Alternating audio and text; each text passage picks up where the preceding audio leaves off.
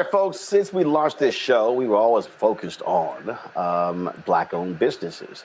And what we've now done is partner with another Black-owned company to create a shopping site. So go ahead and put the site up. And so and again, so on this site, which you can access through Black Star Network, you can access through Roland Martin Unfiltered.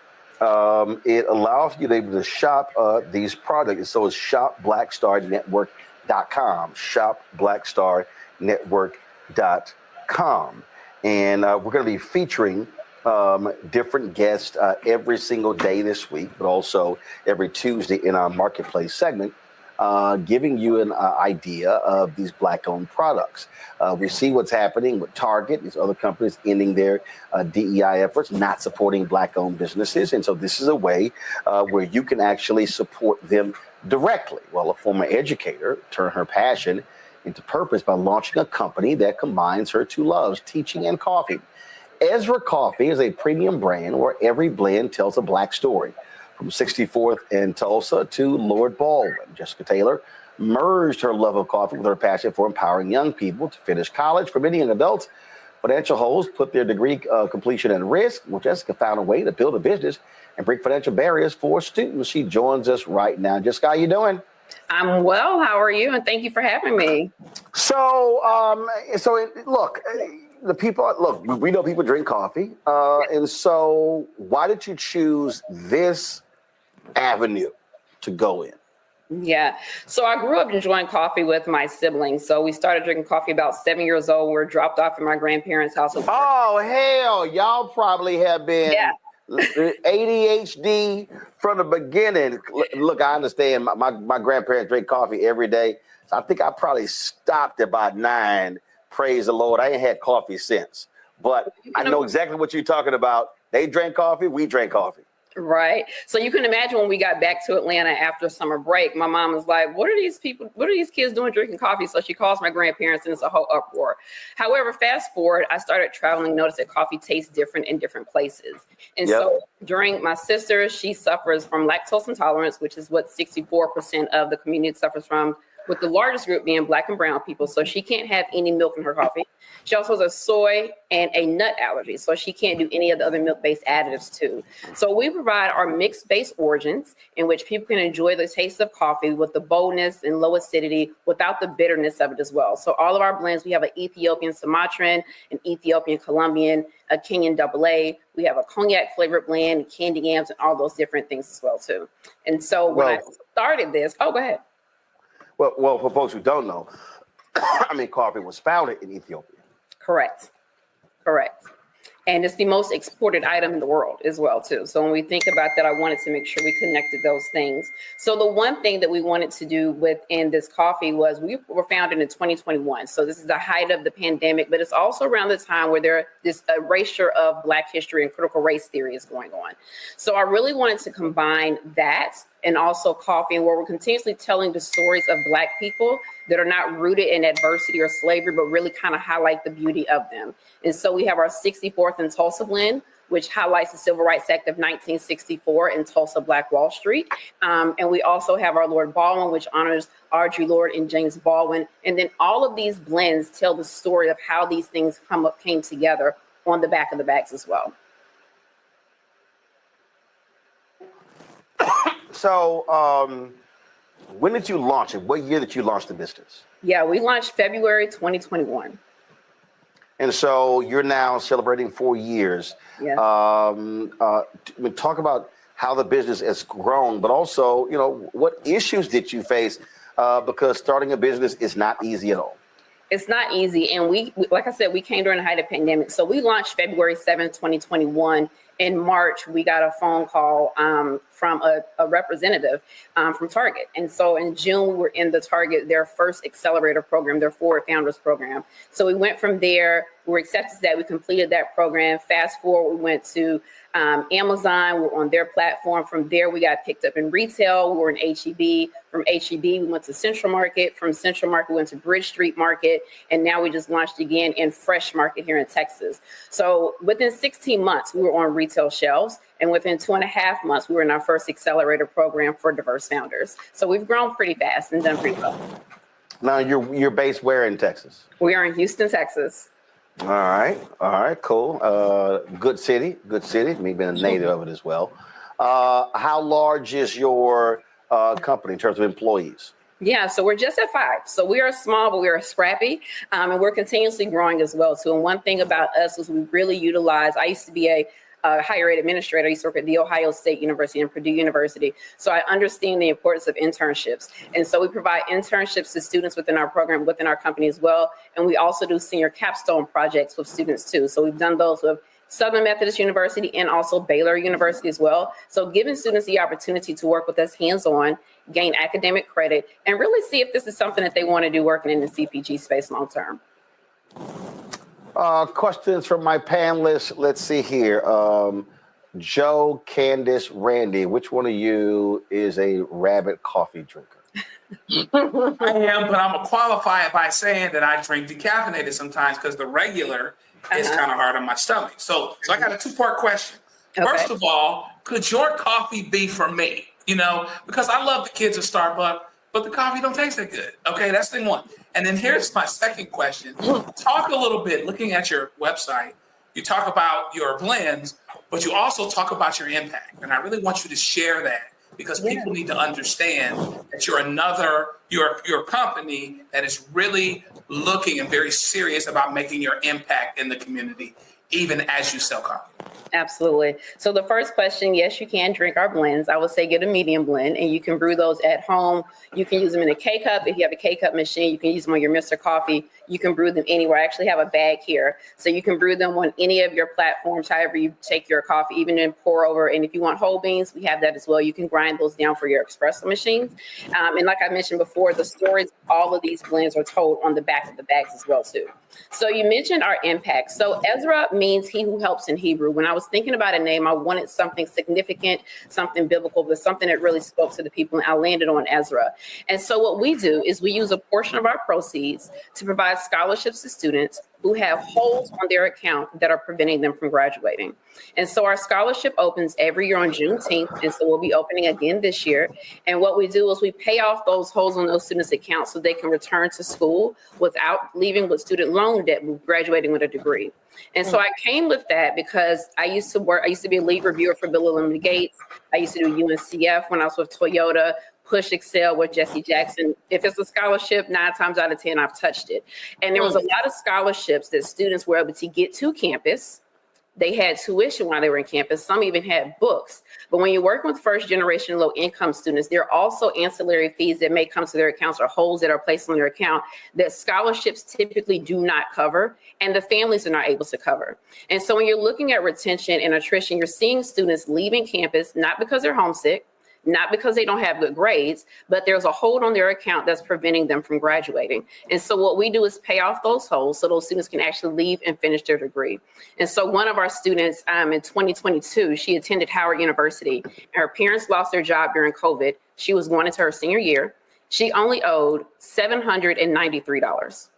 So if we did not cover that fee for her, she would have had to leave school, sit out for a year so that she can come back and take school the next semester. So we look to make a difference and allow our customers to be a part of that as well as we send out who they were able to support, what students they were able to do.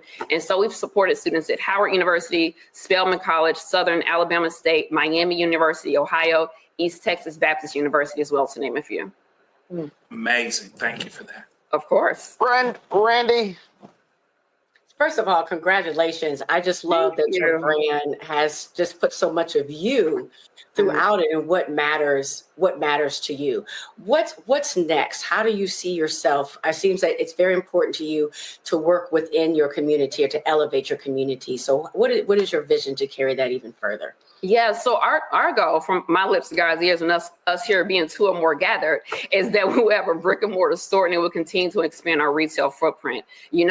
the work that we do is great, but I want us to be able to award even more scholarships. I don't want us to actually have to be in a session where I have to send emails and tell parents, unfortunately, we can't help you this year. So I want us to continue to grow and to expand so that we're able to bless more students. We're able to provide more amazing blends and, more importantly, tell more unique stories. Our Le Grand Duc 1928 blend, which is our cognac blend that we have here too, it tells the story of Eugene Bullard, who was the first African-American fighter pilot in World War I.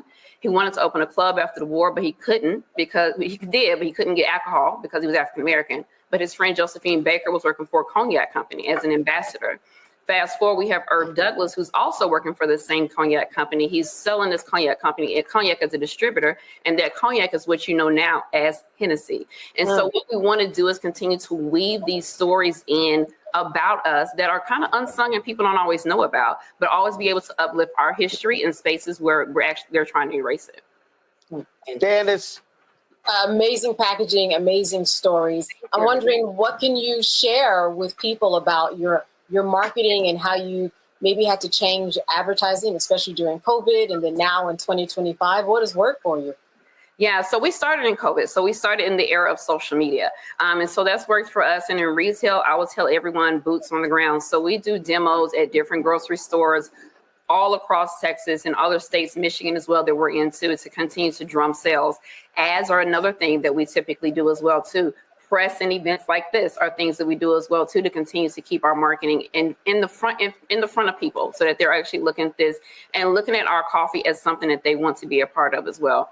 And then we are the email kings. So we email our customers. We send out different recipes. Have you tried the candy yams blend this way? Have you tried the cognac blend with making an old fashioned? So we do all these different things so where we can stay top of mind, but also let people know. And then most importantly, engaging the students. We even did a voters drive. So during voting season, we pulled up on different campuses. We were at Texas Southern and a few other college campuses, handing out free coffee, regardless of your affiliation. We just want to make sure that you were registered to vote, and more importantly, that you were participating in early voting.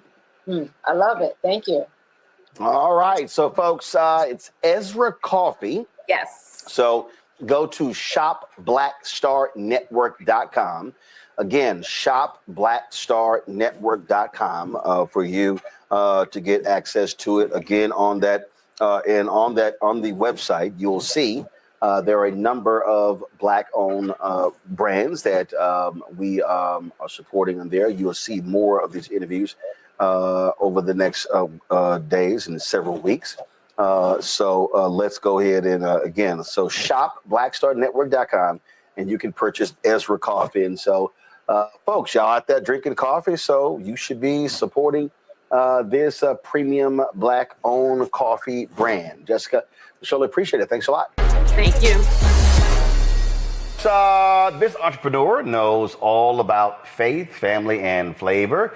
Richard Kelly may have made a name for himself on the football field, 13 seasons in the NFL, but his heart has always been in the kitchen. Born and raised in Aberdeen, Mississippi, Reggie grew up surrounded by love, lessons, and soul food. After hanging up his cleats, he and his wife took the family tradition and turned it into a booming business.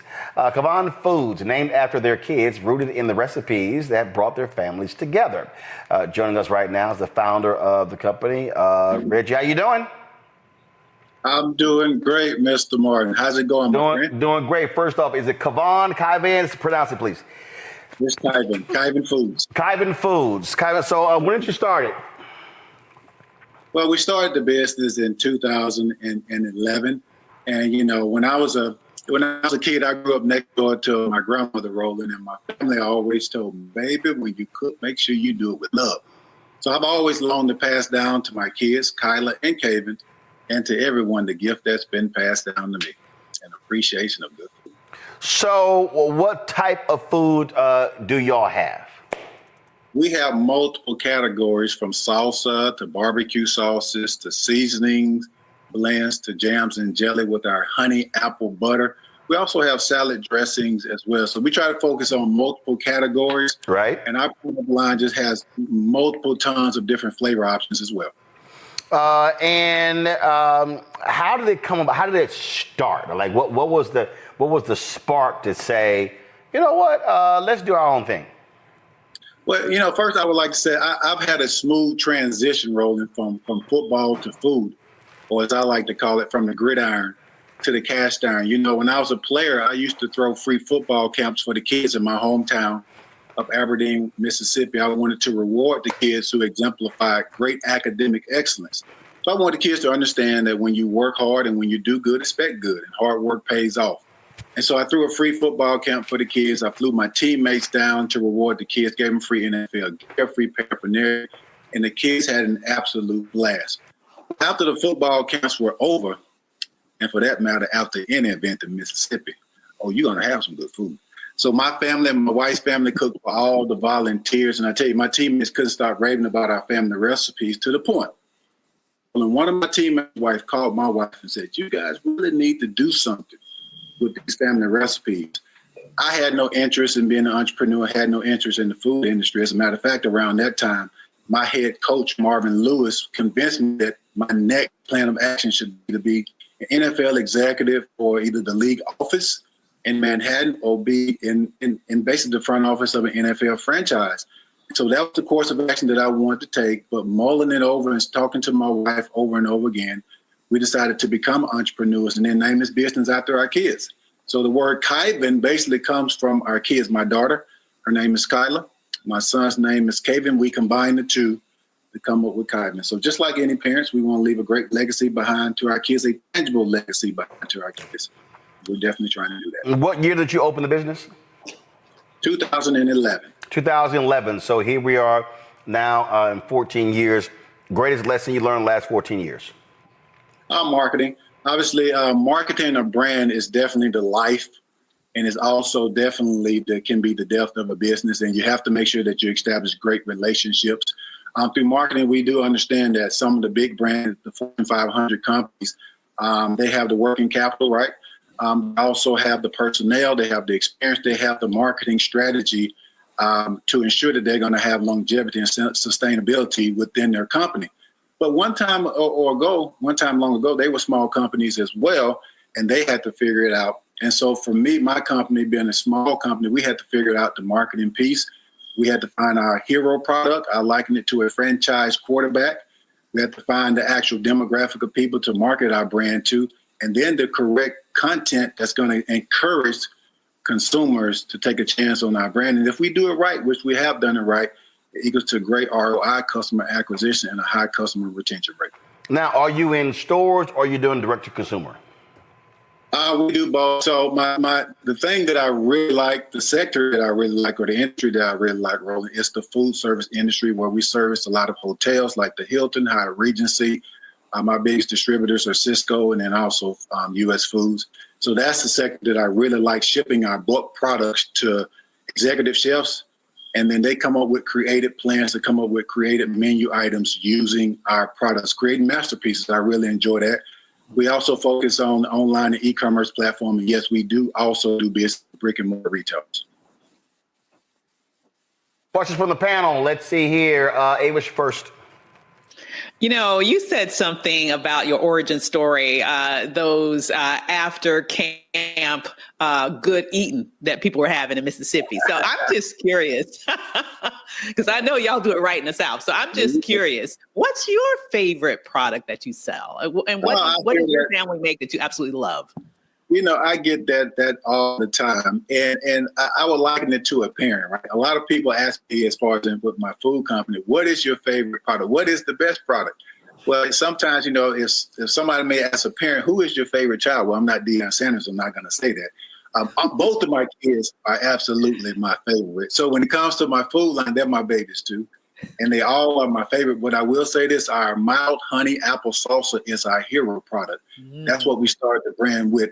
And why don't you just take a trip with me? This product has robust tomatoes, golden honey, crisp apples, beans, garlic, and peppers. Oh my.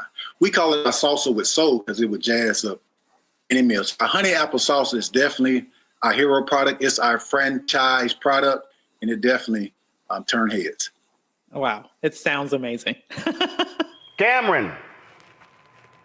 Pleasure to meet you. My question is, being a former athlete, being at the highest level, the discipline, the hours, the behind the scenes work that really goes for you to be able to play in the NFL for so long.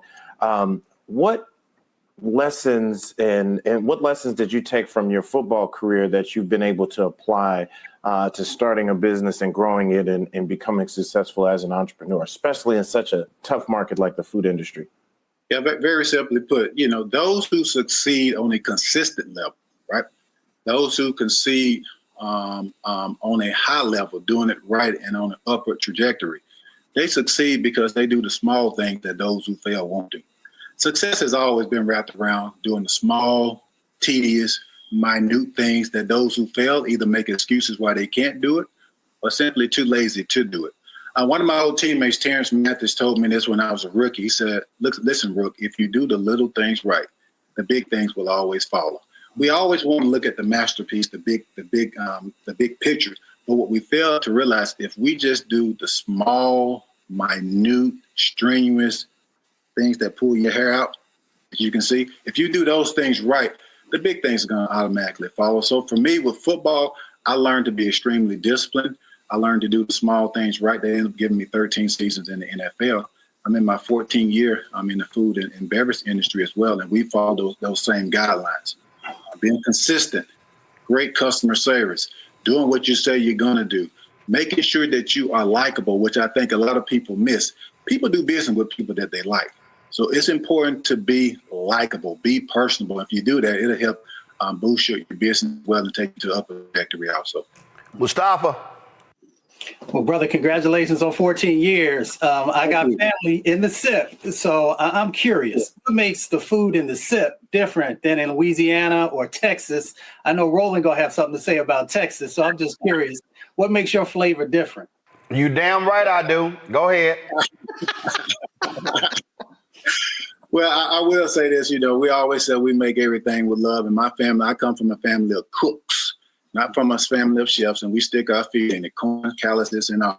But here at Kaiser Foods, we specialize in innovative, in most cases, never before seen food products. And the kicker is most of our products only use clean, natural ingredients. We kettle cook our product in small batches to retain the nutrients, the quality, and the flavor. And because of those innovations, we have products like our award-winning honey apple salsa, the first ever sweet potato barbecue sauce.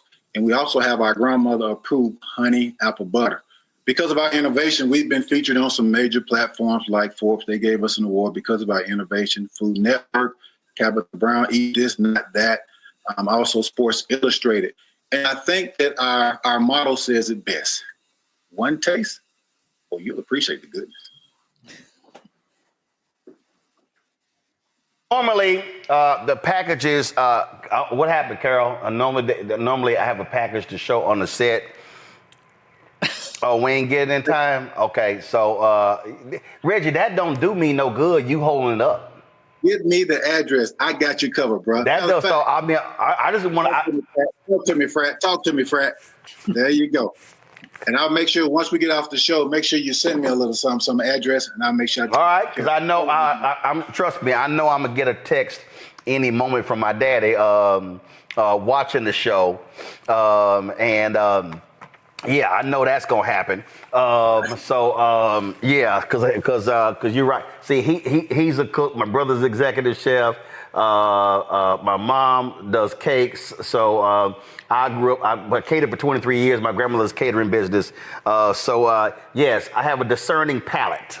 Yes. So we gonna have to. I'm gonna have to check out these products. And so you said, let's see, Honey Apple Delight. Let's see here, and then gourmet barbecue sauces and rubs. So, folks, if y'all go to shopblackstarnetwork.com, y'all see the products right here. Again, if I click this here, these gourmet sauces, you see there's a 4-pack there, and so certainly good luck with that. Again, we have it available on shopblackstarnetwork.com. And hopefully our folks will partake. We got Juneteenth coming up. We've got holidays and summers and all kinds of different parties, cookouts, get-togethers, you name it. And so we hope folk definitely check it out. And I know Mustafa, and plus Mustafa's also an alpha brother. He's on here as well. Cameron, what little youth group you in? Didn't you join one of them other little youth groups? No, I'm not Greek. Okay, I was just checking. I was just making sure, cause I ain't know if you one of them. I knew you won Alpha, but I wasn't sure you one of the other little youth groups. And so, of course, Avis, she AKA. So I don't know if Avis can cook. I ain't never heard Avis talk about cooking ever on the show.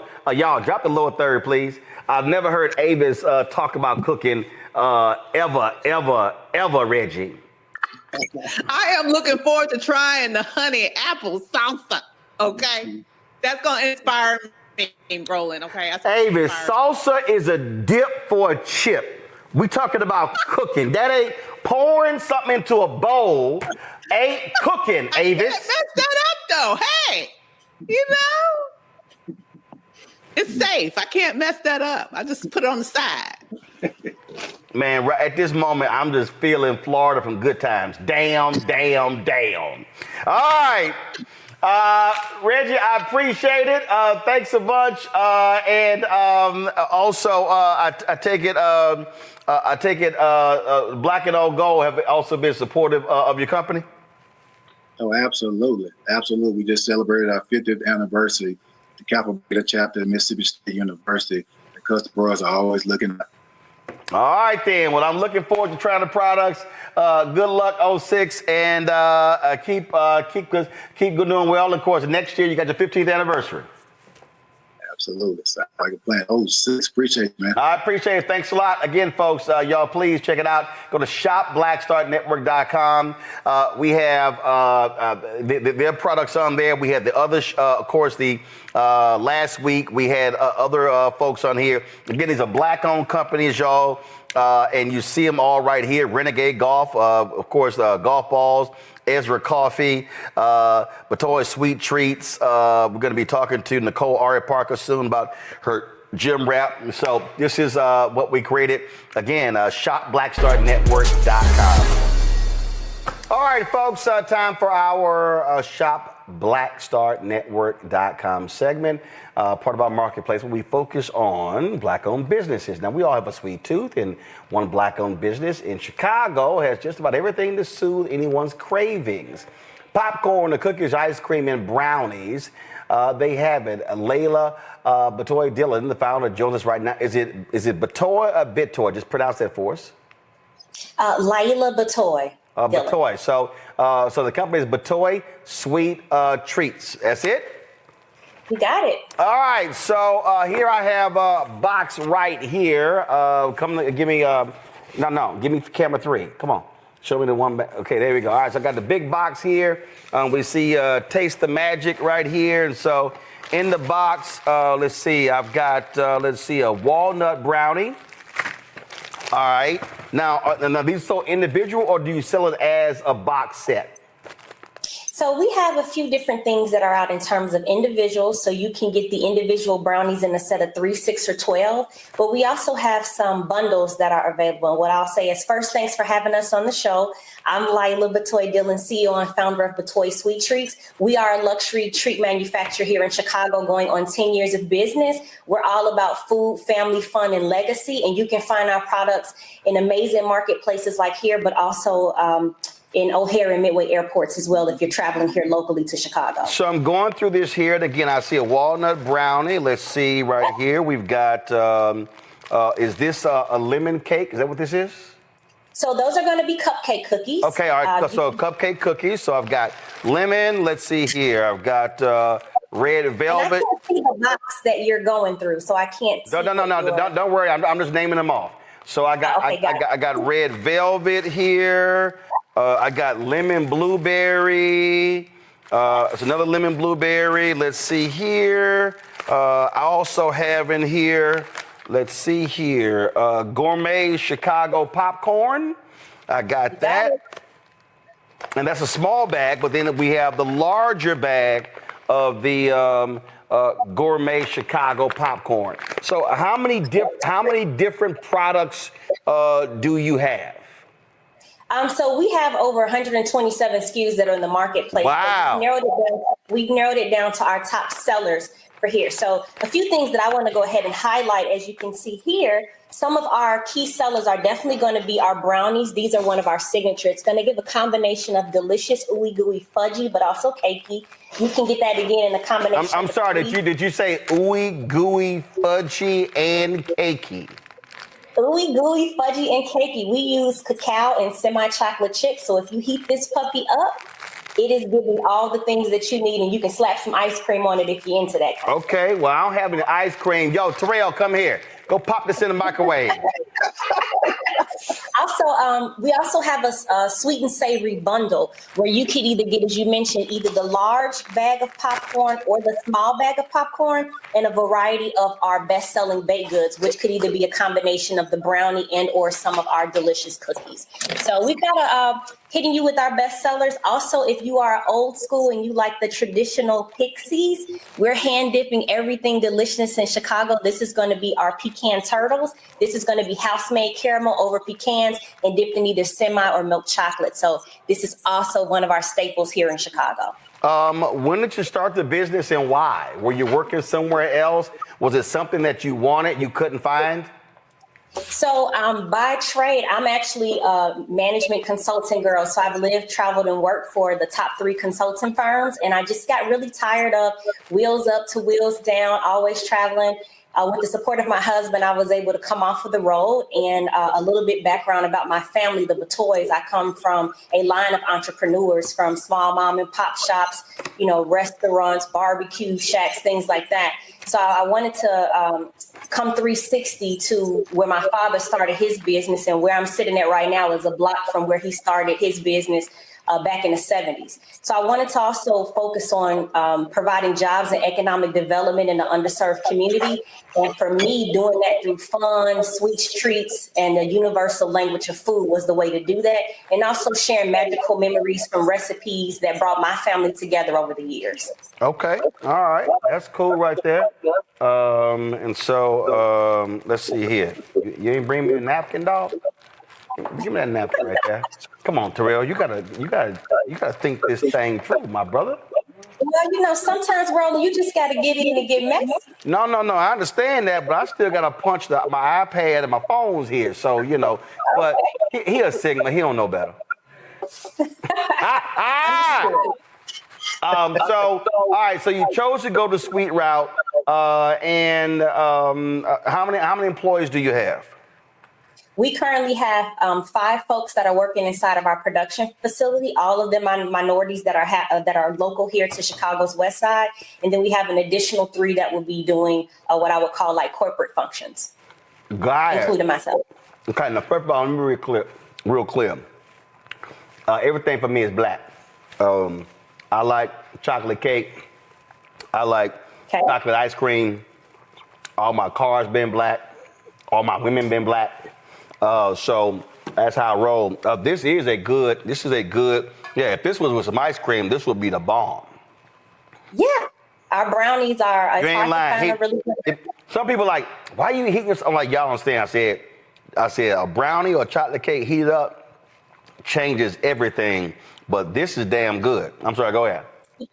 Heat it up to taste the magic. Those are also going to be made with natural and fresh ingredients, so you don't have to feel as guilty as you're enjoying every bite of that. All right, then. Greg, you still there? You got a question?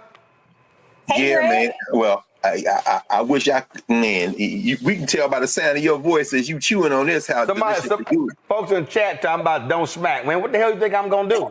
What you gonna do? Sister Layla, first of all, congratulations on 10 years. I was looking at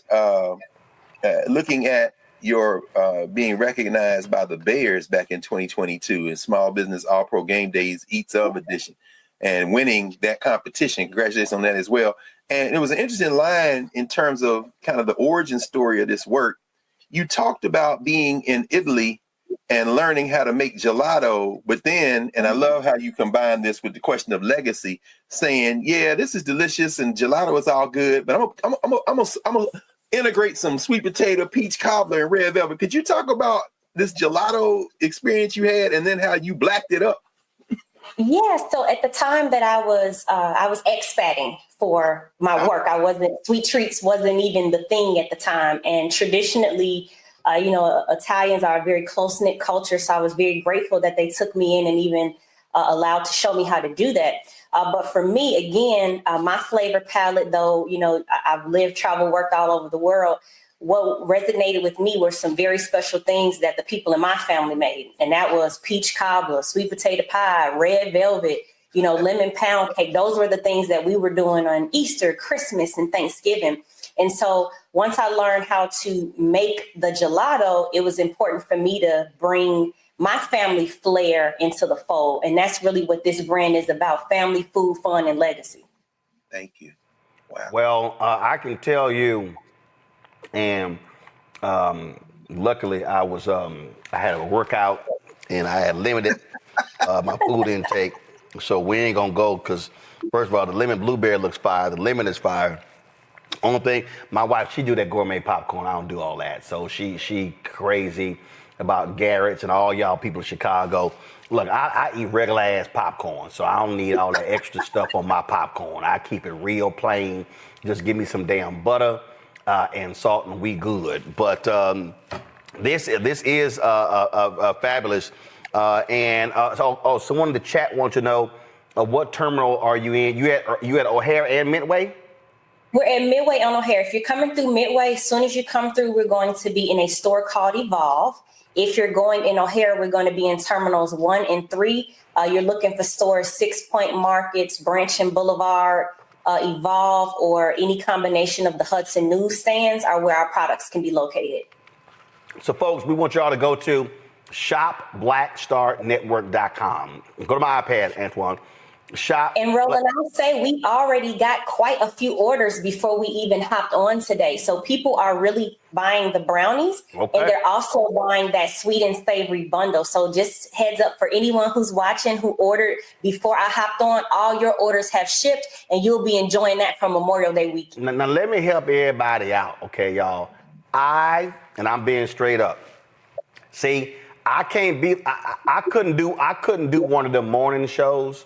Where they had, now going back. One of the morning shows where they have the cooking segments and they taste some food and they lying. I don't front. I'm just letting you, listen, I'm not lying. I'm not lying. Again, I appreciate Layla being here, but I'm telling y'all right now, if this brownie was not good, if this brownie was not the bomb, I would have ate a corner and I would have pushed that sucker aside. I'm telling y'all, I don't front. This a damn good ass brownie. And the brownie, and again, now there's some brownies y'all eat where you need the ice cream to go with it to offset it. No, you can eat this plain. Heat it up. This is lit. So again, I don't front. I don't play. If it wasn't the case, I'd be sitting here like, okay, we appreciate it.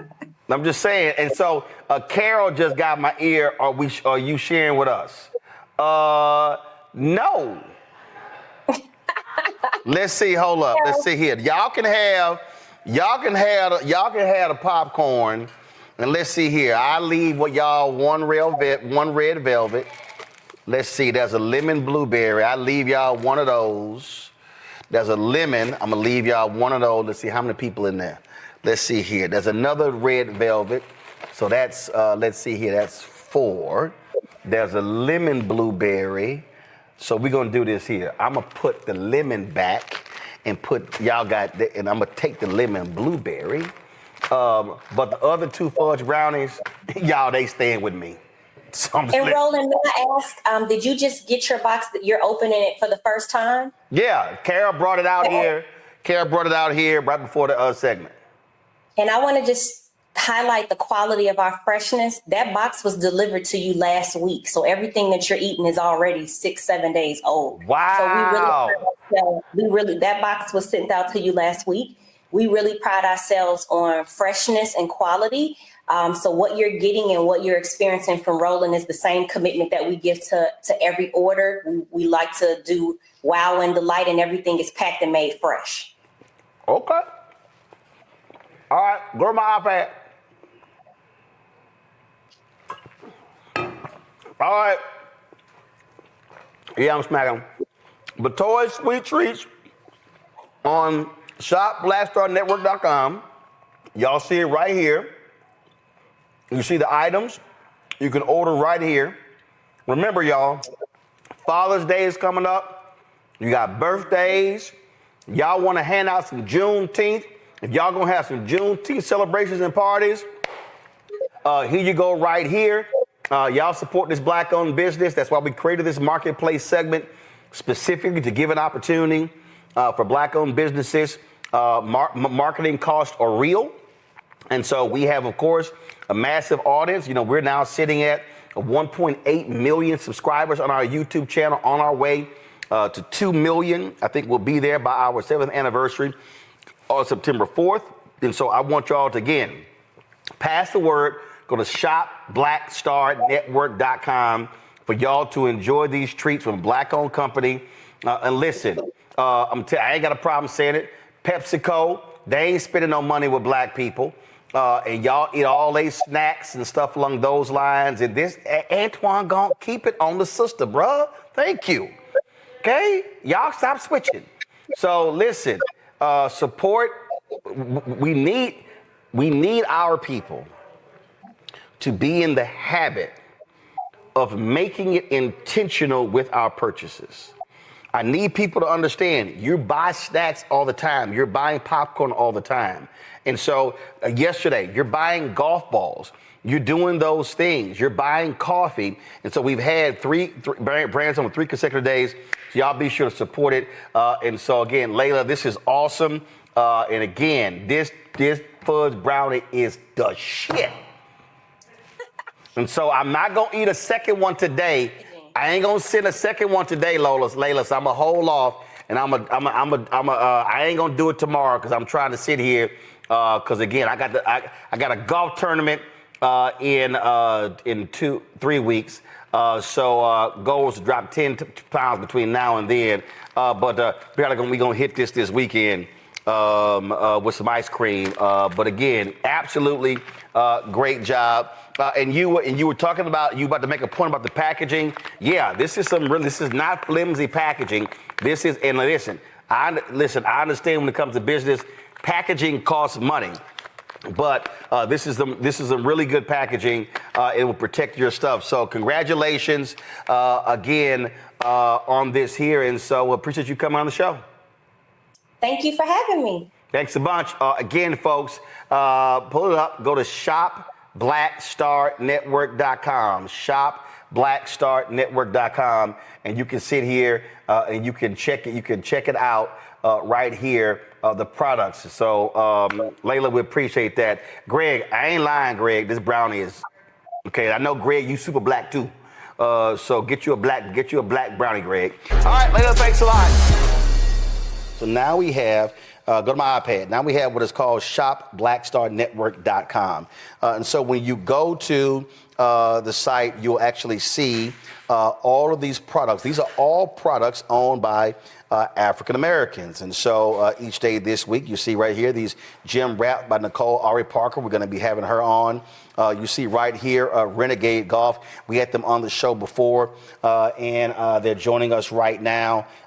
This is a Black-owned company out of Atlanta, make their own golf balls. And so when we talk about Titleist, we talk about Callaway, we talk about Trixon, all the different golf balls, they make their own. I was in the Anthony Anderson Celebrity Golf Classic, and I actually played their balls, and they have two different types of balls. But last time we talked, they had 2.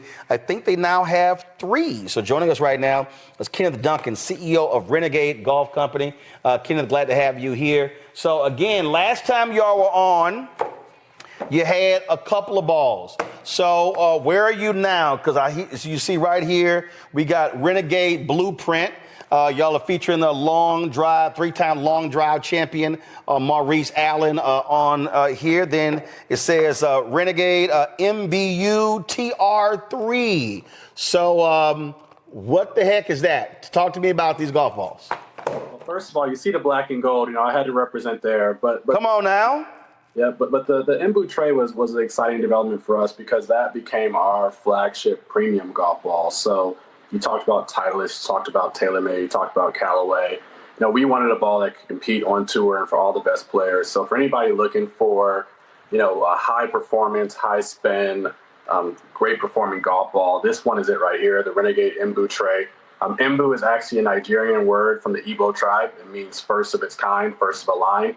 So the Embu line of golf balls, we came out with 3 different in that line: the Embu Black, and the Embu Tray. The tray is, you know, in Greek life, the number 3, and now we have our 4th SKU, the blueprint referenced before. Now we know how things work in golf. You know, Golf Digest has their, you know, always their hot list. Have you guys been a part of that testing? Any kind of ranking, anything like that? Yeah, actually, so last year after we run the show, our flagship golf ball, the Renegade Embu, was on the Golf Digest hot list, top golf balls in the world. You know, they haven't released the list yet for this year. We expect Renegade to again be on the list. So Golf Digest has recognized us now as one of the top golf balls in the world for both performance and innovation. You know, we've been in Golf Channel, we've been in Sports Illustrated. So no, it's definitely becoming something that people are seeing and recognizing.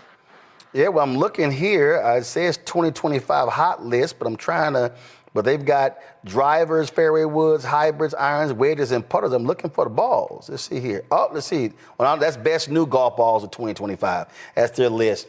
And to tell folks again, look, I've been playing golf since 1987. So tell people, I mean, how huge of an industry this is. Yeah, it's a multi-billion-dollar industry, and for a long time, it's been dominated really for 2 large players. You know, Titleist and Callaway own about 70% of the golf ball market in the world. So when we started this company as a black-owned brand, the first ever black-owned golf ball company, we went directly head-to-head against those 2 behemoths. Now, there's a lot of smaller companies that are starting now, your Vices, your Cuts, your Snells, Kirkland, that are producing golf balls at a high level. But it really is an industry that's been dominated by 2 or 3 players for a long number of years.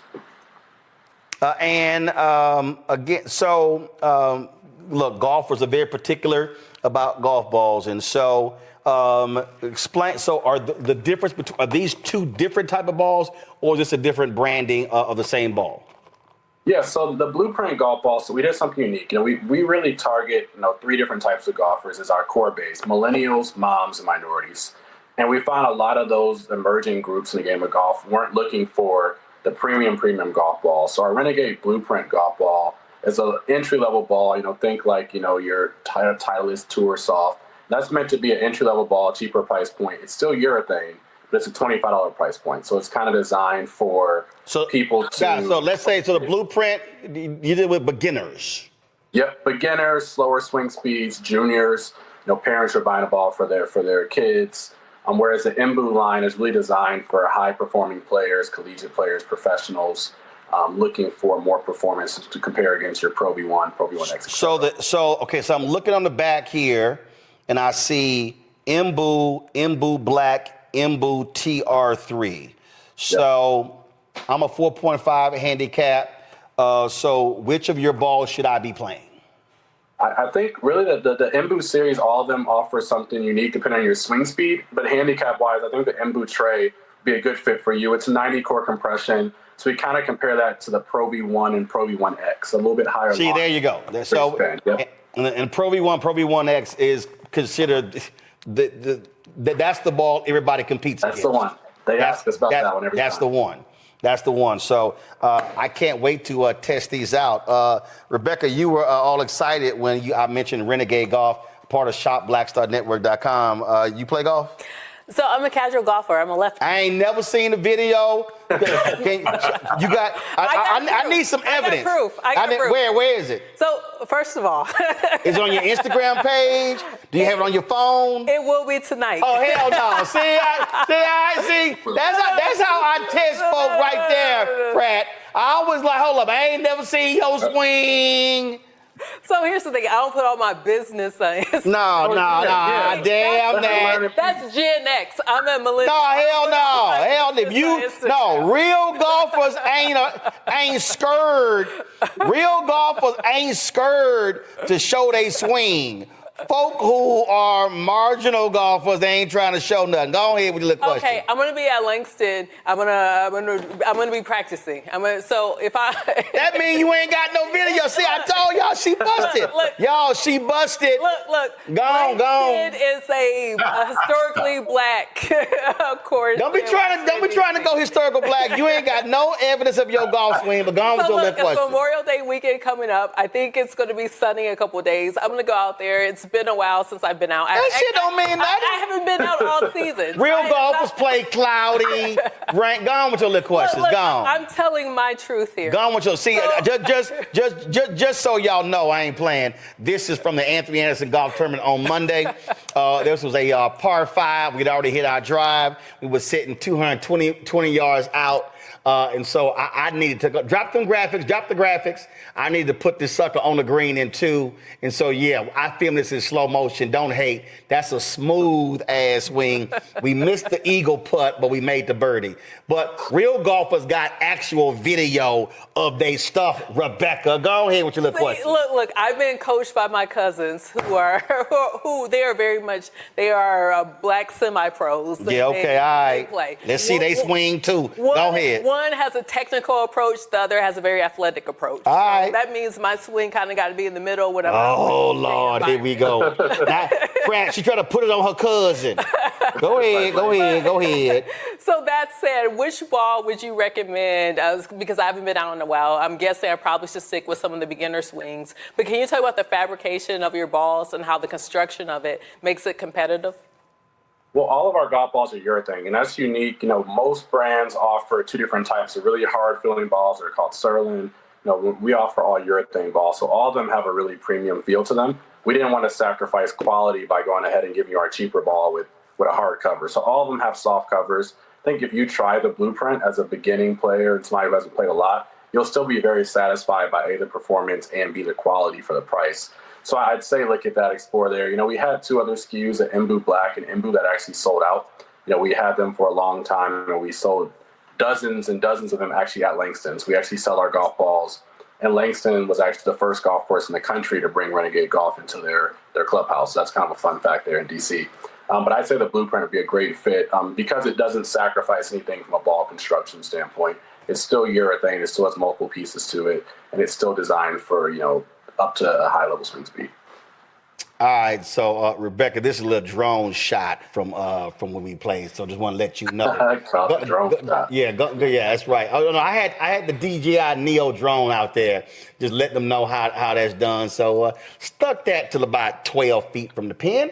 But go right ahead. Go right ahead with your question, Larry.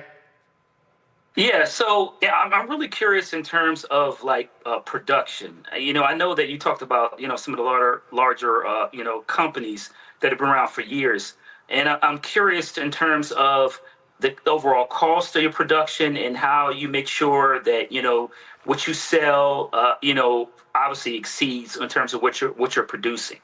Yeah, so that's a great question, and the question a lot of people ask, to be honest with you. And actually, how we started with golf bags years ago. An individual who actually worked for Titleist and Callaway previously in both supply chain and R&D, approached us and said, "Hey, I see what your mission and vision is as a company, and we can help you with the design and the supply chain resources necessary to build a premium golf ball company." So since then, we've only manufactured the highest quality golf ball companies in the world. We manufacture right alongside Callaway Golf. We manufacture right like some Mizuno Golf and Srixon. So we really are in the highest performing manufacturing plants, and we have a very strict quality standard that we hold ourselves to, which I think the Golf Digest feature and whatnot kind of alludes to that in our performance. But no, it was a really good good thing for us that he ran into us and wanted us to be a part of his team. Derek, first of all, Larry, do you play golf? You know what, Roland? Just go ahead and say no. When y'all start with that, you know what, Roland? Just say no. Go ahead. Listen, Fred, I'm getting there. I'm working on it. Oh, that's Brad too? Okay. Well, 6 pretty good for us. All right, well, again, when they start with that, you know what, Roland? Just go ahead and just say no. Right, just say no. Yeah, Derek also frat too. Go ahead, Derek. Derek, you right there in Atlanta. I'm in Atlanta, but Roland, I don't golf, Roland. The hell is wrong with you? Listen, because on an aircraft carrier during my time in the Navy, we hit the balls, we can't go and get it. It's a no. So I'm telling you. But you not on your ass on the land now. All these excuses. See, listen, if you try, I'm trying to tell you, son. See, if you try to see, Larry, you got to do this here, Larry. This is all I'm saying right here. I mean, you got to be able to just understand how to see. Rebecca ain't got no videos. Let me bring it back because it skipped. Rebecca ain't got no videos like this here. Rebecca, I'm just saying that's just smooth. Larry, go ahead with your little question. So my question, first of all, congratulations, good brother, on your success, because this is not a industry that you find us manufacturing golf balls. And so congratulations. And so speaking of manufacturing, it's my understanding that China and Taiwan are where most golf balls are manufactured. Where's your golf balls manufactured? And if it is in China, do you anticipate, being, hit with some tariffs? How are you going to mitigate this whole thing around tariffs and import? Because there's a certain threshold as it relates to certain products coming in and out of the United States right now. Yes, brother, that's a great call, and it's something I dance with every day. So you caught it right on. We do manufacture in both China and Taiwan. Our more premium balls are coming from Taiwan, and the lower cost balls from China. Tariffs have a tremendous impact. The Blueprint golf ball has been our highest selling golf ball to date. But, the cost of tariffs, when we reach to our freight forwarder, and he said in a span of a week, your cost for taxes and tariffs have gone up 6x. That's hard for a smaller minority-owned company to absorb. Yeah. And what it causes you to do is to wait. You have to go ahead and wait out those tariffs and hope that our president decides to, change his tune.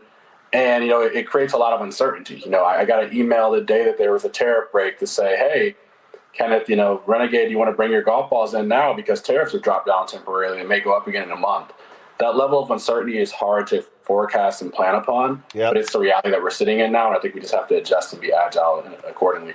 Absolutely. And since Rebecca ain't got no actually videos at all, y'all turn the audio up so you can hear what a well-struck ball sounds like. I was playing Sunday in the practice round with the long driver, Josh Jackson, out of Cincinnati, and we were playing, and he can boom the ball. But, I handle my business.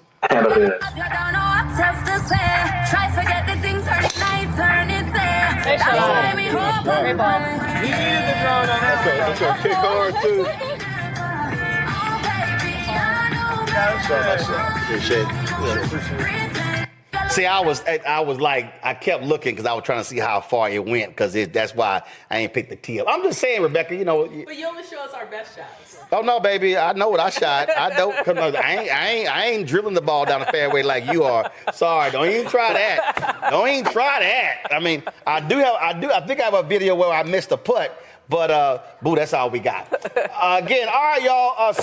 So, Fred, you're saying I should be playing the MBU TR3s. Yes, sir. You got no excuse now. I saw you at Steve Harvey's last year. So this year I'm hoping that you got the Embu tray in tow with you, the black and gold box. You can't turn it down. All right, I'm gonna do that. Now, do y'all got y'all have any hats or shirts or anything, or just balls? Yeah, we make hats. We make hats as well. We have a red and black, blue and white hat, and we do some different stuff. We have some different black brands we're trying to partner with as we come out with more apparel throughout the summer. All right, so now do y'all have the fitted hats or them damn snapbacks? Got the snapback. Oh, hell no, I hate let me know when y'all got the fitted one. I can't stand the snapback hats. Matter of fact, I was wearing one in this video here. I was wearing snapback, and I was playing. I said, let me send my assistant order some new damn hats. I can't stand them snapback hats. That's just me. I can't stand them. Hey. So anyway, all right, folks, if you play golf, if you know a golfer, listen, everybody who's watching and listening, let me help y'all out, okay? A golfer is the easiest person to buy birthday, anniversary, Christmas gifts for. I need everybody listening to me, okay? There's not a golfer I know that will ever turn down some new free golf balls. If y'all are confused about, you got a man, you got a woman, you got a grandfather, daddy, you're like, man, I don't know what to buy. Trust me, I'm telling y'all as a golfer, you cannot go wrong buying some golf balls. They might have 400 balls in the garage. They ain't got no problem with a new set of with new pack of golf balls. I'm just trying to tell y'all. So go to shop. I'm gonna start on Father's Day. Father's Day is coming up soon. It's a great Father's Day gift. Shop Black Star Network during Father's Day. We got a couple weeks to find that right gift for that new golfer. So there it is right there. Yeah, I'm telling y'all, all y'all watching, I'm telling y'all, so I want y'all to do this here. I want y'all to go to my iPad. I want y'all to go to shopblackstarnetwork.com. And then I want y'all to scroll down and you're going to see right here. Yesterday we had Ezra Coffee on. I want y'all to scroll down and go to Renegade Golf. You see the 3 golf balls right there, the TR3 MBU, TR3 $37.99. The entry-level golf balls are the Renegade Blueprint golf balls are $24.99. When you click the button, it says shop the full collection. There are 3. There's the Renegade Blueprint. There's the Renegade MBU TR3 golf ball. And that's yellow, and then the other one is white. Is that what this other one is? Yep. So we got a yellow option, a high visibility option, and a white option. All right. So the yellow for y'all blind people, but the white golf ball as well. So those are the 3 golf balls from Renegade Golf. Again, black-owned company, y'all. Again, as look, we all about. We're just talking about with South African Americans and businesses. It's about building wealth. We buy golf balls anyway. We buy product. So let's support black-owned companies. Kenneth Duncan, I appreciate you being back on the show. And yes, I will be testing these out. It was raining today. It was cloudy. You see, I'm wearing this thick-ass damn pullover because temperature was 53 degrees. I'm like, what happened to the sun? I was just in Palm Desert yesterday. But I'm going to take the weather report. I may go out and play at least 9 tomorrow. So I will give my report on these golf balls here, the Mbu TR3s. We appreciate it. Thanks a lot. Yes, sir. Thank you. In our marketplace segment, we're shining a spotlight on HBCU legacy fashion. Joining me right now is founder and North Carolina A&T alum, Shailena Foltz. I hope I'm pronouncing that right. Is it Shailena? Shalana, yep. Shalana Foltz. All right, so tell us about HBCU Legacy Fashion. Yeah, so HBCU Legacy Fashion was founded in 2020. I had the idea in 2019 to create some fashion-forward HBCU kids clothes, and it just became something that was a whole thing for the family. So once I started sending out my jackets to the kids, the parents said, you know what, I wish I had something like that. I then thought, why not make something that can extend the legacy of our HBCUs while also giving back to the schools, because all of our products are licensed. And, as an alum of North Carolina A&T State University, I started with that school first, created these denim jackets that everyone loved. The hoods would zip off. And so it became a whole movement. By 2023 or 2022, we were inside of Belk, Essence, Fest, just doing all the things. And so our goal is to continue to extend the legacy of HBCUs and start with the little ones, to teach them all about their parents' HBCU, in hopes that they will one day go, just to bring a spotlight on HBCUs and to be able to give back. Well, this is the one of the shirts here, HBCU Legacy. First of all, fantastic colors, I must say, and it's raised leathering. This is leather, and it's a really, really high quality sweatshirt. Yes, thank you. I knew that you would love those colors. So that is one of the goals I had for the business, was to create something that was not already on the marketplace. I saw a lot of products that were heat pressed, and I wanted something that would last, through the washes, but not just through the washes, but through the years, so you could pass it on to someone else in your family or another future HBCU legacy. So high quality was one of the things that I really wanted for the products. Same thing. This is a Norfolk State sweatshirt right here. And same thing. It really is high quality. I'll be honest with you. I really prefer, like when I get products, I really prefer raised lettering, stitching, as opposed to your point about heat press, because when you wash it, you dry it, it begins to break apart. And so this here, really is, and like I say, high quality stitching, but also the fabric itself. Absolutely. Thank you so much for loving it. Yeah, so everything that we make for adults, we make it in kid sizes. It's a mommy and me, daddy and me line. So if you see it in adults, you'll see it in the kid size. So you did, in terms of how many different schools do you have? How many different sort of SKUs do you have? Yeah, so as far as the schools, we have about 21 HBCUs that we're licensed for, and we continue to grow each year.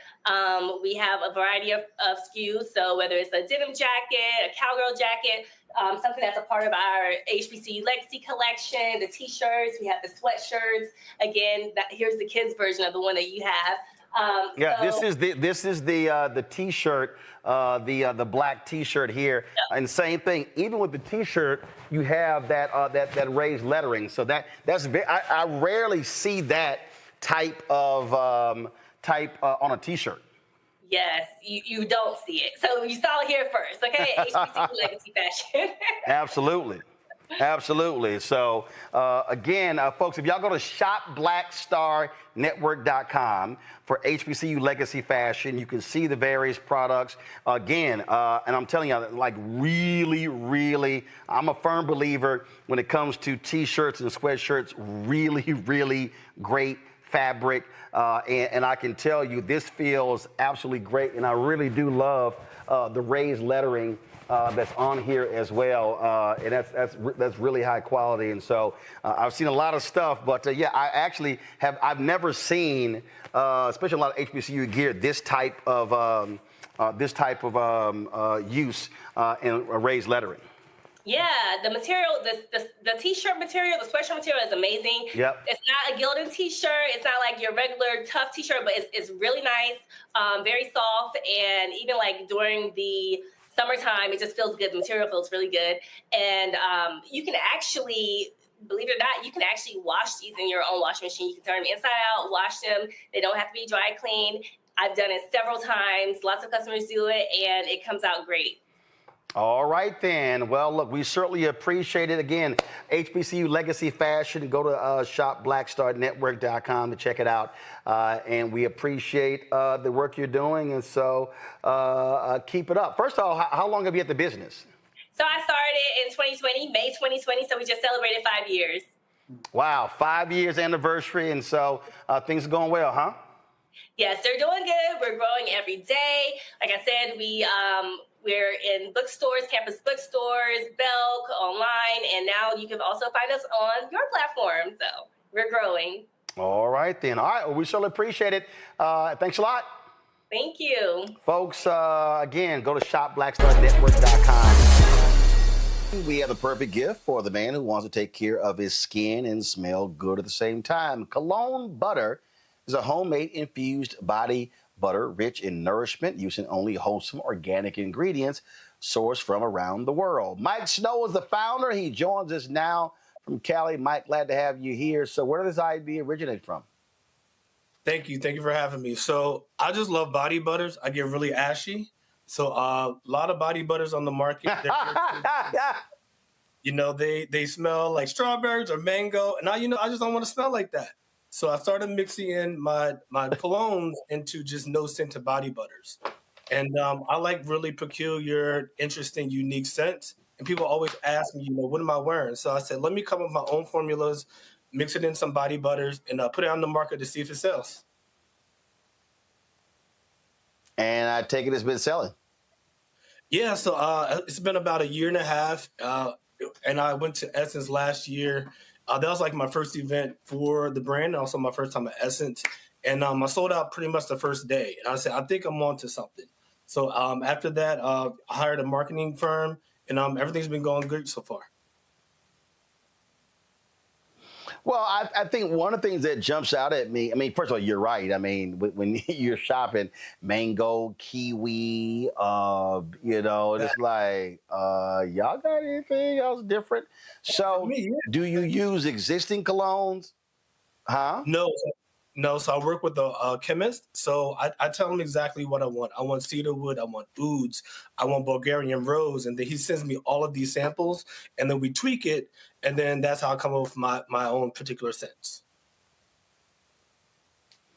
Gotcha. So when you're rolling these things out, did you run it by some frat brothers, homeboys, brothers, church members, and you were like, yo, can y'all check out my body butter products? And what was their response? Would they say, sure, Mike, we good, or bro, what's wrong with you? For sure. So my first customers, my first testers were my friends, immediate friends here in LA. And every kind of launch I do, I send it to my family. I send it to my mom and my dad. And I'm like, can you guys throw a little party, ask the cousins, ask the uncles, and get everyone's opinion? And then, I might send about 20 different samples. And then from that 20, we might roll out with like 5 or 6. I never have a real specific number of how many I want to send out. Like, I have to send out 10. It's basically just like, okay, if it's 3, then we do the 3. If it's 7, we do 7, and we just kind of go from there. Gotcha. All right, let's go questions from my panel. Let's see. Between Mustafa, Larry, and Tylik, who probably is a body butter dude. Let's see here. I think Mustafa, you may win out on this one. Okay, well, we'll unpack that at another time. But first of all, congratulations on the success of the business so far. I love to see Black businesses thrive. Thank you. I'm curious, what's your projections look like as you're moving forward over the next 3 years? Where do you hope to be, and how do you plan to get there? Sure. So I've gone back and forth, just staying e-commerce and going into stores. So the first, I would say 5 years, I do want to kind of stay just on e-commerce, really get a good foundation with the brand before I start looking at retailers. I just want to have a really strong foundation. And then from there, I will like to have the conversations with some big box stores because I want to grow organically. If you grow too fast, sometimes it's not a good thing. Thank you. Tylik, you use these too. Yeah, look, I definitely will be supporting. Look, the body butter is what keeps it looking good. But my question would be for you. What advice would you give for other young Black entrepreneurs also trying to break into the industry, into different spaces with their ideas? For sure. My motto is, you never know until you try. And, this was just a thought I had. And, just friends and family just encouraged me to okay, give it a shot. And, you really never know until you try. And, my motto also is that, launch and perfect it later. And when I first launched the brand, I didn't really like the label too much. The lid, wasn't right. And, I said, I'm going to launch it. And then, the public will tell you, their opinions, I don't like this or I like that. And you don't change every single thing about it just because people have opinions. But, if you hear from, a consensus of people, perhaps it's something that you should change. And, no product is perfect. And, every product can use improvements. So I say just launch it. Go out there and launch it. You never know until you try. Larry. First, congratulations on the success. I guess the other question is, here you are, you're on the show, you have this product, obviously you're doing well. Can you talk with people who are watching who maybe want to be entrepreneurs? Can you just talk about maybe some of your background that kind of led you to where you are today? A lot of times we see people and you've established a business and you're doing well, but talk a little bit more about your journey to where you are today, how you got to where you are today. Sure. So I graduated from Howard University, majored in finance, and my beginning of my career, I did investment banking at J.P. Morgan, and then when I came out to the West Coast, I wanted to get more like entertainment finance. So I worked at the talent agency CAA. From there, I went to Paramount Global, for BET and VH1 networks. And so I have a finance background. I don't have, I'm not a chemist or, anything like that. I basically just had an idea, and I'm really good at, taking an idea and come up with like a game plan and just kind of like just putting it together and launching it. So from there, I just decided to, come up with the brand. All right, then, Mike Snow, we appreciate it, folks. Go to shopblackstarnetwork.com. Shopblackstarnetwork.com. Folks, your newest product on our shopblackstarnetwork.com site is In Booze. That's right. It's a product that allows you to mix all natural cocktails, all that good stuff. Joining us is Ashley Evans. She's the bold woman behind In Booze. They're all natural cocktail and mocktails infused kits that are shaking up drinks in a healthy way. All right, so break us down, Ashley. What the heck is In Booze? So it's a line of cocktail infusion kits, or you can use it for mocktails. So it's a little pouch of dehydrated fruits and herbs, and then you just put it in a mason jar, and then you let it sit for about 3 days with alcohol. 1 day if you put water in there, and then you get a cocktail or mocktail from it. If you want to mix it with some sort of mixer afterwards, but it's all natural. We dehydrate everything in-house, and it's very clean and easy to drink. So do you mix this with alcohol? Do you mix it with water? What do you mix it with? Yeah, so normally we say mix it with alcohol, but yes, of course you can mix it with water and make mocktails as well. So you want to do about 2 or 3 cups of alcohol with it and let it sit for 3 days, and it'll rehydrate all the fruit in there, and it'll add the flavor for you. So it's just all natural. Most of them are sugar-free. So it's just a really easy way to have nice and light cocktails at home that are bar-style, top shelf style. Yeah. And so how did you come up with this? Where did it start? So in 2018, I just was looking for an easier way to have good cocktails at home. And I noticed when I would make videos, and I was a food writer before this. So when I would make videos, people couldn't find the ingredients that they were looking for. So then I just started kind of dehydrating everything in sight and then putting it in little pouches. And In Booze just kind of came there. I came up with the word, and then I was like, oh, what are we doing? We're putting things in booze. So that's just where the word came from. And then I just ran with it. So we started with 3 flavors. And now we have over 40. So it's just one of those things that keeps growing and growing over time. Questions from the panel. Let's see. Who would I say the biggest drinker on this panel? That would be Randy. I knew it. I knew you were going to come to me, and you're right. Because I want to know where you get these, because I'm ready. And would they be considered healthier than when you buy mixes from, the bar mixes they have? Yes. So we do have a website. It's inbooze.com. And then, yes, they are much healthier because it is just sliced fruit, and we don't add any sugars or anything like that. So it is much healthier. It's very straightforward. What you see is what you get. There's not any additives. And we have all the flavors on our website, and you can also order off of Etsy as well. So we have quite a few different options. We also have garnishes, cocktail salts, and then there's also sugar cubes too. All right, then, Joe. So tell us about the next frontier. What do you guys see yourselves doing next? A very innovative, interesting product. And I think it's great that mocktails are available as well. But what would you think your next frontier might be? So we're in a lot of boutiques and smaller stores, but I really think that there's a whole untapped market with the bars and restaurants. We have a really great product that also could be used behind the bar at airports and things like that too. So we're trying to look at like a larger scale, and so like larger cocktail infusion kits and just different ways to help people have great kind of healthier drinks in restaurants also. Mustafa. Yeah, I'm out my depth on this one. I'm the mocktail person, but I'm curious, what flavors are the most popular? What seems to sell out the most? So I would say for sure year-round Berry Lavender Lemonade has been a great one that we love to sell.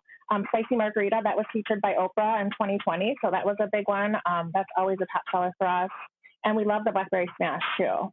And all these are also great as mocktails. So from cocktails and mocktails, you're really having an elevated drink. First of all, when did you start this, and how have sales been going since you launched?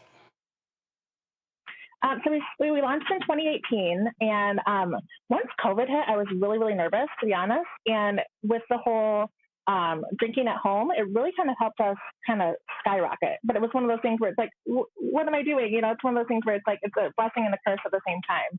So from 2020 on, we've been really scaling pretty quickly. We are handmade though, so we do have some limitations, but we're just really working with it and just having so much fun. And that's the biggest thing. Obviously right now with the economy how it is, there's always going to be some hurdles that we have to get from packaging or just even with produce and things like that. But we're just kind of hitting those barriers whenever we get to them and trying to work through it. But it's been great. All right, then, folks, if y'all want to try out InBooze, go to, so I'm looking, do I have it? I don't have the product. I do have the product. Here's the product right here. So hold on. Let me just go ahead and grab this, y'all. All right, let's see here. Let me read this here. So, all right, we got InBooze alcohol infusion kit. Now, I don't drink, so it's going to be the mocktail. So we've got Miami Vice, strawberry, coconut, infusion. It says each infusion makes 8 to 10 cocktails. We've got Citrus Grove margarita and orange twist on our classic margarita. So that's one right here. We got here, Randy getting so excited me reading this here. We got red wine sangria. Okay, we got this one right here. I'm telling y'all, I know Randy was like, yo, can you slide them to the crib? It says old fashioned. We got that one right there. We got blackberry smash, lemon and blackberry paired with a hint of sweetness, a refreshing flavor. All right. And then the final one is a berry lavender lemonade, triple berry infusion with a lemony lavender kick. And so those are the 6 different InBoozes they have there. So Ashley, great job. We appreciate it, folks. Y'all can go to shopblackstarnetwork.com to check out the InBooze products. Go to shopblackstarnetwork.com. Are you tired of sweat getting in your eyes? Sisters, ruining your hair. You know how y'all like, man, I ain't letting nothing mess up my hair. Well, Nicole Ari Parker, she's been selling these headbands that help you stay cooler, and sisters all around the country have been saying, yo, this is hot. Of course, the Gym Wrap, built with EvapoCool technology. The sweatbands and headgear brand make sure you stay cool, dry, and focused during your workouts. Co-founded by Nicole Ari Parker and her husband, Boris Kojo. Nicole, what's happening? Hey! Boris, what up? What's up, bro? So how you doing, brother? You.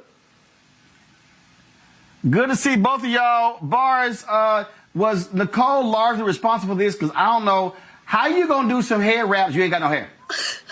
Listen, you know what happens when you're married. You're gonna support no matter what, right? So, but let me tell you, she created the first prototype by cutting up my shirt and sewing it together. So that's how it all started. I pulled out my shirt from the drawer and there was a big old triangle hole in it. And that's how it all started. But I'm super proud of her because she created this herself. She has patents. She has so many different products now. She really solved a problem because at the time we met with the Surgeon General, Dr. Regina Benjamin, and she told us that especially Black women were making a detrimental choice between their hair and their health. So Nicole actually figured out a solution on how to be able to work out and still keep your edges under control, which is very important for our sisters. All right, Nicole, so did you really cut up one of his shirts? And if so, was it one of the, was it one of the, like I have a lot of the moisture shirts. Is that what it was? Exactly. Right. They were trying to clarify if I was the founder or I was the creator, Roland. I was trying to solve my. Okay, I need you to take me through this. Were you sitting here going, oh man, this fabric feels kind of good. This might, if this absorbs his sweat on the tennis court, this could absorb my head. Is that what happened? That's exactly what happened. I cut up a couple of his shirts and I sewed many prototypes because I know we all have different needs. He's right. I made my triangle.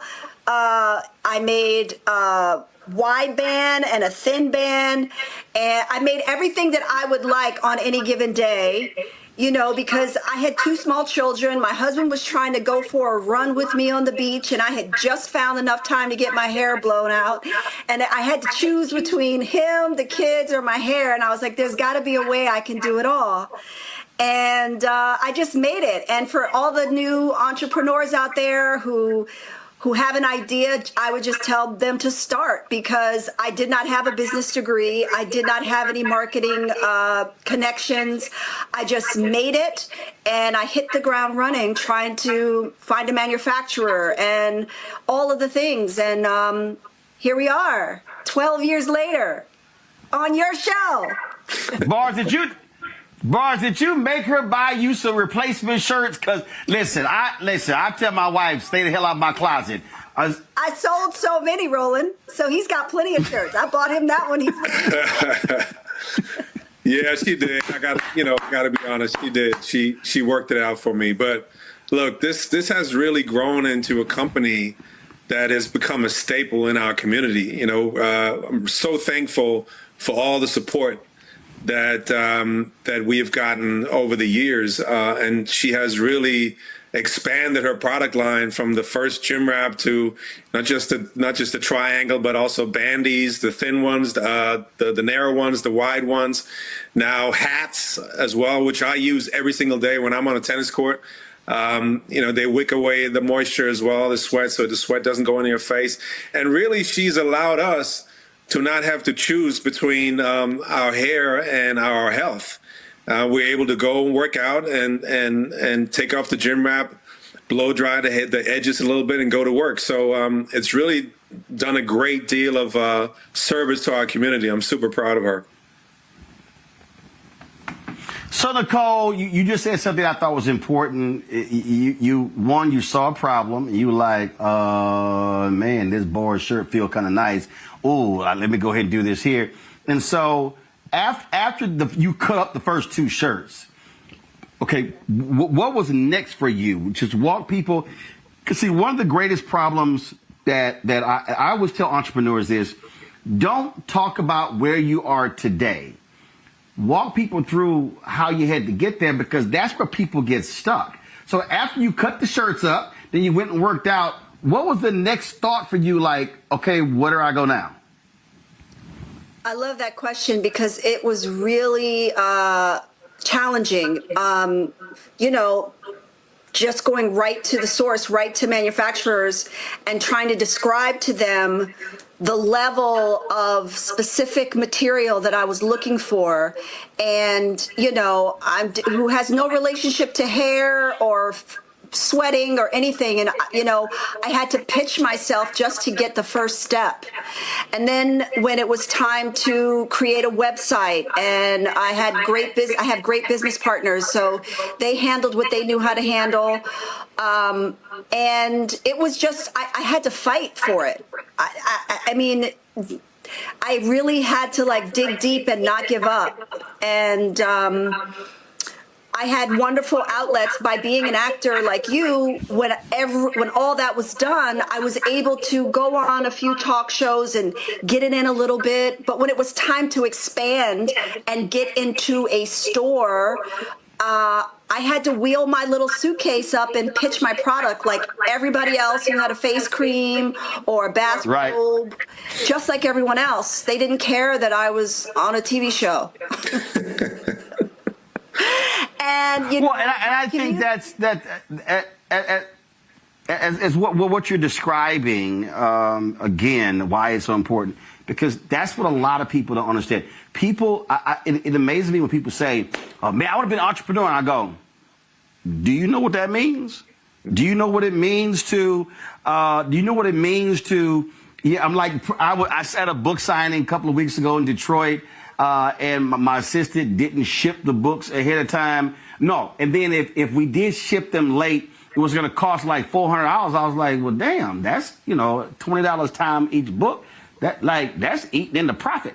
And so, oh, hell yeah, I put 100 damn books in a suitcase and wheel that sumbitch into that sucker and pull it out myself inside. I mean, again, that's what you have to do.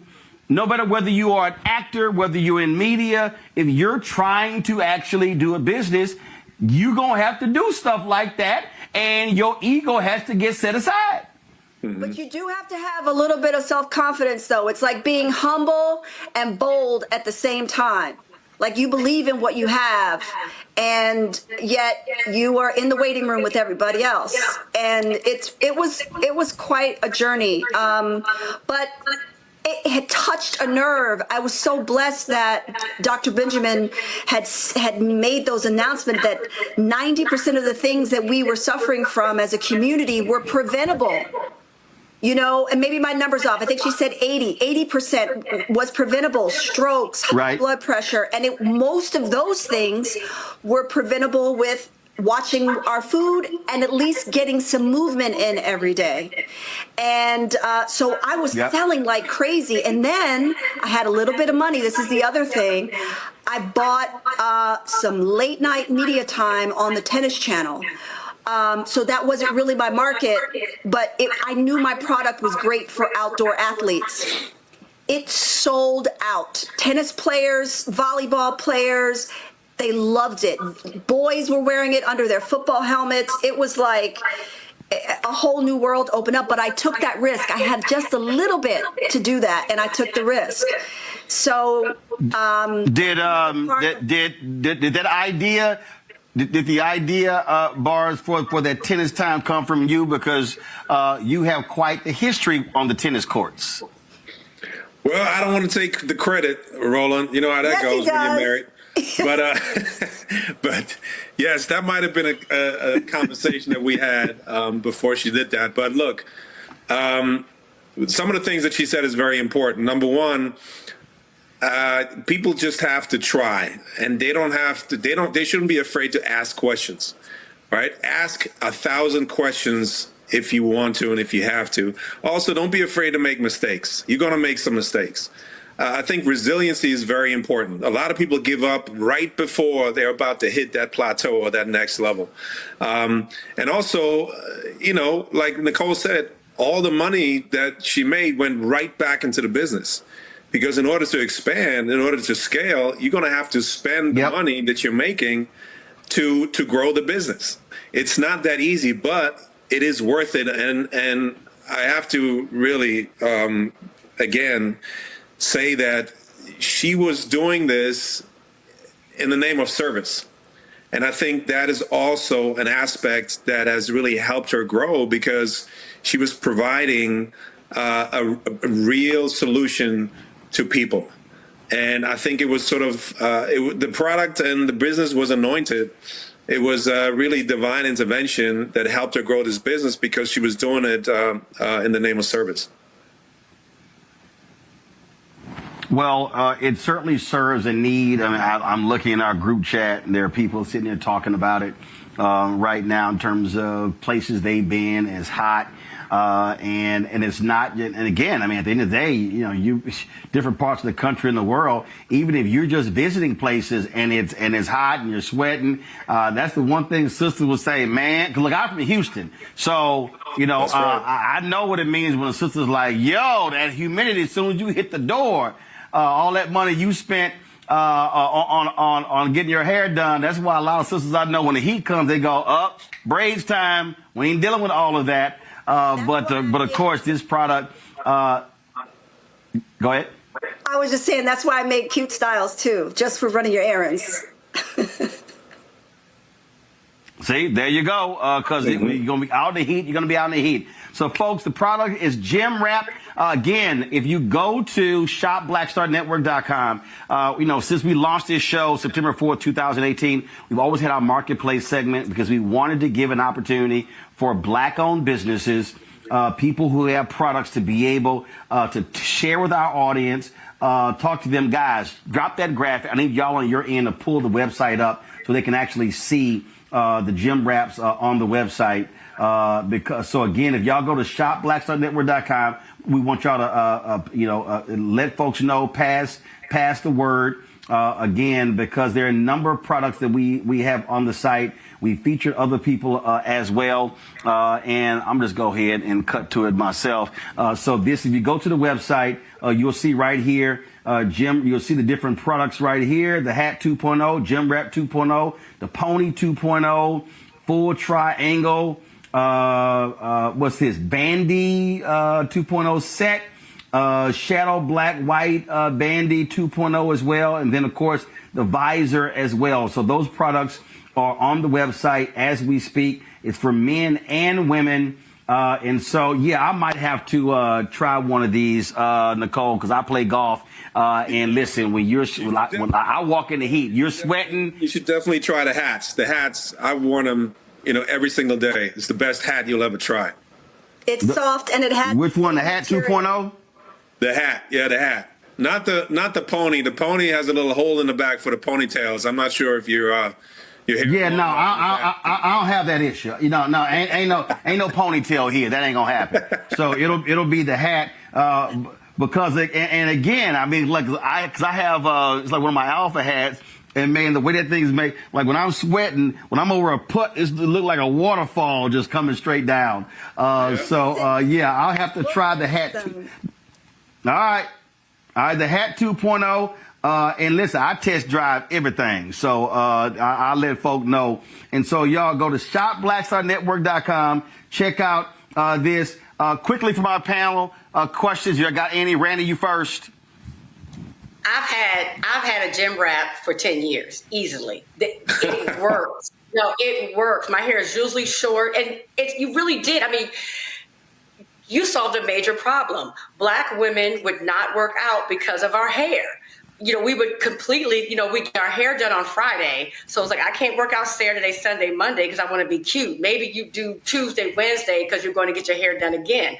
Like our health was very much determined by our hair. And so my best friend called me and said, have you tried so-and-so? And I did. And it truly works. Roland, you don't even have to test drive. I can honestly tell you that it works for real. And so thank you very much. Thank you. Thank you for that. And I made them, Roland. Mustafa, I'm sorry. Go ahead. Because I know that some of us have short styles and some of us have braids, but we lay our baby hair down and all the things. So that's why I have a bandy for people who like a one band, but I also made ties so people can tie them as tight or loose as they want and be more flexible. So I thought of all of the things that I go through myself and included them in the line. Well, Mustafa, he's got braids, he always rocking the LL Cool J Kangos. He may have to try one of your hats. Mustafa, go ahead. Yeah, well, thanks for that. No, I don't have braids. I have locks. But yeah, so Nicole, braids, locks. There's a difference. Anyway, braids, locks. You got long hair. I got long hair. Yeah, you can take one of my. Thank y'all for loving black folks. Thank you for loving black folks. My question was, again, I have a lot of hair, so I was just curious, like for the hats, do they come in one size or are there other sizes or do they stretch? They're adjustable. It depends, if you've got a lot of locks and a lot of bulk, I would still pull it in your own comfortable ponytail holder and then use this just for the sweat in the front. Right. So it stops dripping down if you're really working out. Thank you. I see guys in the gym. All right, Michael, Michael, he ain't got no locks, so he ain't got that problem. Michael, go ahead. No, I don't have any locks, but I do wear LL Cool J Kango though.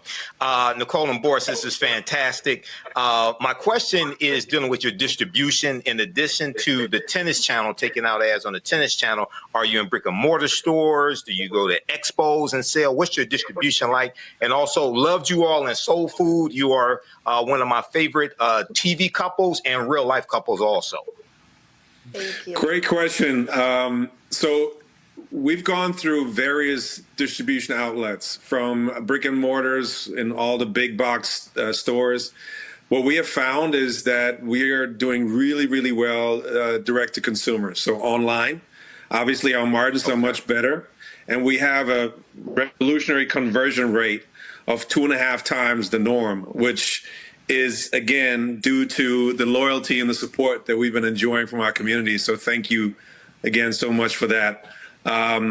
So it just depends. Every once in a while, we hit our stride in the brick and mortars, and then we go online again. So right now, it's about 70-30 online, because for those of you who don't know, when you're dealing with big retailers, there's a lot that goes with it. You know, we're talking about inventory, we're talking about warehousing. That's additional costs that you have to incur. And then also you have to support your stuff on the shelves by way of marketing and advertising spend. So those big box retailers ask you to shell out additional money to promote the product in the stores. They don't promote the stuff. You have to promote the stuff. Right. So sometimes when you, like my wife, when you have a great following and enjoy great loyalty in amongst our consumers, it's better to go the online only route because the margins are better. And you also can get to expand your product line really quickly from one day to the next. Whereas when you're in a big box store, you always have to wait 6 months till the next cycle until you can introduce a new product. So they're not as flexible as you want to be. So sometimes e-commerce works much better. Right. All right. Thank you. Gotcha. And I'm sitting here, and you know, some people, they can't just stop being what they used to be. So Candy Carter, of course, whose company set all this up, is texting me. Ask about new season of Sex and the City reboot and Just Like That. She used to be a producer with Oprah's show, so she can't stop producing. So I guess she figured she want to produce me. But go on right ahead. Tell me about the season 2 of the Sex and the City reboot. We're in season 3 right now. I think we're on episode 7 aired last week, and 8 out of 12. So she's got about 4 or 5 more weeks. Okay, and Just Like That. What is that? And Just Like That. Yes, it's the reboot of Sex and the City. It's called And Just Like That. It's the, that's what it's called. Got it. Yes.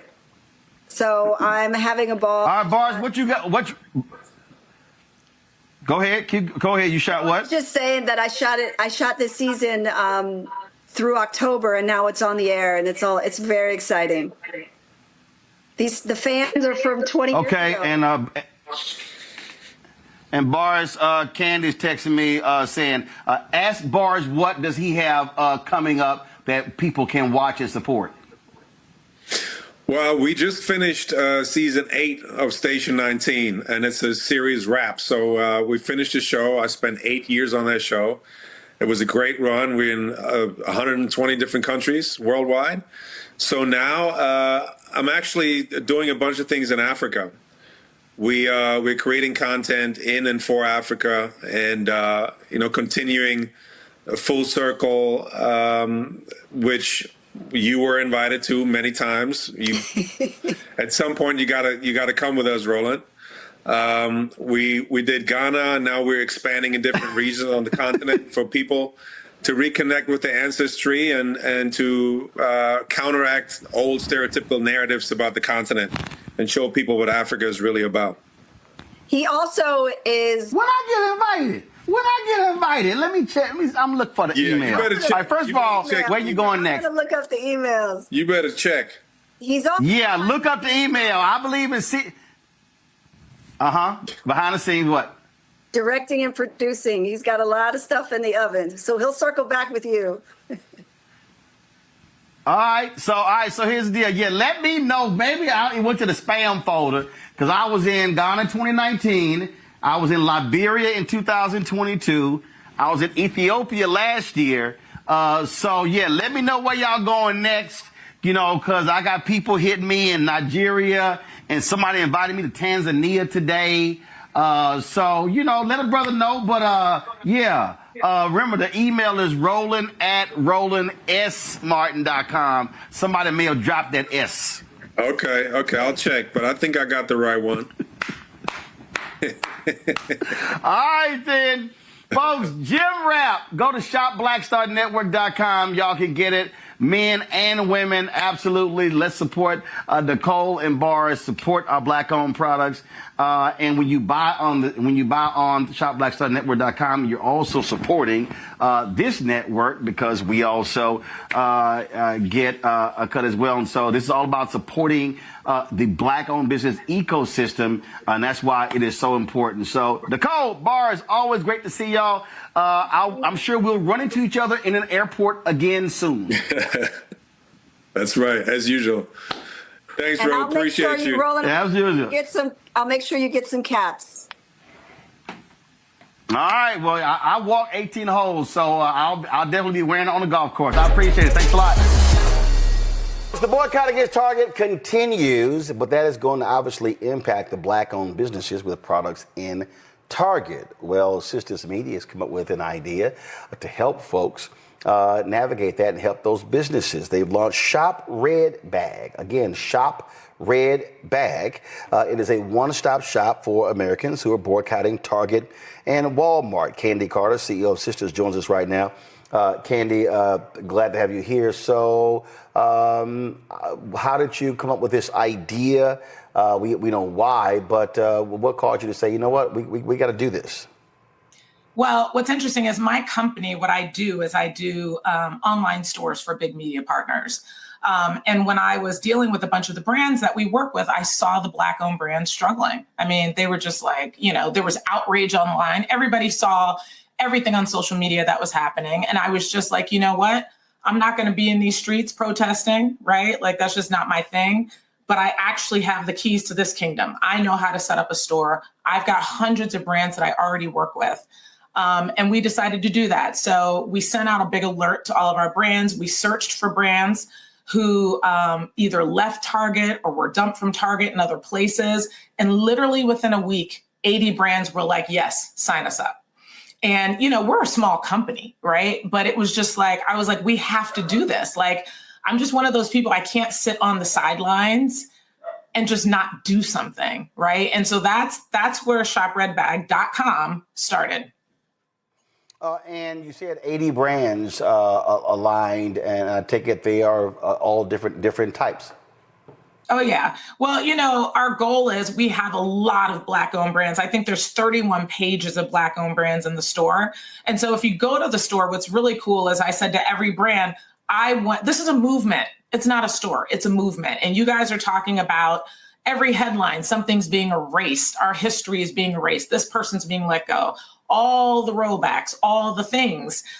But we're not victims, right? So like when you talk about the power of protest, right? And in the first quarter earnings for Target, they're like, look, we got hit hard by protest. It works. But to your point earlier, what happens next?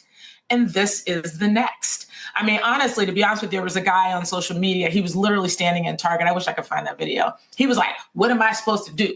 Y'all want me to boycott. What am I supposed to do? Where am I supposed to buy my deodorant, my this, my that? And that's what really inspired me to do it. And so we have brands that fall under the DEI umbrella, Black-owned brands, women-owned brands, disability, LGBTQ+. And, those brands have come together. We have toilet paper, cleaning supplies, all the things. And every day we're adding more brands. I would say there's probably 30 or 40 brands still in the queue that we're getting into the store. So it's an alternative. Right? We have to change the way we shop if we want our money to matter and if we want to make a difference with our wallet, because we can. Indeed. Questions from the panel. Rebecca, you first. Thank you so much for doing this. I have been frustrated by some of the folks who, they do have their multiple lines in Target. And I understand that, especially for those who have licensed their image and likeness with the Target, that this is difficult. But I want to hear more of what is the percentage of folks who currently have lines still active in Target versus your overall, manufacturer creators or small businesses that you feature on your platform? Yeah, I don't know the exact number we have. So if you go on the platform, you can shop brands that have been impacted by the DEI rollbacks. So if you click on that, you can see all the brands in there that have been impacted by it. You can shop Black-owned brands. You can shop veteran-owned brands. You can shop generally. But what's interesting is every single founder has done a video in the store because this is a movement. So if you go on the store, you can literally click on the videos and listen to the founders talk about their journey, how the DEI rollbacks have impacted them. I think what people don't think about, and this is what a lot of founders told me, it's not just not having shelf space. There's no longer programs to teach people how to get into retail. There were people who had started deals or were promised entry into large retailers and it just ghosted, went away, right? And then there's the folks that were in retail spending all this money to promote their brands and they weren't being promoted. That's a whole nother story. So I just think in the next, in these times, right, we have an opportunity, especially Black folks, with the amount of money that we spend, we can see that boycotting stores is hurting them. So where does all that money go, right? That's what Shop Red Bag is. It's like, make a commitment to make your dollar matter. Your wallet is your weapon. If you're not the person who's going to boycott, if you're not the person marching down the street, this is a way that every single time you spend money, you can uplift the community. We all need to grow. We all need our economy to grow during this time. And we have nothing but opportunity. Tyler. Yeah, thank you so much. I like that you said everybody has their role. Always said everybody can't bring the potato salad to the cookout. That's You got to know what your role is. So thank you for highlighting that. My question would be, what advice would you give to young Black creatives building businesses rooted in purpose, but just not for profit? What would your advice be for them? Well, it's interesting because do it. Just do it. I'm just a doer, right? I have a son with special needs. 6 years ago, I'm like, he has no friends. So I started a foundation and it's called We've Got Friends. And now we serve hundreds of families throughout New Jersey. I'm just a mom. I'm just a business person. And it's like, if you have an idea, do it. I always tell young people who work for me, we're in meetings and I'm like, listen, I don't care who the idea comes from. If it's good, we're doing it. So just do it. I mean, it sounds cliche, but it really isn't. Now, let's just break it down. Do one thing every day. I always say too, let your day job finance your dreams. Don't quit your job, but just do one thing every day towards that thing that you do and see if it works. But I think a lot of people get paralyzed by, the idea of it, the fear of it, and then they just never try it. But you'd be surprised how simple things can be if you take all of that fear away and just go, okay, what's the one thing I can do today? Robert? And on that point, one thing Reverend Jackson would always say is that we can't just boycott, we have to boycott also. Meaning that we have to invest in buying things in our own community. And what you're doing is outstanding around that. And this really dovetails into the previous conversation when we were talking about this history of protest and this history of Black activism, because what many people forget is that during the Montgomery bus boycott, people didn't just not ride the bus. They were paying their friends and neighbors and church fans and community people to get them back and forth. When we say we're not going to your lunch counter, we didn't just starve. We were going to Big Mama's lunch counter. You put money in her pocket. How can we get the influencer economy to understand that if we are all putting our creative minds together and our creative outlets together, then we can go. If Black folks had gotten behind Roland 7 years ago, when he got started on this, as opposed to diving in now, then this would be rivaling any of the big networks. So what do we have to do to kind of break through that almost post-traumatic slave syndrome where people think, well, it's not given to me by a white hand, then I shouldn't want it? You know what's so funny? Roland is the best example because I'm like, you own the Black audience in news in America. You own it. To your point earlier, nobody else is doing it. So if millions of people can follow Roland, right, on this network, then millions of people can shop at Shop Red Bag and stay out of. Here's my thing. If you knew somebody didn't like you, right, didn't want you in their circle, no, you wouldn't be jumping out the bed to run over to their house. Think about how hard Americans work for their money, right? We got headaches, we're working weekends, we're so tired, we can't do anything. And you really want to spend that hard-earned dollar with people who don't care about you? It's just mind-boggling, right? And so, we're actually going to New York tomorrow to talk to young people, to really just talk to people about what matters to you. Right. And I think now more than ever, I think people are really assessing, like, how important is it for me to spend my dollars with people who actually care about me, who actually believe in what I stand for. Right. Because I don't think we can just frivolously throw our money around anymore. I don't think it's fair to us. It's not going to be helpful to us. And the only way, to your point, that we can grow really over the next 4 years is to do it together. And we just have to come together. And coming together also means being consistent. I tell people all the time, on March 4th, when we did the State of Our Union coverage, we had 250,000 people watching us live. It was amazing. 250,000 watching live. Well, if I look right now, we're sitting there, we've had almost 4,000 tonight. But if we're hitting 200,000 every night, we literally are rivaling all the cable networks. We're rivaling those shows. And what then happens when those folks, and so when they, to your point, learn about Shop Red Bag, learn about shopblackstarnetwork.com, learn about these things, now they are buying products at a faster rate. And so what I keep saying is, and in one of our promos, Jeff Carr says, bring your eyeballs home. We have to understand, wherever our Black eyeballs go, our money follows. That's right.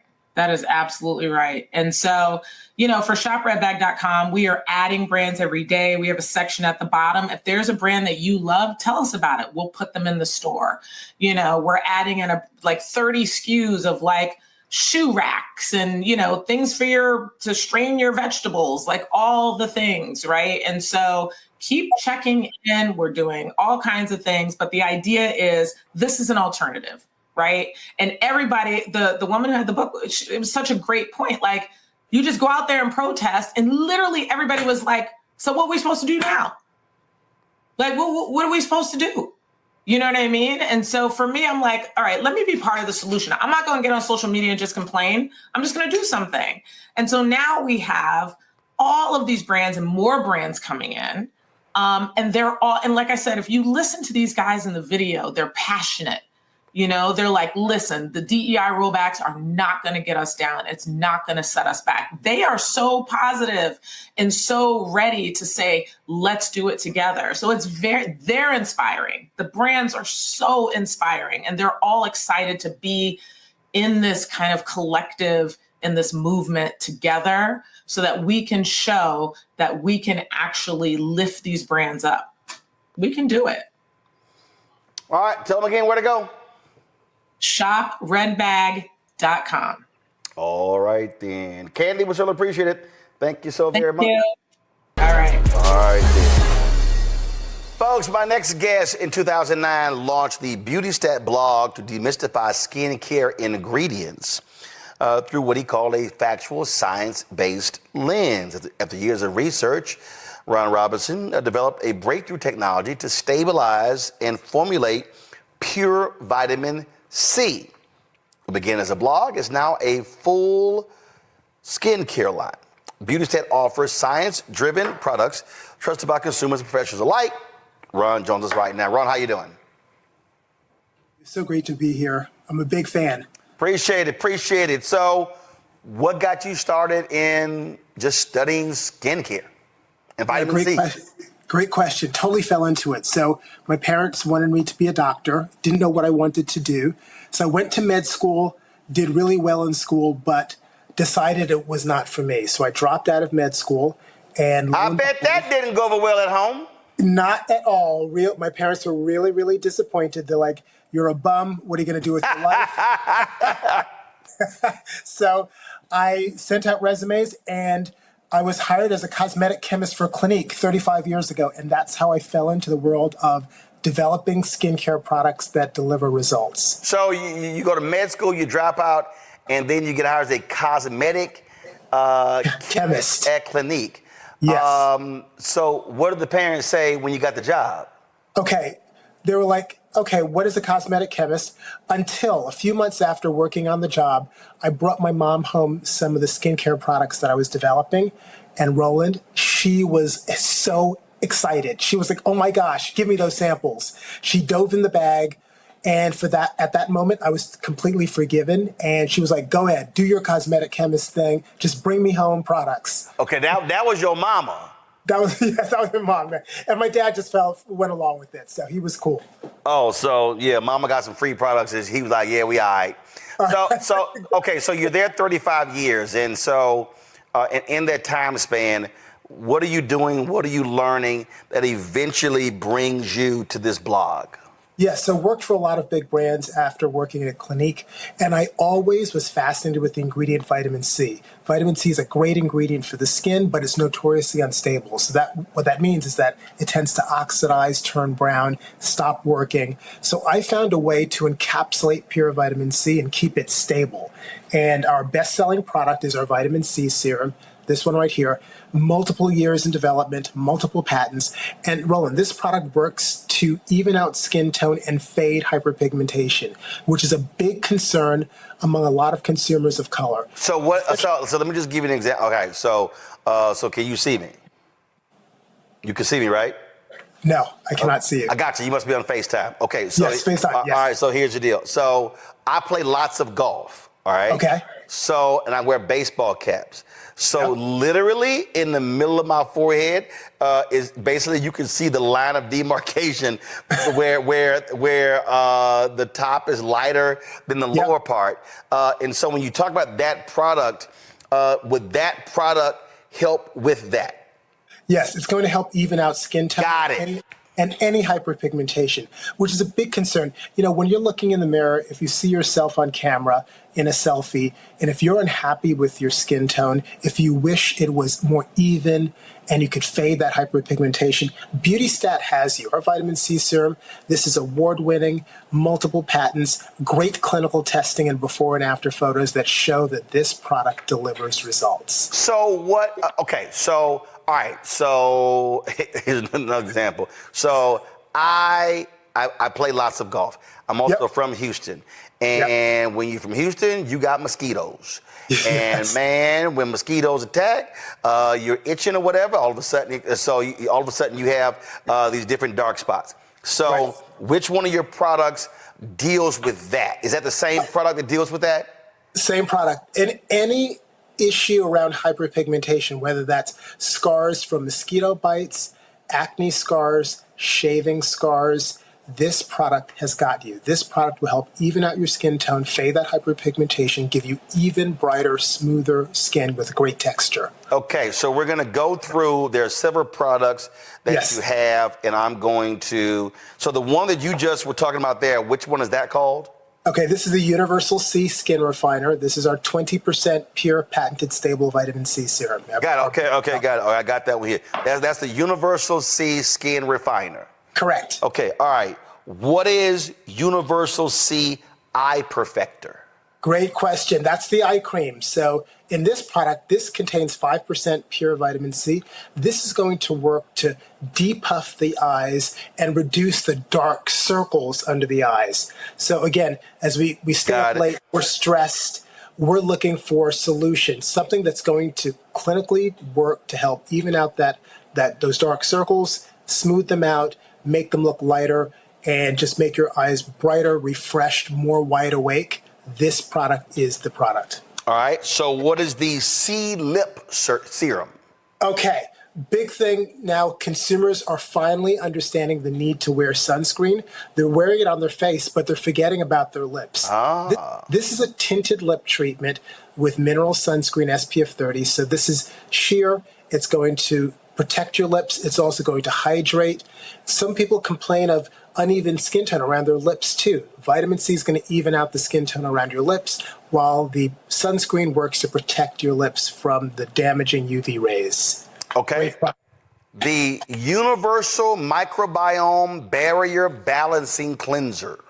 Yes. Okay. This is your go-to cleanser. You want a gentle cleanser that's going to rid oil, dirt, debris. This cleanser is actually going to hydrate as it cleanses your skin, so you're not going to feel dry or tight. This works on all skin types, all skin tones. When do you do that? In the morning or before you go to bed? This every morning and before bed as well. You could use this twice a day. Got it. Clean skin. And then after this, you go in with your vitamin C serum. Okay. The Triple Plump Coconut Milk Serum. Yes, this is your serum if you're looking for extra hydration, a boost in glow. This contains all aspects of the coconut water, the coconut oil, the coconut juice. This is going to plump the skin, leave it juicy, soft, and hydrated. And you can see, I'm just going to show a little bit on my hands if you could see that. And again, this blends right in and it leaves a glow. You can see that my hands are glowing after applying that product. So that's our coconut milk serum. All right, the Universal Triple Action Daily Peel. Yes, everyone needs this for smoother skin. This is going to retexturize your skin. It's like a facial in a pad. So this is a individually wrapped pad, and you take it out of the packet, and it's drenched in hydroxy acids that are going to work to exfoliate the skin. I'm smoothing it over my skin right now, and look at that glow that my skin has. How often do you use this? Daily? Daily. Safe enough for daily use. So one sheet per day. One sheet per day, and you're going to get smooth skin. You're going to look like you just walked out and had a facial. All right. Peptide Wrinkle Relaxing Moisturizer. Yeah, this is your moisturizer, Roland. For those of us that are a little bit more mature, if we're starting to see those expression lines and wrinkles, this is packed with peptides, which are going to soften the look of those wrinkles. So if you're afraid of needles, you're hesitant about spending all that money on injectable and Botox, this is Botox in a jar. This is going to help smooth out the skin, the forehead lines, the 11 lines. So that's Botox without the shot in your forehead. Exactly. This is Botox in a jar. It also leaves your skin hydrated, plump, and juicy as well. Okay. Lastly, the Universal Pro Bio Moisture Boost Cream. Okay, for those that have sensitive skin and skin that really needs like a blast of hydration in a gentle way. Okay, first of all, what is a sensitive skin? Like, what is it? How do you know you got sensitive skin? Okay, so great question. Sensitive skin, if your skin feels slightly irritated, a little bit itchy, and everything you apply to your skin feels itchy and irritating, this is the product you need that is going to repair your skin barrier, get it healthy, get it intact. This product drenches your skin in moisture. It really it soaks it in when you apply it and leaves your skin hydrated all day long. This is a must-have as well. All right. Questions? I know Randy got a bunch. You only get to ask one, Randy. Hey, Randy. How are you? Good. So happy to meet you. You too. Listen, I heard that vitamin C made our sunblock more powerful and useful. Is that true? So is it helpful on vitamin C first? It is true. It works synergistically with sunscreen to actually boost the protection of both from free radicals as well as UV. So I'd like you to use our vitamin C serum in the morning and follow with your sunscreen to get the synergistic effect of protection from UV and free radicals, all those things that you face throughout the day. It's going to protect your skin. Mustafa. Thank you for that. Yeah, well, thank you. This is a cool product, or set of products. You started the conversation talking about vitamin C as sort of the foundation yes. on some of your products. I'm curious, are most of your products organic? And then I know sometimes with products, when we get down to the binders, you as a chemist will understand what I mean to say when I'm talking about binders. We'll have other types of things that are often inside a product. So how organic or natural are your products? We don't claim to be specifically organic or natural, and I'll tell you why. The key thing as a cosmetic chemist with a fast-growing brand like BeautyStat, I want products and ingredients that are safe and effective. It doesn't matter whether they're naturally derived or synthetic. As long as they're safe for use and effective and deliver results, those are the two things that I focus on. And again, some ingredients we might use are natural or natural derived, like the coconut we mentioned before. That's natural. But a lot of other ingredients we use are synthetic. Again, safety and performance, delivering results. All right then, folks, if y'all want to check out BeautyStat, go to shopblackstarnetwork.com. Pull the website up, y'all. These are the products. You go to the website, you'll see, you can simply scroll. You can check them all out. BeautyStat, all the products that we just covered, and there's 4, 5, 6, 7, there was 9 of them. They're all there on the website.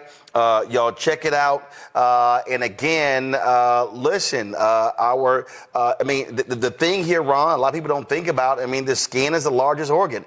And a lot of folk just sort of ignore it. And, when we go out and people think that, I'm only going to be out for an hour, no need to put on sunscreen. But the reality is you got to protect the skin. You got to protect the largest organ. It's with you for life. You got to take care of it, and it'll take care of you. All right, then. Again, y'all, BeautyStat. It's available. ShopBlackStarNetwork.com. All of the products on the website, Black-owned companies. We featured all of them on the show. You definitely want to check it out, folks. This is about us supporting our own. You can buy direct. Again, ShopBlackStarNetwork.com. Check out the products, the BeautyStat products. Right now, go to the website. Ron, we appreciate it. Thanks a lot. Roland, thank you. Appreciate it, guys. All right. Thank you very much. Today's Shop Black Star Marketplace features the resurgence of a pioneering name in Black cosmetics. Once regarded as the first large-scale Black-owned cosmetics company, Fashion Fair is recognized for being the first major cosmetics brand to offer a diverse range of makeup shades specifically designed for women of color. Fashion Fair was initially conceived by Eunice Johnson, the wife of John H. Johnson, founder of Ebony Magazine and Johnson Publications, to cater to the beauty needs of Black women. Although the brand faced challenges and was on the brink of closure, it was revitalized by Desiree Rogers, a name we know well, the company's new CEO and co-owner. Sister Rogers joins us now. Welcome to the Black Star Network and Roland Martin Unfiltered. This is Desiree. How you doing there? Good to be here. We are so happy. I tell you, there's an elder here who was one of Malcolm X's lieutenants who worked for the Johnsons for many years, Peter Bailey, who used to work with Miss Eunice Johnson back in the 50s. With the Fashion Fair. And of course, those of us who are of a certain age, I didn't know anything about the Fashion Fair, but all I knew was when you opened up Ebony Magazine and saw all these cities and all these beautiful Black women and all of this stuff going on, it was like, this is like the traveling Black excellence show, and somebody take me to the Fashion Fair. So please, to see these products, and we have some of them here with us right now on the table, please walk us through, after your long and distinguished career, as your long and distinguished career continues to extend, why you got involved with taking one of our most iconic brands and one of the most familiar things in our community, a symbol of community, a symbol of hope, a symbol of Black self-determination, economic empowerment, and said, let me jump in here with both feet and revive this. Can you give us a sense of how you got involved? Well, I have to tell you, I was certainly very surprised when I found out that the brand was in bankruptcy court. And Cheryl McKissick and I were so lucky to have the winning bid and to be able to bring this iconic brand back. So much of our history is, people are trying to wipe away our history, remove our history. Can't be, reading books are a problem now. You hear all of these things. And so I think it's super important that we maintain the iconic businesses and brands that have always been there for us. And so Fashion Fair is over 50 years old. And it was originally created, as you said, by the Johnsons and Eunice Johnson in particular, because models did not have the colors they needed for their skin tones. And so we are continuing that tradition of ensuring that all of our people, Black and brown, can easily be matched and their shade is available with very high quality products, dermatologist approved, vegan, cruelty-free. So we've completely re-envisioned the line in its glory of the past, let's say. Yes. You know, and it is interesting because, of course, in its first iterations and as it unfolded over the arc of decades, we thought about women. But I love, one of the things I love is that you've opened it up in terms of even our gender kind of imagination in ways that maybe in the 50s, 60s, or even 70s would have been more of a challenge. But could you talk a little bit about now? You know, that is for sure. Yeah. I mean, everyone wants to take care of their skin these days, whether they're male, female, or are not identifying. And so one of the key products we have is this primer serum, which I actually use every day, whether I'm wearing makeup or not. It gives the moisture back into the skin. It brightens the skin, not lightens, but brightens the skin. And so I think we're at a point in time where people really do want to take care of their skin and in particular their face. I mean, we are vain people. We want to look good. We want to look good. I mean, and to that I say, I mean, we know that the Black population spends almost $6.6 billion in beauty. I mean, 6.6 billion, and that's 2021. So my data is a little bit old. We spend about 11% on all beauty products. The real key, and I'm happy that you guys are having me on, is to get our people to buy Black and to buy from Black companies. And so that number is significantly lower than it should be. 2.5% of Black Americans are buying from Black companies. And so we've got to change that. We have to invest in our own communities because we know when we do, that money gets invested back to us, whether it's support of educational systems or mentorships or jobs even. Most of the people that work at the company look like me. You know, it's interesting, and thank you for saying that and putting it in context. Read in one of the pieces where you made the comment that Black folk who carry a bag should maybe try to hit a threshold target. If you're going to buy Black, you don't have to buy everything Black, but I think there was a percentage you suggested. Am I remembering that right? You are correct. I mean, so I think that it should be, probably, 12, 15%. I mean, why not? I mean, I think there's so much history to, us not buying Black. What's the quality like? It's almost like brainwashing. Like we think like if we buy, Black, it's not the same quality as the Chanel or a Dior. Or people will say to me, well, that brand is so, that brand's old. My grandmother used that brand. And I say, Gucci's old. Right. Chanel's old. Dior's old. But families took care of those brands and now they're still thriving. So we've got to begin to think about the brands that have been created by our people and making certain that those brands extend another 100 years. Indeed. And so less criticism and more trying brands, looking at them, touching, feeling them. And, I think if you touch and feel our brands, I mean, I'm pretty confident you're going to fall in love. No question. I certainly have fallen in love with them, and I think I look pretty good. Well, there's no doubt about that. There's no doubt about that. I'm sitting here with the blush duo, the lipstick. Let's see, we have here as well the liquid foundation. See, you got me. You got me. Like, wait, can I put this on? Liquid luxury. That's what we're calling it. And we don't name any of our brands by number. I think you have Honey, I'm Fabulous. Yes, Honey, I'm Fabulous. A Bad Bisque is another name. Mahogany Hottie. So we try to have fun with these names and really salute, our community. I mean, the summer face can be super simple. Your serum that I have here, maybe the liquid, maybe a stick. And you can have a couple of sticks. It's really easy to, have a couple of shades. I mean, I use my stick also as eyeshadow. If I'm traveling, I don't want to carry a lot of stuff. Maybe a little lip teaser and a lipstick, and you're done. Oh.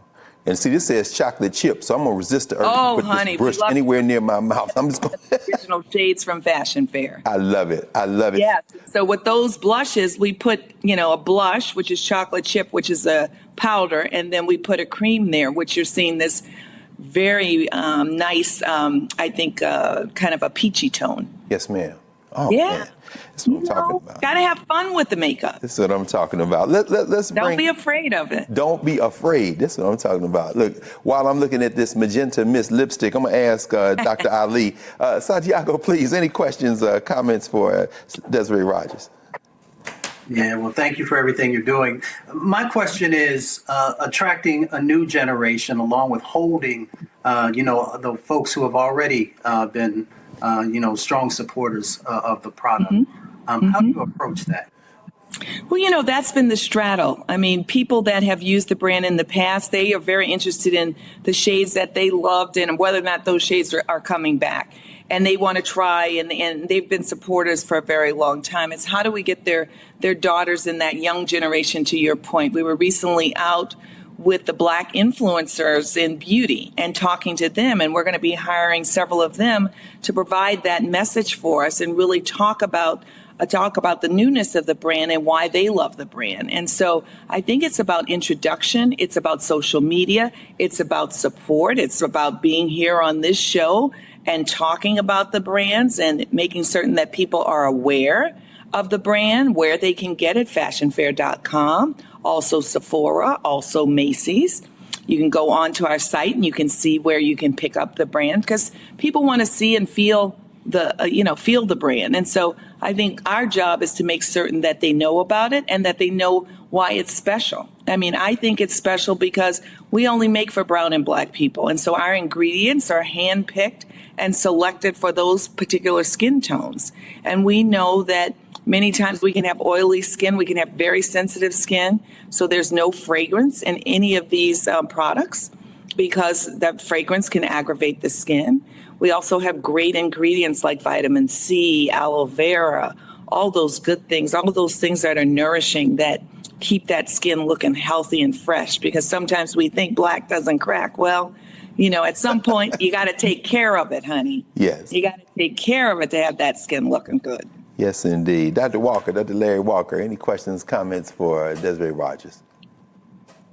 Yeah, so congratulations on this new endeavor. And, we talked about the Johnsons, and I'm wondering if there's something, historical fact that you found out about Fashion Fair. And obviously we know that it's important history that you found out about that you didn't know as you took on this new endeavor.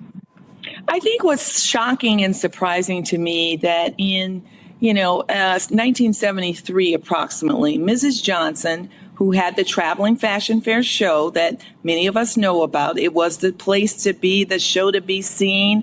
She had models all across this country traveling and introducing high fashion to towns as small as itty bitty Mississippi or as large as Los Angeles and New York. And what she saw is her models were mixing their own makeup. They were actually buying shades and then mixing in brow powder. And so, she thought, wow, let me go to the big companies and see if they'll make some darker shades. And none of them wanted to do it at that time. And so what did she do? She created Fashion Fair brand herself. And she sold it in a capsule collection in Ebony magazine. And that was the beginning of history. She was also the first person to put music to fashion shows. So before her, there was no music to a fashion show. Can you imagine? So that was all her vision and her, I would say, just love of the Black culture and really deciding and being courageous and saying, you know what, you guys don't want to do it? I'm going to do it myself. Yes, indeed. Well, Desiree Rogers, now folks who are looking at this and are now on their computers and on their phones and on their iPads and tablets, they're looking to see where they can buy this. Where should we send them? Well, actually, you guys have your own site, right? So Yes. we should definitely send them to that site. And, if they want to try the products, they're at select Macy's and Sephora's. And you can easily go to fashionfair.com and look, in the store locator, and it will put your zip code in and it will tell you a store near you. But tonight we're supporting you guys. Yes, indeed. Well, I tell you, daughter of New Orleans, of course, the first African-American social secretary in the White House, the leader of Black Opal, and the reviver of Fashion Fair, along with her comrades, Desiree Rogers. You've certainly... Oh, wait. Did I miss Dr. Carter? You know Yes, what? I you was saving her did. for last because I wanted to get out of the way of the sisters. And guess what? That was Carol to make sure. Thank you, Carol. Look, hey, when I see you, Niambi, do not whip me because I did that on purpose to save you for last. Dr. Niambi Carter, Okay. I'm going to be quiet so the two sisters can talk and take us home. Thank you. Thank you, Carol. Please, Niambi, please. Thank you. Thank you. As a woman of a certain age, Fashion Fair was one of the first brands I ever purchased of makeup on my own. So I am very happy to see it back. And so I've been on a Black buying spree for makeup for a while. So this is great to be able to add this back to my repertoire. So I wanted to know, are you bringing back any of the vintage colors? So I was an Uptown Brown. You know what? So Guess are what? any of the vintage You are colors in coming luck. back? You are in luck. We have Uptown Brown.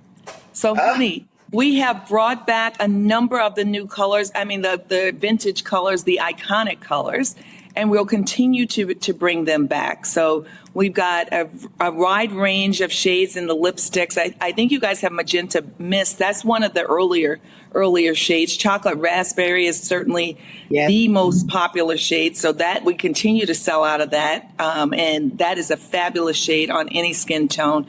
We have a large series of browns. We have Sepia, which is a great brown with gold flecks. And so I think you're in for a treat. We have mixed in many of the vintage colors with newer shades. Oh, that's awesome. I'm so excited. Yes, and it's very skin light. So it's a much lighter weight than it once was. It looks great on the skin. And as I said, we worked with a Black dermatologist to make certain that it's also good for the skin. So it's like skincare foundations, no clogging of pores, beautiful matches. If you have freckles, you'll be able to see your freckles through. So it feels very comfortable. I was in DC earlier today, and believe me, that heat was something. But I made it, and I was outside, and my makeup, I think, still looks pretty good. It looks great. Yes, a little powder, a little pressed We powder. don't have to search anymore for the vintage colors all over eBay and everywhere else. No, I wouldn't do that because I don't know how old those are. And, you know, there is an expiration date. So I would check out fashionfair.com and also check out the Unfiltered website for colors. And then you can always just send us a note. You know, what are the colors that you would like to see? What are we missing?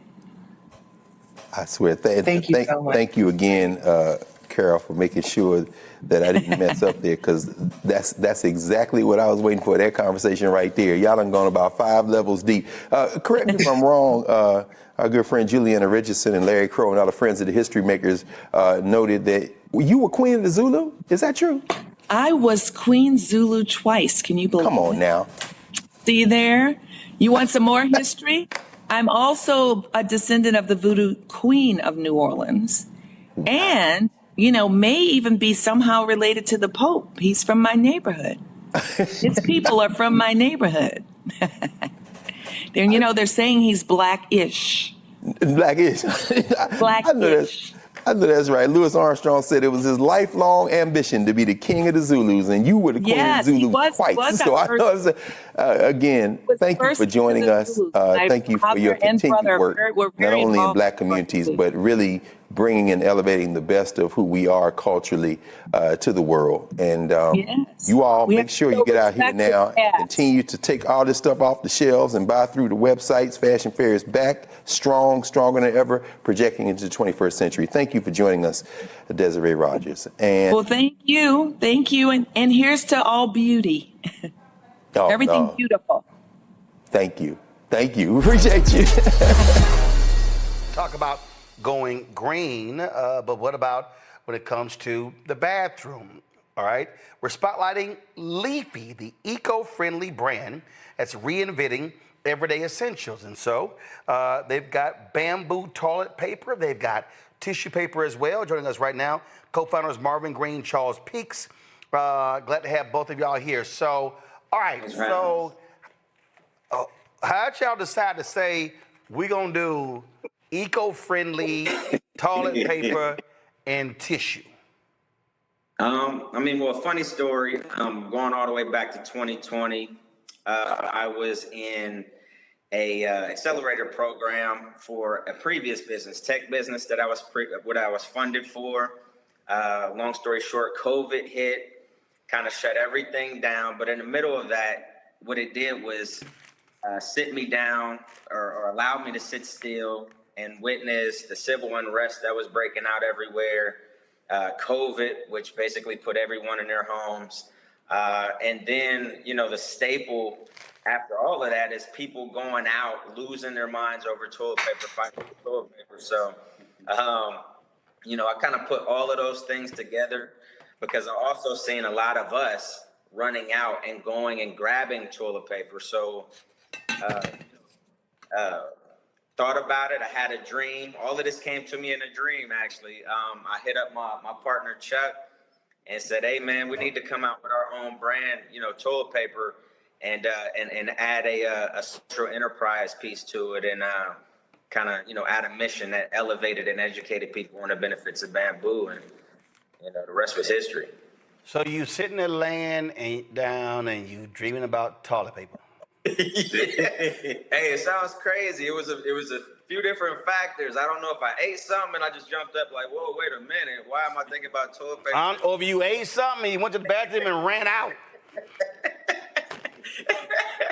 Yeah, but listen, man, it hit me. It was one of them things, though, that once it hit me, I just grabbed my phone, started taking notes, called Chuck. And we brainstorm ideas back and forth. We're serial entrepreneurs. So it was nothing new to us to, bounce different ideas back and forth. And once we put our heads down and really started to brand it out, put it together, and go with the actual raw materials that we wanted to go with, we put it out here with everybody. So that's what you see. Okay, so first of all, this is an individual package. Yes. And this is this right here is the 6-pack. Yes, sir. Mm-hmm. So explain to me why the individual. Okay, so explain the black wrapping or the gray.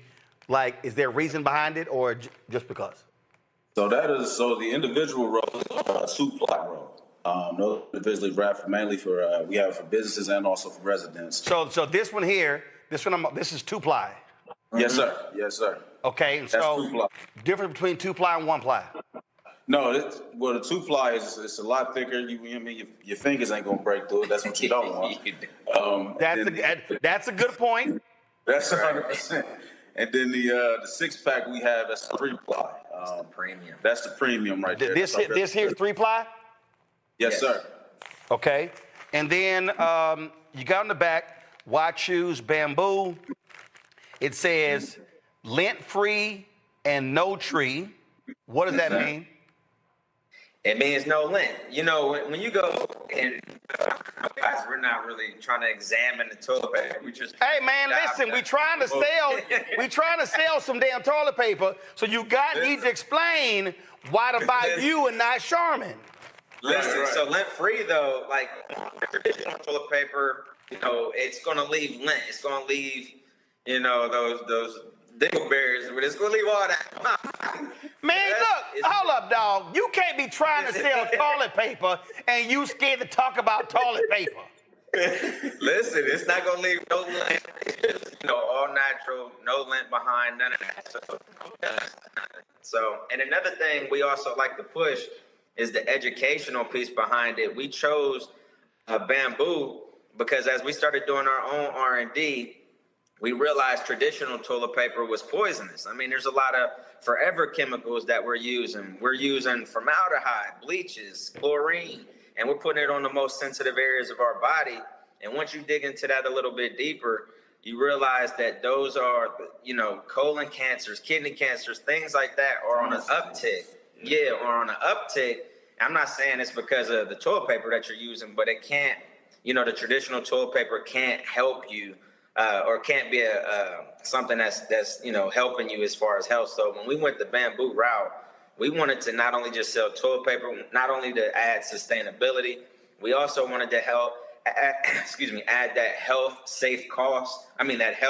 cost savings to your life as well, because down the line, you eventually are going to have medical bills. Also, septic system pieces to it.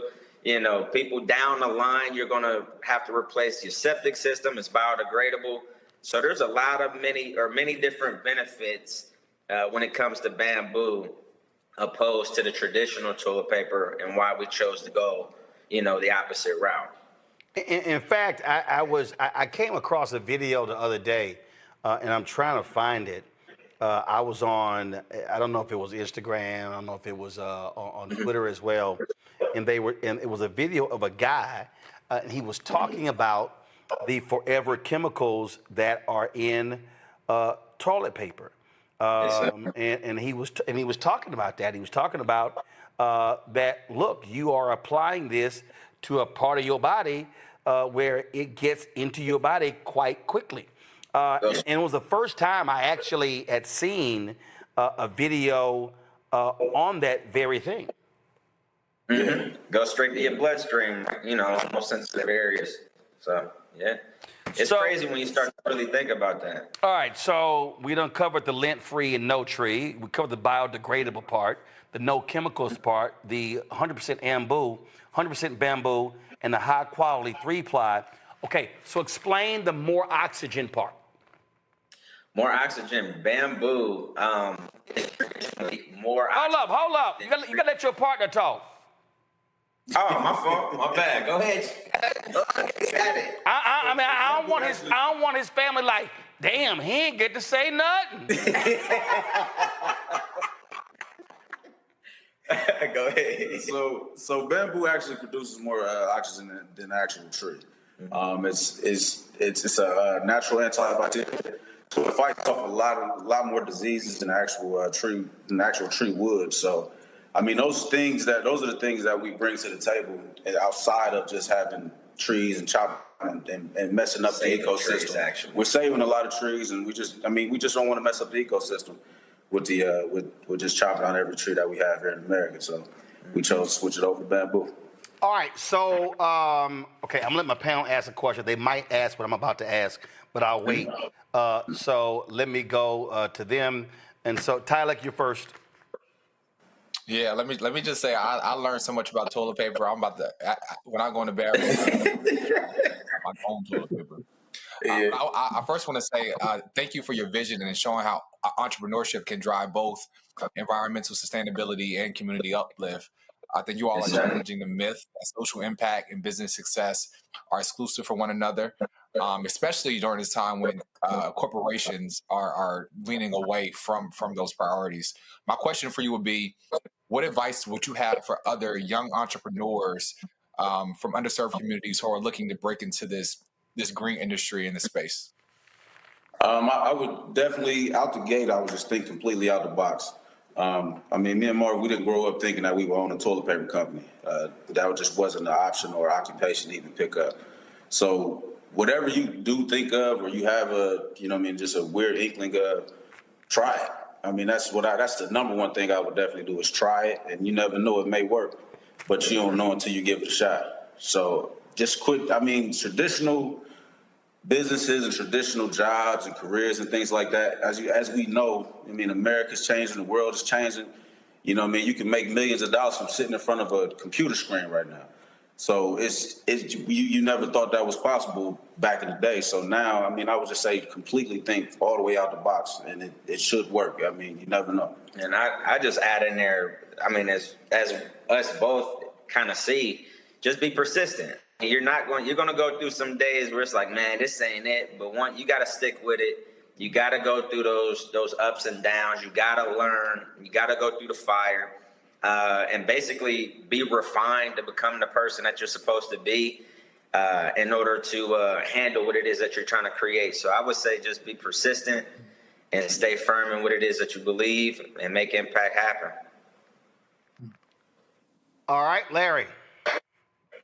Yeah, gentlemen, congratulations for, thinking outside the box. So my question deals with, what are you projecting over the next 3 to 5, even 10 years out in terms of market share, or percentage of market share you think you could capture over the next 3 to 5 or even 10 years out? Great question. So we actually believe that we can capture about 10%, and that's been, aggressive with it, 10%. But we also have community that's backing us. Going back early 2024, I would say we realized we had community is because when everything shut down with DEI, we were actually onboarding with, Cleveland Clinics. We were onboarding with a lot of major corporations, and then supplier diversity programs shut down, which kind of put us at a pause. But what we did was we took a video that we had with Chase Bank that was already featured across the country through Chase and shopped it around through social media. So we really got to see the impact of what social media could do, and it allowed us to go viral. But from that, we're pushing almost, close to about $1 million in revenue this year just from that social media impact that we have seen over the past few months. And then that allowed us, what we just launched maybe a few days ago, is our equity crowdfund campaign, which now takes our mission and then allows not only to educate and elevate our people, but now gives them an opportunity to invest in our company and grow with us. So our valuation right now is about $6.8 million, but we look to grow this thing along with community and bringing them on board through crowd equity, to push it a little bit higher and really capture a lot of the market share. Because right now everybody's focused on there are a few that are. Hold on one second. Hold on one second. You started breaking up there. Finish that last point. Can you hear me? Yeah, go ahead. Okay. Yeah. Finish. Yeah. So we plan on capturing about 10%. I would say 8 to 10% over the next 3 to 5 years. Okay. So, where is your? Let's see here. I'm on a website here. Where's your equity crowdfunding campaign? Equity crowdfund campaign is on WeFunder. People can find that at www.wefunder.com/Leafy. Yep, /Leafy. Okay. And it'll pull us right up. All right, here. Let's see here. All right. Yeah, we just launched it a couple of days ago. That actually is about to update to around 42,000.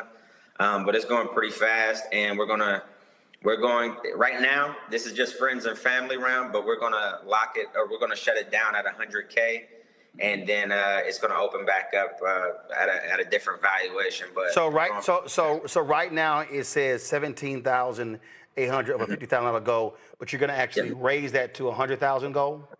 Yes, sir. Yeah, the goal is 100, but once it closes at 100, we're gonna reopen it again, but it's gonna be a different valuation. This was just like friends and family round. Got it. Okay. All right.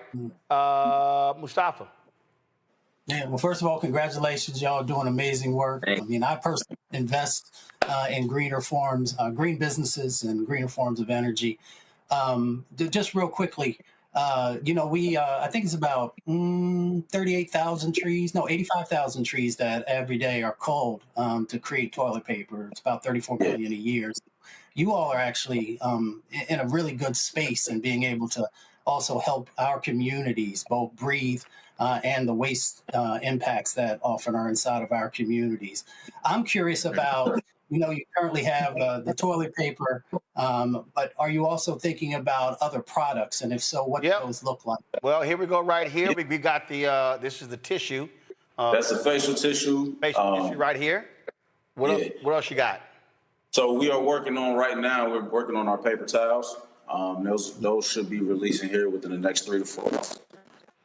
Then also we'll move over to paper plates and forks and napkins, bar napkins and CFOs and things of that matter.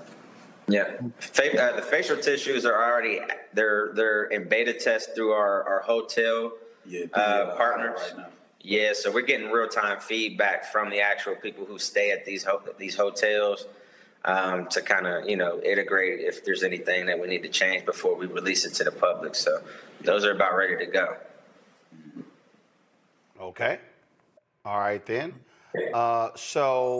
Let's see here. So, again, if y'all want to get the product, go ahead and pull up shopblackstarnetwork.com.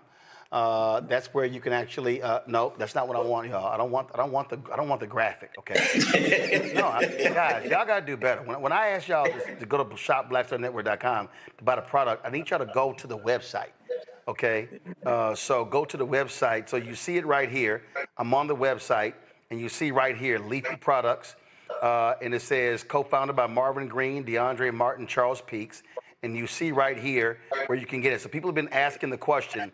So to get a 24 single roll box is $32.99. To get a 12 single roll box is $22.99. Explain to us how, I mean, obviously, look, people make pricing decisions.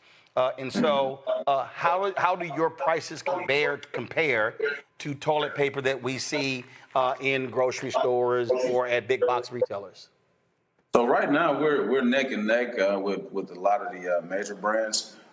We do have to switch our pricing a little bit due to us not having any chemicals or anything at all. So pretty much like shopping in the organic section of the grocery store. So if you were to go buy organic apples or anything like that, you'd probably have maybe a 5% markup, if that. But with the volume that we're seeing, we're able to fight those type of prices and be able to compete with the major brands as well. So we're right neck and neck with them. Okay. All right. Any additional questions from the panelists? All right, cool. So again, y'all, go to the website. You will see right here where it says Leafy Products. So if you go to the home page, one second, you go to the home page, you will see right there, they are at the top. Right there. These are the other products that are on shopblackstarnetwork.com. We've had some of these folks on the show as well. And so, again, these are black-owned companies. Great products. At the end of the day, I don't give a damn who you are. Your ass buy toilet paper. You know you do. So you can support a black-owned company and get more information, read more about them as well here. And so the product is called Leafy. And as I said, they have, of course, this is the single roll here. This, of course, is the 6-pack. But really, as you see right there, it says 6 = 18 because this is the 3-ply, correct? Yeah. Yes, sir. All right. And so, again, on the website, they have the 24 single roll box or they have the 12 single roll box. Those are the two products they have right now. And so, folks, please support them. And, gents, we appreciate it. Good luck on the crowd fundraise as well. Yes, sir. Appreciate Thank you very much. Thank you. All right. Thank you so very much. All right, folks, Miss Pruitt's Gourmet Cha-Cha. That's right, one of the products in our shop, BlackStarNetwork.com list of products. Joining us right now is Linda K. Pruitt from Detroit, Michigan. This is a product here, a sauce made entirely from vegetables, gluten-free, vegan-friendly, crafted in Detroit, passed down from generations. And so how many generations, where did this recipe start in your family lineage? Thank you so much for the invitation. So Ma Pruitt, my mother-in-law, gave me the recipe and told me to go and tell the world about cha-cha. I started because I had this small business class and I was telling my husband about it and I said I got this great idea for a small business. He said, no way, you gotta start selling cha-cha. I was like, what's cha-cha? It's an authentic Southern cuisine. It's a relish condiment sauce. You got to talk to my mother about this cha-cha. She's going to tell you about it. It's a great history, rich history. So Ma Pruitt, my mother-in-law, and I sat down, and she talked about cha-cha. She gave me the history lesson about cha-cha. She told me that cha-cha. So it's a relish. Hold on, yes. It's a relish. It's a relish condiment sauce. Yes. Okay. All right. Yeah. So got it. And what is it put on? Is it put on bread? Is it put on crackers? What is it put on? Historically, collard greens, pinto beans, black-eyed peas, hot water cornbread. Oh yeah. Yes. Nowadays. Got it. Okay. So when you asked about what is cha-cha, what did she say? She sat me down and she talked about cha-cha, the history of it, and she said that cha-cha originated in the backwoods of South Carolina, Charleston, South Carolina, 5 generations in the early 1830s. And she said that her mother told her about it. And their ancestors were slaves. When they were not picking cotton in the fields or gathering up the vegetables, they were allowed to pick up the scraps. That's right. Cabbage leaves, green tomatoes, not red, cabbage leaves and green tomatoes. So green tomatoes are firm. They were able to put them in their blue jean pockets and their apron pockets. They gathered up cabbage, green tomatoes, peppers, onions, different herbs, and they put together what they call cha-cha. Cha-cha, they considered as wow. Yeah, it was very labor intense. They chopped up really small chunks of all vegetables, and they fermented the product as well, the cha-cha as well. All right, questions for my panel. Let's see here. Mustafa, Avis, we know Michael, he don't cook nothing, so we ain't gonna start with him. Well, we know Avis don't cook either, so let's go to Mustafa first. Hey, good. All right, well, anyway, shout out to the D. Appreciate you being here with us. A quick question. So, a lot of folks are now focusing on healthier lifestyles and healthier diets. Can you talk a little bit about your product and how it helps us? Cha-cha is plant-based. It's all vegetables, gluten-free, keto-friendly, and it's very natural in that it has no preservatives, none at all. There's no yellow dye, number 5 dye in it at all. It's made with apple cider vinegar, and it's pickling spice, and it's very natural, all plant-based, unlike others, that have chemicals. Mrs. Pruitt's Gourmet Cha-Cha does not. All right, Avis. Okay, so now that Roland has called me out as being a non-cooker, okay, but I do eat, okay, and I love. You know, I ain't lying, Avis. You know you don't cook.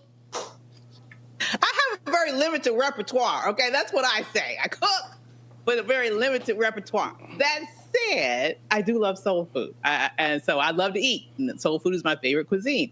So I have never heard of cha-cha. However, I do know that I think some of the best chefs in the world are based in South Carolina. So can you tell me a little bit more about just how is cha-cha something that is very particular to South Carolinian soul food cuisine, or is this something that it can be found all over the South? So Ma Pruitt told me, when she told me about cha-cha, she said that it originated in where she's from, South Carolina, but cha-cha is always known as an authentic Southern classic cuisine. And she said that it was not only Southern, but when they migrated from the South to the North, they bought all their vegetables and ingredients to the North and cha-cha as they came back, to the North. So it is a Southern cuisine, a Southern classic cuisine. And when I was doing my research, I did not find a whole lot of information about cha-cha. And so I kept doing more and more research, and I learned so much about cha-cha from Ma Pruitt. Because there's very little information out there about it. Michael. Thank you, Roland, for your incorrect introduction.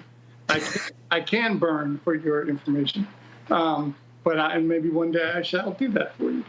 My question is... Man, Michael, don't nobody believe you can cook. Go on ahead. You probably a microwave king. My question is, my sister-in-law is a vegan and cooks very well. She tries to make it as flavorful as possible.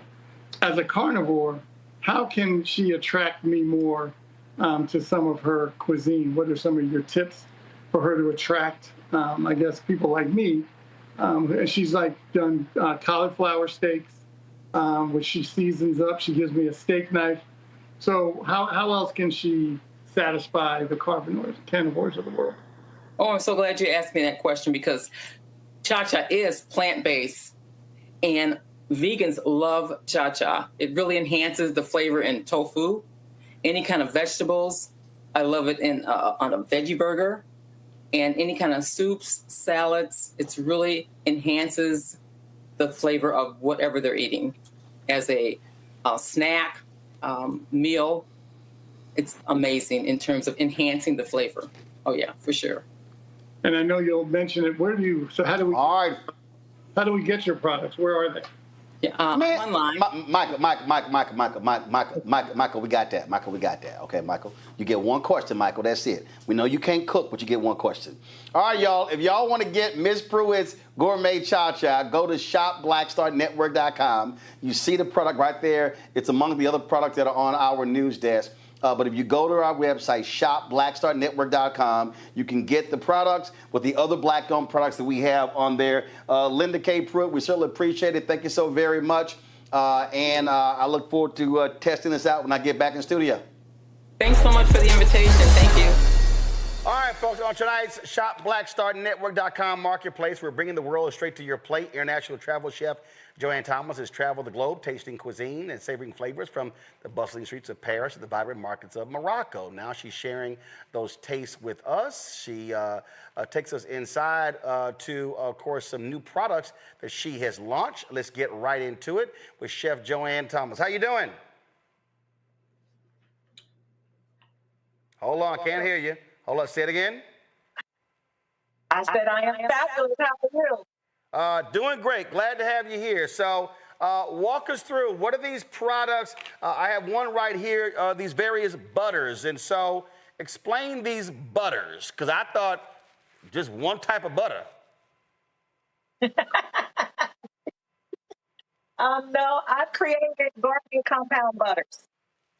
So I have a buttermilk honey vanilla bean butter, an OM garlic roasted garlic herb butter, sweet and sassy honey sriracha butter, brown sugar baked cinnamon molasses butter, and I believe that's the one that I sent you, and then indulge me chocolate butter.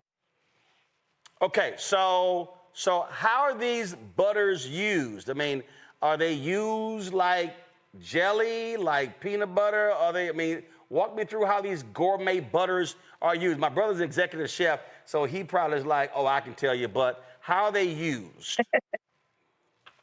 Yeah, most people immediately go to, I'm going to put this on bread.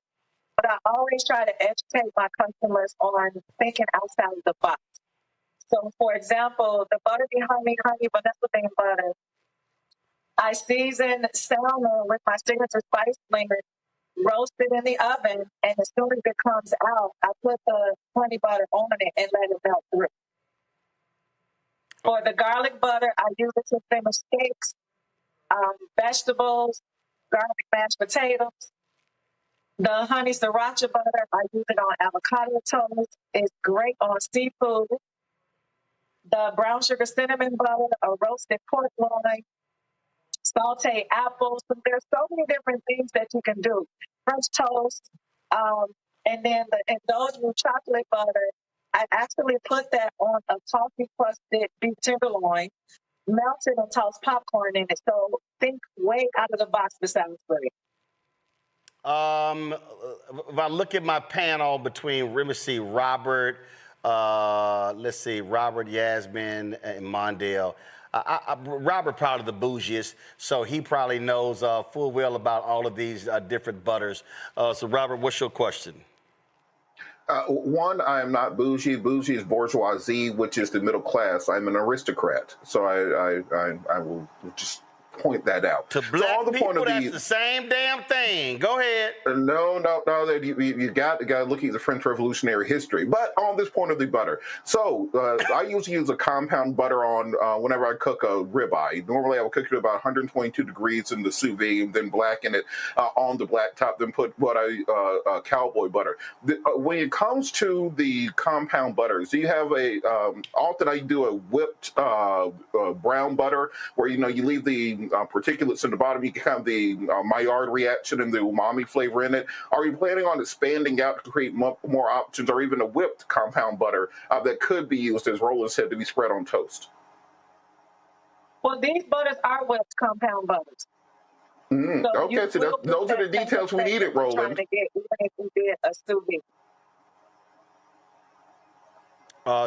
Go ahead, Joanne, say it again. I said these are whipped compound butters. So you will get that effect that you're trying to get, even if you did a sous vide steak and then put it on the grill. Got it. Jasmine, go ahead. You use any of these butters, Jasmine? Hold on, you on mute. There you go. Come on, guys, have the microphone up, please. The most I use is Jasmine, hold on, Jasmine. Say it again. The most you use is what? a garlic butter. The most you use is a garlic butter? Oh, so Joanne's like, look, baby, you gotta increase your palate. Yeah, I'm not as bougie as Robert. All the other compound butters and all the things. I'm not familiar. Pretty basic. But you definitely have to familiarize yourself with it. It will change your life, I'm telling you. Mondale, what you got? Yeah, Roland, you're right. I'm not bougie at all, but I cook a lot. So I got a question about like the fat content of your butter. Is it closer to American butter, or is it European? You know, European butter is less. It's closer to American butter. Okay, perfect. So I was thinking about, do you suggest bacon with any of your butters? You can bake with them, but because they are flavored, and as far as the brown sugar cinnamon butter is what I'm thinking you want to bake with, it can alter the recipe. So, you know, bacon is scientific. So you want to make sure that the sugar content for your recipe doesn't interfere with that when you're baking with the brown sugar cinnamon butter. Thank you. All right, folks. However, you can saute apples and put it on like pie dough or pastry dough and bake that off as itself, and you'll have an apple galette.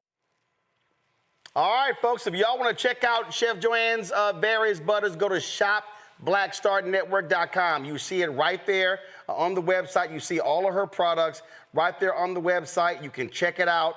And again, you can buy them directly from shopblackstarnetwork.com. Joanne, final comment. Thank you guys for having me. I'm so excited to share my brand and my products with you all. And I hope to have new customers soon. All right, then. Well, we certainly appreciate it. Thank you so very much. Again, folks, shopblackstarnetwork.com to check out the products of Chef Joanne Thomas. You can go there right now and place your order. All right, folks, a brother and sister from Texas said, you know what? We love doing puzzles, so how can we actually take this to the next level? Well, Erica and William Jones did that, and it's all about spending quality time. Family time. Those of us, of course, have family get-togethers. We love to do that. So they created what are called puzzles of color. Puzzles of color. 1,000 pieces of culture. Joining us right now is Erica Jones from Richardson, Texas. Erica, glad to have you here. And so, all right, so y'all love puzzles, but then what led to this idea? Absolutely. We grew up doing puzzles since we were really young, like elementary age. And as we got older, I got back into puzzles when I was pregnant with my daughter, and I realized that I was still very, very hard to find Black art in puzzles. So we decided to start our own business. And so when did y'all start it? How long ago? We started in 2020. So we actually started during the puzzle boom, and we were cutting the puzzles in my garage. That video you just showed was us cutting puzzles in my garage. We bought a puzzle machine and licensed the art, and we're doing it ourselves. So now we've expanded quite a bit. We're available, you know, in several different retailers on our website, and have over 35 different puzzles available on our website for anywhere from 10 to 1,000 piece puzzles. Gotcha. And so if you could, how many puzzles do you think y'all have put together over the years? I mean, well, at this point, now it's definitely hundreds because we had to put so many of our own puzzles together. As you see, I've got some on the wall behind me, and we have to have several of them because when we go to events, we have them on display. So definitely hundreds. Prior to that, we were doing like 2 or 3 a year.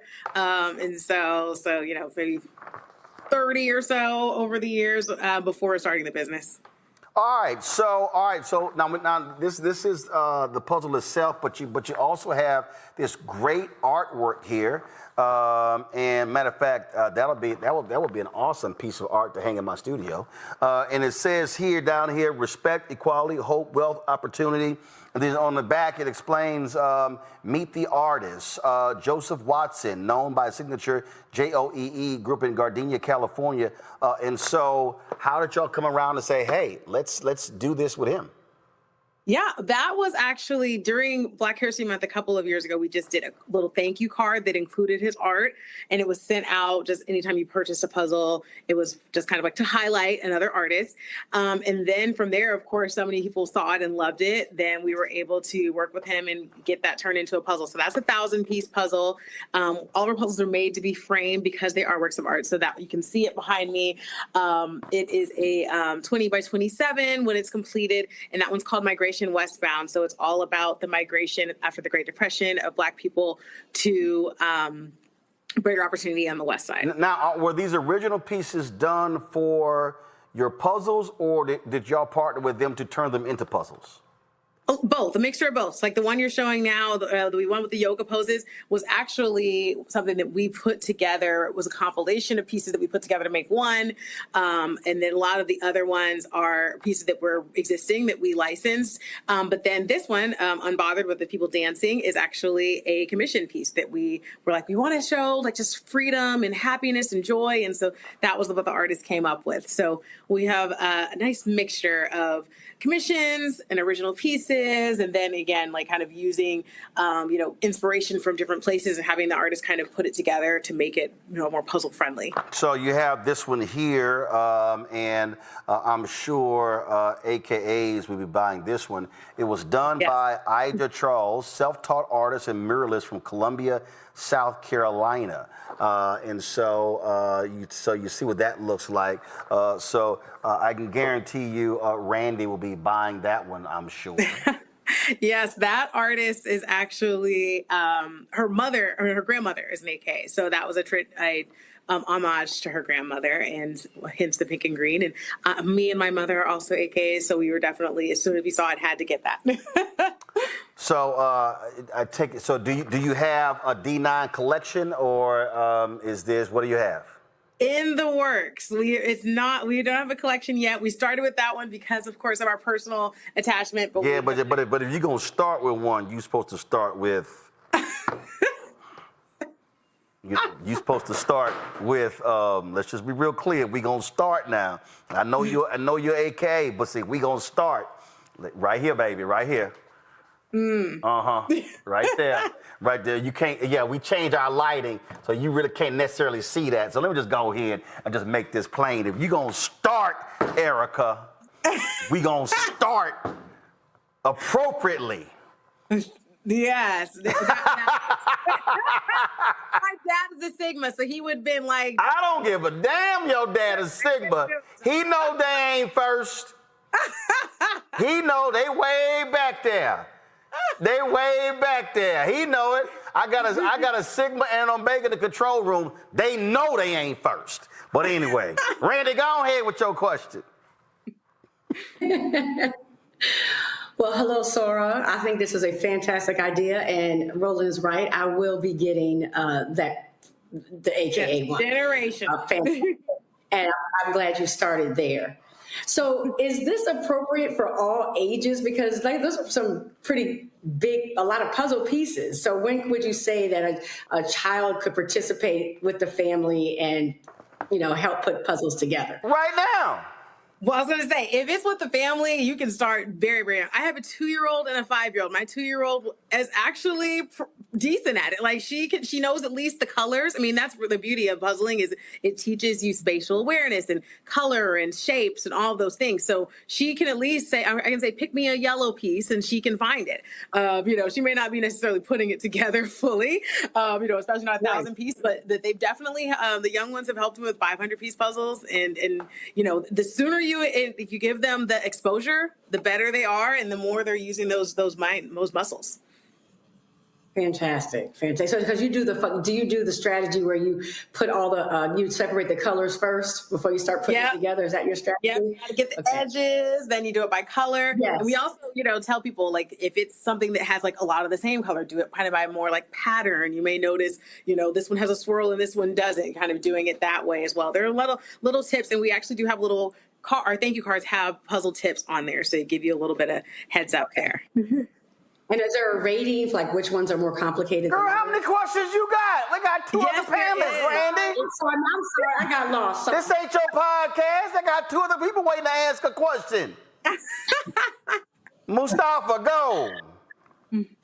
Sister, congratulations, sister. We appreciate everything you're doing. My question is, what are the greatest challenge that you've had starting your business, and what has been the greatest success? Oh, well, I grew up in the corporate world. I worked for Capital One for years and Hilton. So I was in these big businesses. So having your own business, it is very much you do everything. It's not like a department where media does this and I'm doing it all. So that luckily with the support of my family, I have my parents, my brother, and his wife all very, very active in the company. But it is just a lot of work without like the full support of like a full corporate team. So that has been an adjustment for sure, especially when you've got two little kids. Joe? I would ask, this is really great, and I'm going to get this from you. I'm wondering what are some of your next frontiers in terms of other things that you want to puzzle, and I'm picking through the website a little bit, and I'm not seeing sports, and I'm wondering, sports figures, is that intentional at all? I wonder. So I'm asking kind of what window you're coming through on that, because always Black folks, sports and entertainers. Where's my Michael Jackson? Where's my, you know what I mean? So tell us about that. Well, as we mentioned, I definitely would like to get a D9 collection going. Again, in the works, trying to find the right artists and all of those things. Sports, ironically, we are actually working on our next collection, and we will have a sports puzzle within that collection, because we want to, speak to especially the boys. We have a lot of female-centered images, so we want to kind of give something for the guys to enjoy as well. So we will have a basketball-centered, potentially basketball. We're still working on that centered piece in the next collection. But yeah, as far as like major figures, we don't typically do puzzles with them just because licensing and all that stuff. We want to make sure that we're not, violating anything there. But we would absolutely love to. We're in the talks with some estates to be able to potentially do some puzzles featuring historical figures. We do have a Harriet Tubman puzzle, so that's like a historical one there. But we're working on expanding in that area as well. Excellent. Thank you. Now, you mentioned pieces. This one here is 750. This is 1,000. So what do they number? What's your smallest number of piece puzzle, your largest? We do have 300 piece puzzle, 300, 500, 750, and 1,000 are the majority of our regular ones. We do also have a couple of kid-friendly puzzles, which are 48 and 100 piece. But those are kind of limited edition, so it's like you gotta catch it when you can. All right then. Okay, so if people want to reach out to y'all, where do they go? puzzlesofcolor.com. You can reach us out on Instagram, Facebook, TikTok, all of the socials at Puzzles of Color.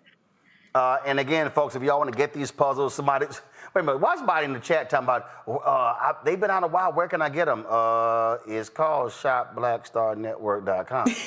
That's where you go. So again, if y'all go to shopblackstarnetwork.com, y'all can actually see the puzzles right there. And so you can peruse the different ones there. Y'all, we keep showing the logo. No. I need y'all, when we do this segment, I need y'all to show the actual website. Okay? So here we go. All right, come to my iPad. All right, so if y'all go to shopblackstarnetwork.com, okay, y'all will see right there. Okay, Puzzles of Color. You click Puzzles of Color. You're going to see information about them. Then you'll see all of the different puzzles right here that they have available. So you see 3, 6, 9, 12, 15. There are 15 different puzzles that they have available right here. Even y'all getting real spicy right here with this black plum puzzle right here. Okay, y'all trying to be grown and sexy with the puzzles? Absolutely. Got something for everybody. Nice little date night, Phil. Yes, absolutely. So, okay, that is not a puzzle for the kids. I'm just saying. They ain't one for the kids, just letting y'all know.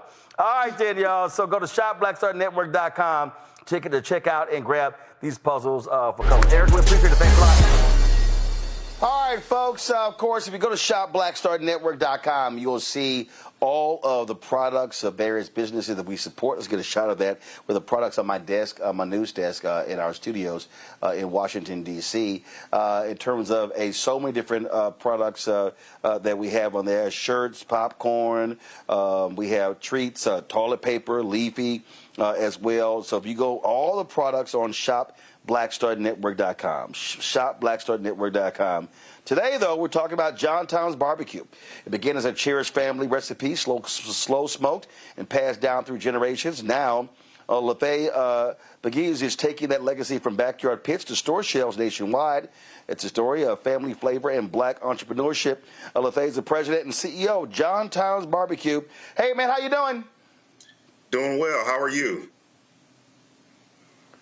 Doing great. So the origin of John Tom's, okay, where does the name come from? John Tom is my grandpa. It's his first and middle name, and it's what his family affectionately called him. They were Southern from Mississippi, so they pronounced it Joan Tone. But yes, John Tom is his first and middle name. He had created a barbecue. I'm sorry. No, go ahead.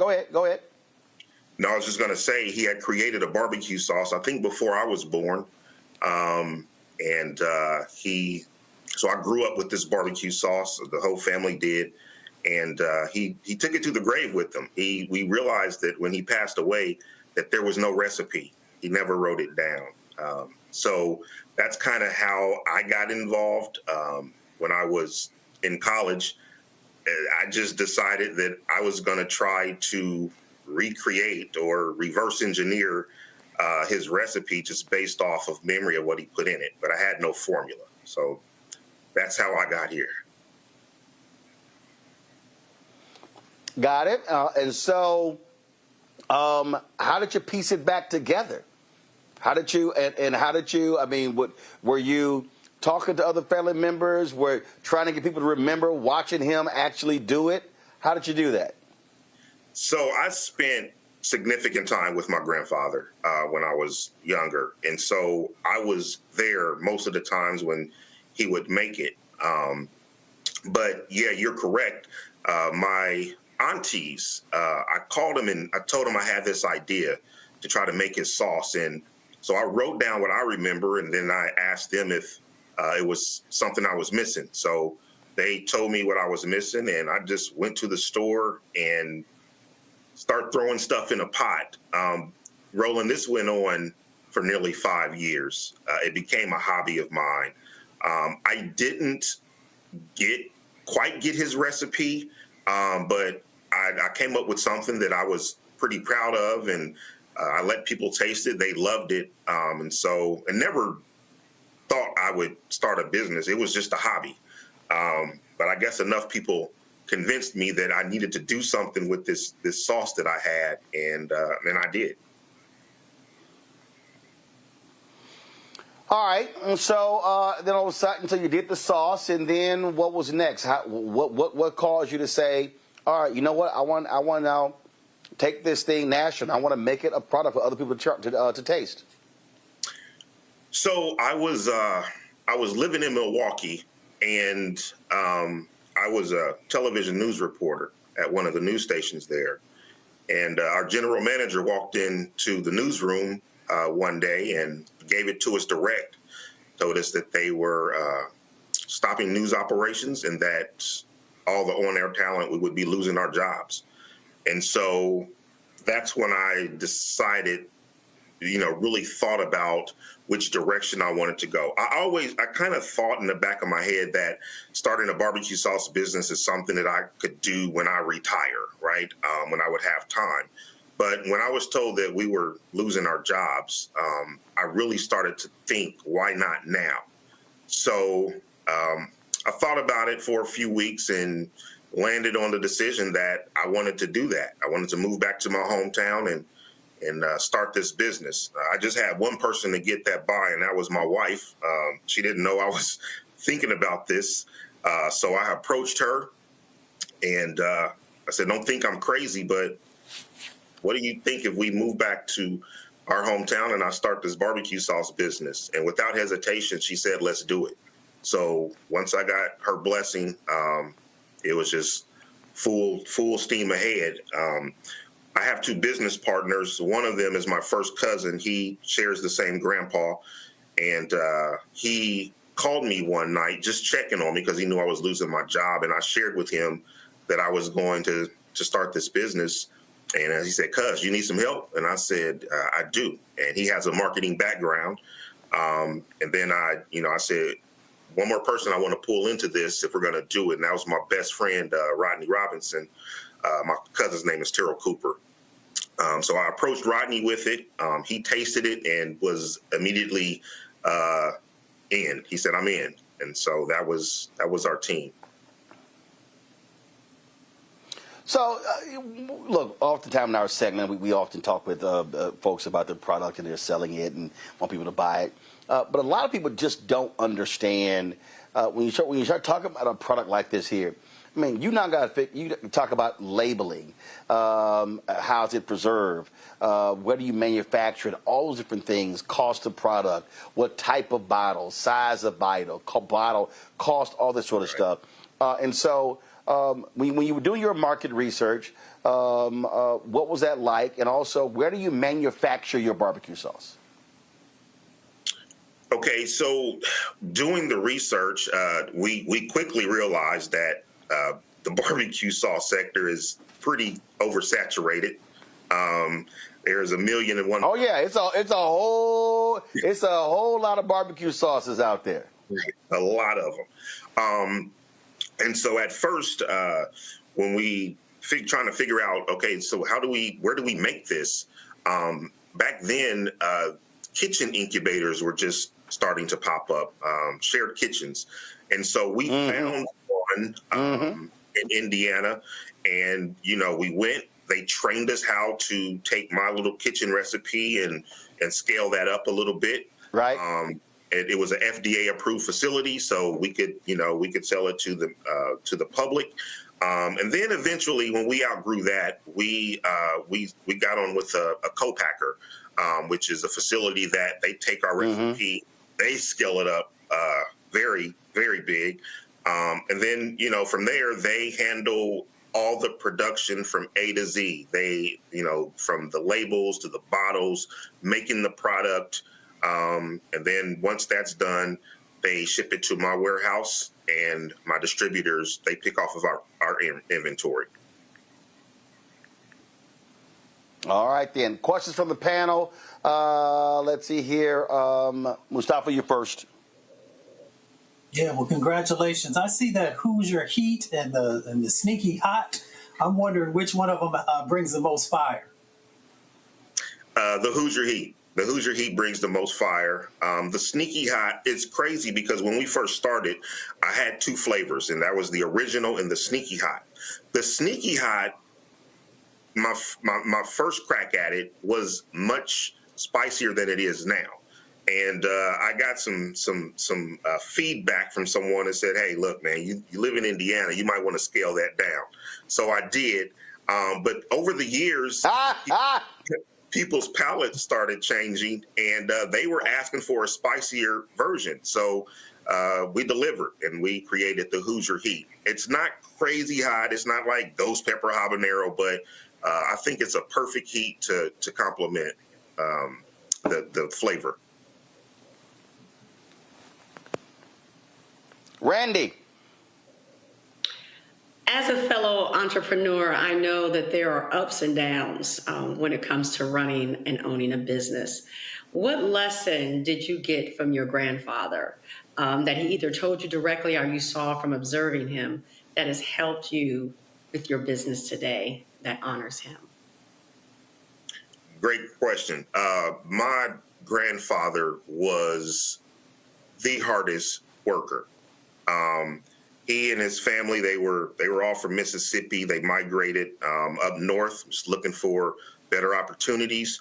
And he just brought with him this work ethic. He had plots of land around the city where he would maintain about 3 or 4 gardens, would have me up on the weekends in the garden picking weeds and picking beans and tomatoes. I saw my grandfather like really work hard, and the things that he did, he was always passionate about. Barbecue was his passion. Before it was trendy, smoking meat and making barbecue sauce. And so I grew up around that. I grew up very close to my grandfather. So, and it's funny because my family say I act like him. So I was taking all those cues, not knowing but I was taking a lot of cues from him growing up. Well, I salute you. Congratulations. I know your grandfather would be extremely proud. Yeah, I always say I just wish he could see it. Joe? Yeah, we went kind of a different direction, and instead of really going retail hard, we decided to go after like your food service accounts. So most major sporting venues in Indiana, you'll find our barbecue sauce there. So if you go to a Colts game, we're there. If you go to a Pacers Fever game, we're there. If you go to Notre Dame game, Purdue, IU, Ball State, we're there. So we kind of chose that lane because we saw nobody else. You had a barbecue sauce doing that. So those are the kind of accounts that we go after. Fantastic. Joe? Great. Congratulations on everything that you're doing. I was looking on the list there, and I saw that you guys are just about everywhere in Indiana. I've got a daughter in Louisville, Kentucky. So let me know if and when you guys have any plans to get across state lines. Yes, absolutely. I will do. We actually did a activation at Churchill Downs on the anniversary a couple years ago. So we were fortunate and blessed enough to have our sauce there for that running. But yeah, that's one thing that we're really doing is starting to cross those state borders and become more of a regional presence. Excellent. Congratulations. Thank you. All right, then. So, folks, check out the product, John Tom's Barbecue. It's on shopblackstarnetwork.com. Give me a shot of it again. This is a live look of the shot. We have it there on our news desk.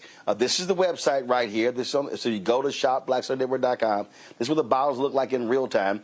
You can try the barbecue sauces, 4 different sauces there, and we certainly want y'all to try those. And, of course, other products as well. LaFave, man, we appreciate it. Good luck with the company, and thanks a lot. Thank you. Thanks for having me on.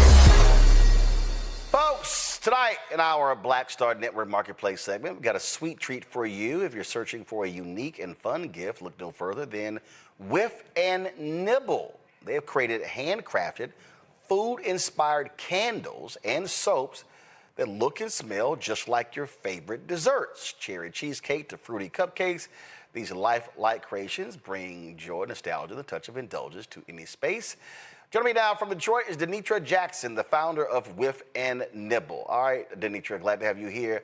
Okay, how'd you come up with this idea? Where did it come from? How you doing, Mr. Martin? Good. So Whiff and Nibble actually came from a place of darkness, right? Now, I'm a foodie, and at the time I used to be 280 pounds. So after a very traumatic time in my life, I wanted to become a new person physically, mentally, and spiritually. So I went on a weight loss journey. And instead of eating desserts, I would smell desserts, and that satisfied my cravings to stay on track and to lose the weight that I wanted to become a new person. So my love of candles, my love of food, we put the two together, and Whiff and Nibble was born. Okay, so I'm sitting here right now looking. Okay, what is this? That is our root beer mini candle. This is your root beer mini candle. Okay, so Actually, well, root beer float, excuse me. See the little ice cream? yeah, I there? see it. That's I root see beer it. float. All right, so this is not a dessert. This is literally a candle.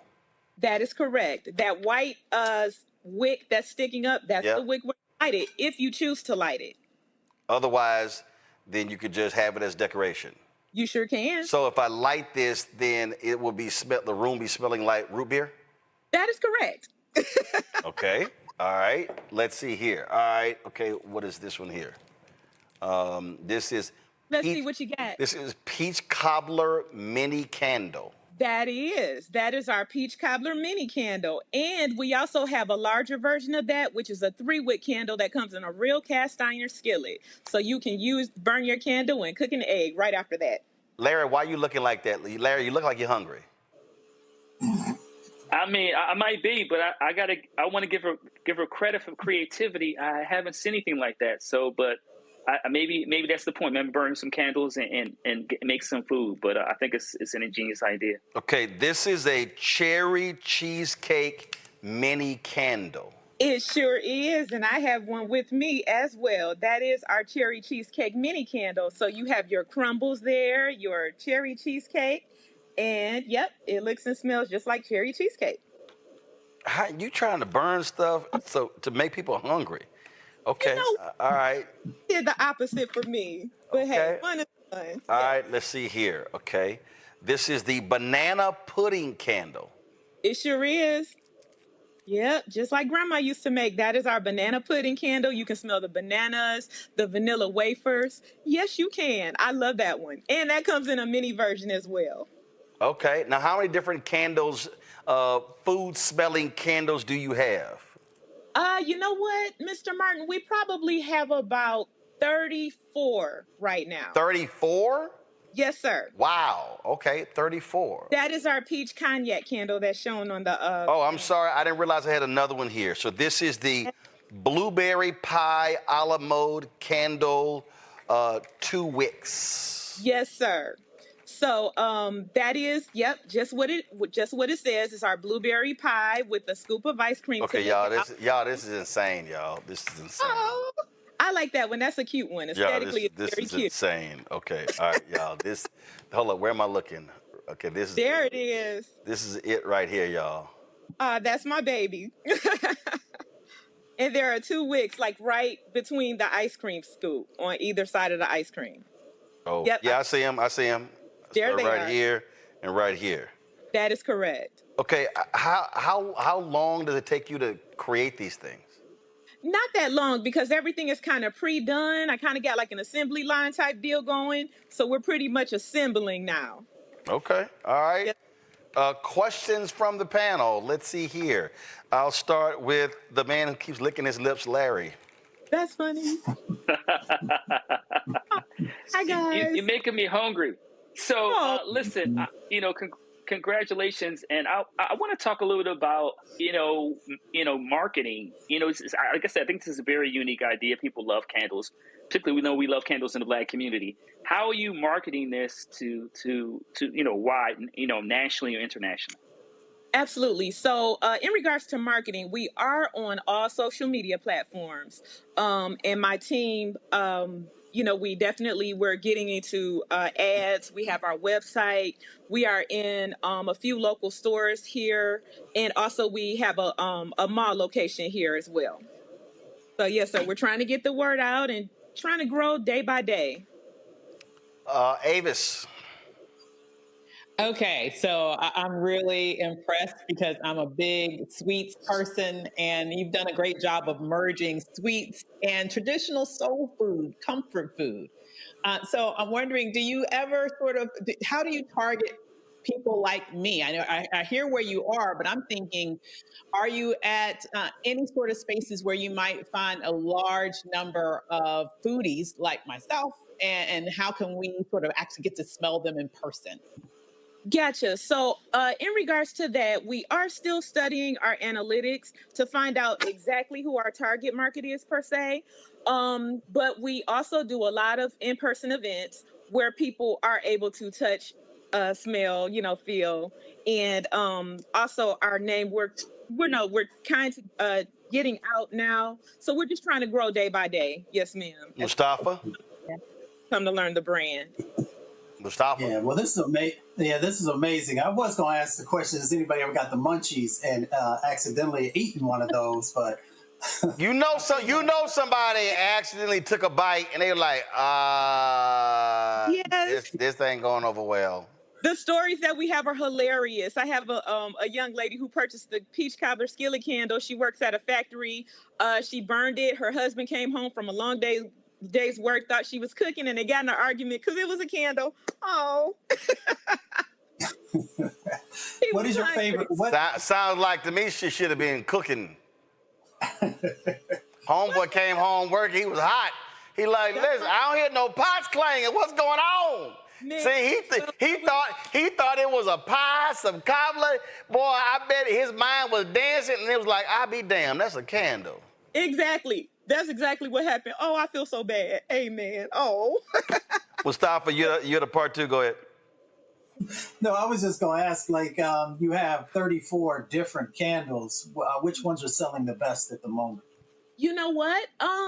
It all depends on the person. So like I said, we're the ones selling the best are the 5 on shopblackstarnetwork.com. Go to my iPad. This is the 5 right here. We got the cherry cheesecake scented mini candle, the peach cobbler candle, the blueberry cheesecake scented mini candle, the banana pudding candle, and the apple cobbler. So these are the 5 best selling right here. Yes, sir. That you heard it, sir. Yep. Mr. Martin has spoken. Cool. All right then. So so first of all, how long has the business been going?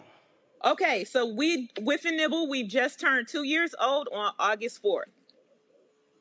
Gotcha. Okay. All right then. Well, y'all just celebrated your birthday. Well, listen, folks, if y'all want these scented candles, right now, go to shopblackstarnetwork.com. Order them, shopblackstarnetwork.com.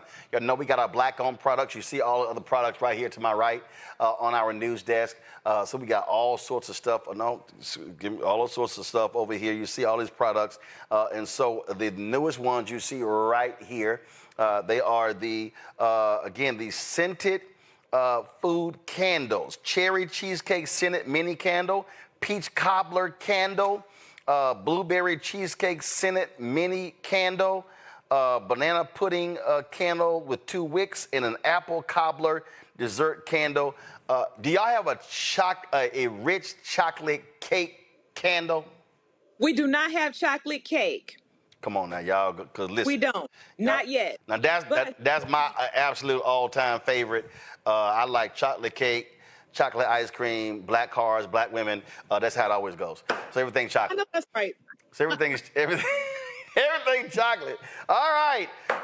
Again, congratulations. Thank you. Folks. Again, if you go to the website, you will see Whiff and Nibble novelty gifts. Founder is Denitra Jackson out of Detroit. Denitra, glad to have you on the show and glad to have your products in our shopblackstarnetwork.com marketplace. Thank you so much for the opportunity. Have a blessed day. I appreciate it. Thanks so much. Y'all look at the Paul Robeson. I'm not Paul Robeson. You know what? I need to get a Paul Robeson picture in our studio. James Baldwin, the James Baldwin piece that hangs in our Black Star Network studios there. I love that piece. And so one day I was on Etsy and I actually saw that and I hit Dominique Brown and I said, man, I got to get that. And so she sent that to us. I bought it from her, paid for it. And so she's the award-winning artist behind Damo Inc., of course. Vibrant art pieces, unapologetically bold and reflect a creative brand known for modern portraits, cultural textures, and all of that. Dominique joins us right now. Glad to have you here. First and foremost, just folks who don't know, when did you really start your art? Man, I've been drawing since I was a little girl. Like my first image I have of myself, like I guess thought, was when I was in preschool. I did an illustration of a lady on a paper plate. To me, I thought it was bomb. Probably now in hindsight, it probably wasn't. But my teacher telling me like, this is a really nice portrait, I think like basically put me on the path to just always keep drawing.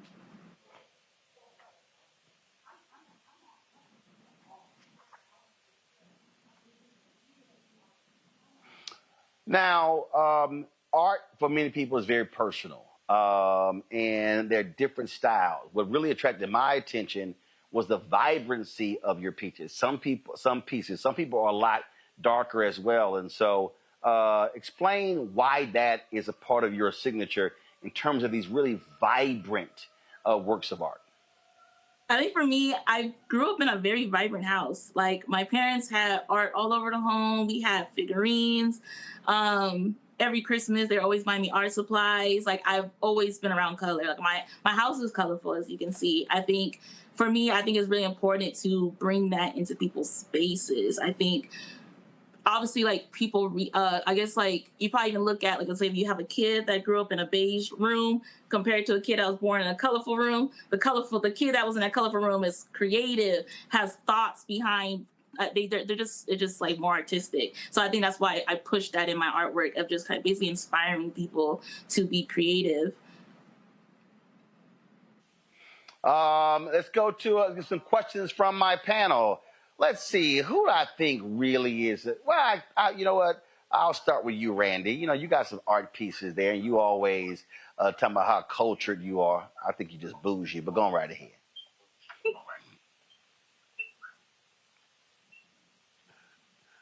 Whatsoever. I got kicked out of my kids' art class, asked me not to volunteer anymore. So I am very inspired and respect all that you're doing. I'm very familiar with your art.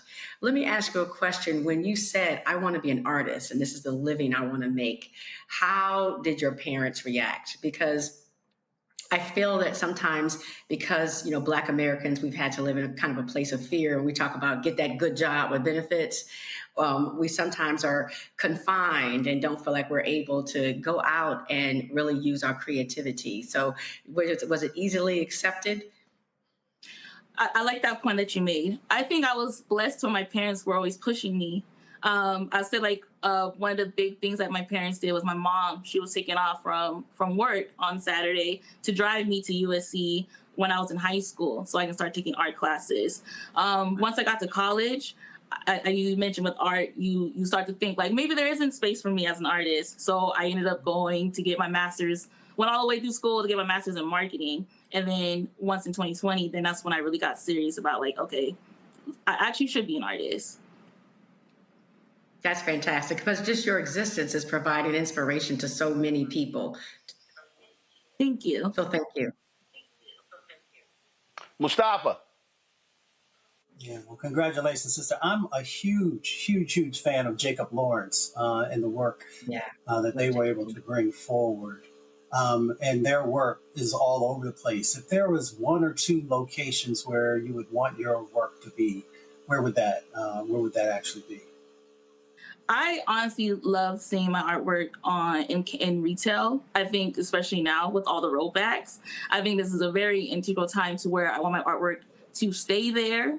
Right now I have a collection at Walmart where I'm selling hair accessories, and to be able to see that kids, college students, elderly can go inside and buy a bonnet, hair, I can't even think, rubber bands, scrunchies that are reflective of Black culture is very important. I think it's helpful for people to feel seen in their space. So now we're seeing retail pull back on a lot of Black-owned businesses, and we don't have that no more. We kind of have to go online. So I kind of want to be able to still be able to be in retail over the coming years so people can continue to feel seen. Another place as well, I think it's really good for me, has been in campaigns. I think people really need to see themselves there as well. I recently did a collaboration with the Rams for Juneteenth to where people were able, so in that campaign, I created apparel. Also, we went to Flores Joyner Elementary School where we painted murals for the kids so they can see themselves reflected because the murals had children of all different races. So I think I just really want to kind of stay in those spaces of retail and campaigns. Joe. Yeah, this is really amazing. I'm sitting here looking at the website. You got wall, you got art, you got decor, you've got clothes, you got lifestyle. What is the next frontier? Because you already do so much, and it kind of connects to the previous question. Are there any kinds of products that you don't make already that you would like to make? Yeah, so right now I'm leaning a lot into like plushies. I'm leaning into collectibles. I think that's something I really want to get into. Like Christmas season is coming up. So like currently right now we're creating nutcrackers, which is different. Because I feel like it's still part of the whole like, hey, like let's bring ourselves to spaces. So I think thank you. Yeah, because as you know, if you go to the store, you're not gonna find no black nutcracker. If you do, it's just a white figurine that was just painted black. So I think for me, I just always want to continue to create products that are reflective of our culture, no matter what it is. So I think that's why I'm kind of leaning into more of the toy design, because I want to kind of start getting to the younger generations so that they don't have that same kind of feeling that I had growing up, where I wasn't seeing black art to where I didn't feel like I could be a black artist. So I want to kind of start in that younger space. So that's why I'm leaning into the plushies, as I have right here, which is the Honey Supreme, which is basically... Wow, that's amazing. Thank you. Yes, because it's basically a metaphor to sunflowers, how sunflowers look to the sun. Sunflowers are basically a symbol of resilience, positivity, always looking up no matter what the circumstances are. All right, then. Well, folks, again, Dominique has some amazing pieces. If y'all go to shopblackstarnetwork.com, y'all can certainly get those. If you want to get your copy of that James Baldwin piece we have hanging up in our studio, you can absolutely do so. If you go to the website, you'll see the pieces, Coretta Scott King and Dr. King, Rosa Parks, John Lewis, some others as well. And so it's Damo Inc., and so support her artwork. Dominique, I appreciate you being on today's show. Thanks a lot. Thank you. Folks, hashtag End the Stereotypes is a T-shirt apparel company with a mission to break down harmful stereotypes. Joining us right now from Gulfport, Mississippi, is founder Yolanda Crawford. Yolanda, welcome to Roland Martin Unfiltered. How you doing? I'm great. How are you? Doing great. All right, so where did this idea come from? Where did it start? It started back in 2009 when I was living in Tennessee. And I went through the mall and I saw a gentleman wearing a shirt that said, "I support single mothers." But on the shirt was a woman on a pole, giving the image, she was an exotic dancer. And that image really bothered me because I am a single mother and that's not who I am. So that evening, I couldn't shake it. And so it came to mind, how can I combat this? How can I let people know that is not who all single mothers are? And I just began to sketch out, I am a single mother. I am not promiscuous. I am not on welfare. I am not. And that's how the idea became. And then I just expanded to, I am a Black woman. I am not loud. I'm not angry. I'm not ghetto. I'm not bitter. I thought about my father, my brother, my son, thought about what they are facing as Black men. And the idea just grew from there. And you started this when? 2009 was when it was first started. I launched my first website in 2012, and we revamped in 2021. So you revamped in 2021, and so how's it gone so far? So far, it's going well. We are still small but growing, but definitely we're getting more attention, more sales. We're growing faster now. Gotcha. And what would you say is your most popular shirt? The most popular shirt by far right now are the I Am a Black Woman t-shirts as well as the I Am a Black Man t-shirts. All right, then. Questions from my panel. Mustafa, you first. Yeah. Well, sister, thank you for doing this. It's always important to correct the narrative and to bring forth the beauty that exists in our community. I'm curious, as your business is growing, where do you see yourself in the next couple of years? I I want to develop a full fashion brand. So not just t-shirts and hoodies. We want to be top and bottom in retail stores, in New York Fashion Week. I want it to grow, but not just for, any general purposes. I want people to become more knowledgeable of how harmful stereotypes are and how they affect our community. Larry?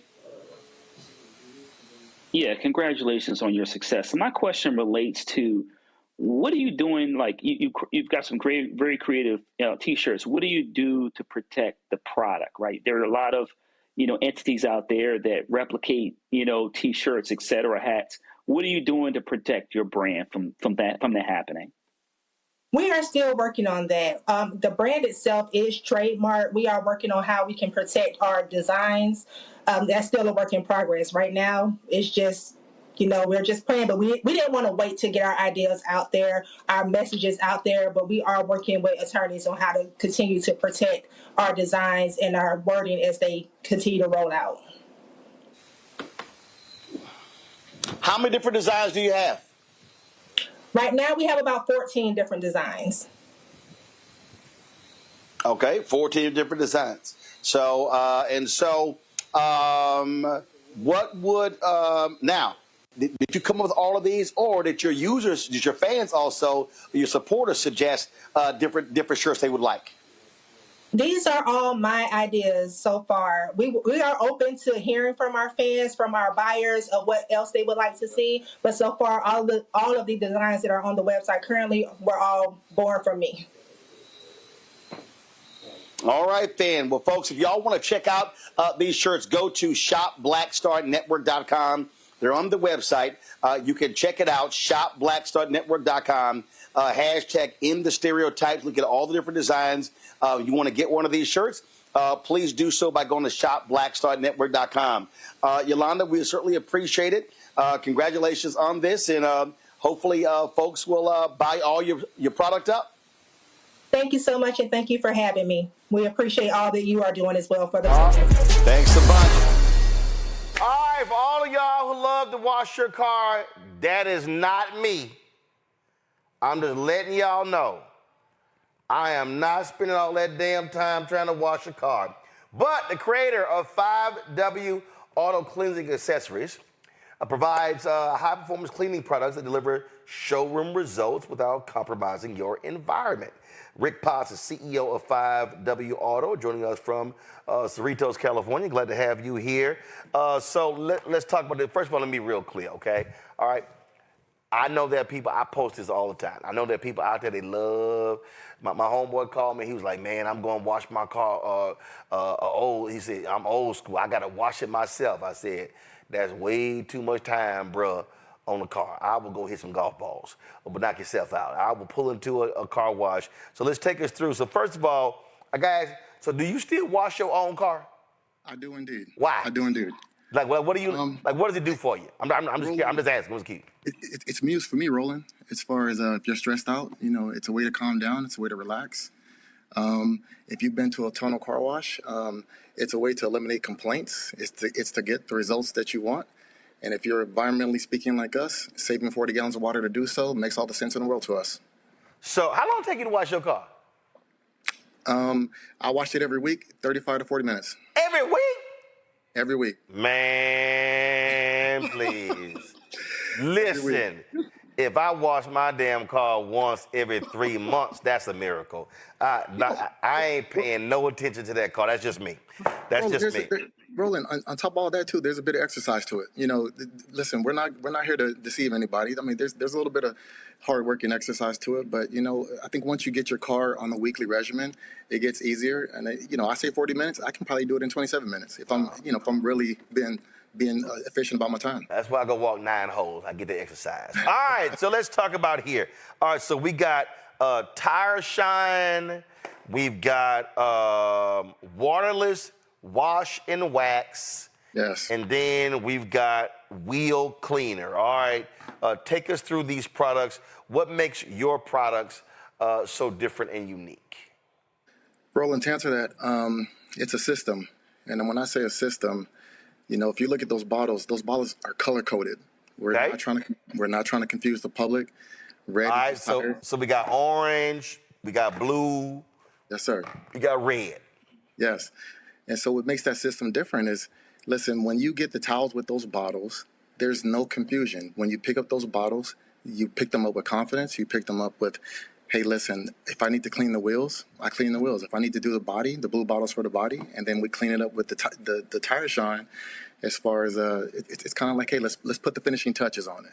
So, and when I say the differentiator, Roland, to your question, essentially when you take those 5 bottles that we have minus the odor eliminator, if you're out in your front driveway and you say you're down in Houston, and Houston is having a water restriction in your area, and you want to wash your car, if they shut down, let's just say hypothetically, the water at your Tono car wash, what are you going to do?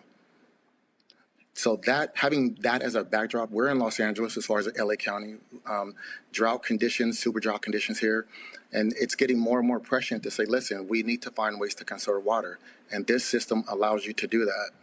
Okay, so allows you to conserve water. So you're calling this water saving, eco-friendly. Okay, walk me through, how is this water saving? So if I, so when it's time to, hold on one sec, which one is here?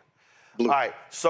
All right, so let's see. So when it's time to wash the car, I ain't got no water. So you're saying that if I'm not using any water, I can use the waterless wash and wax to wash the car using no water.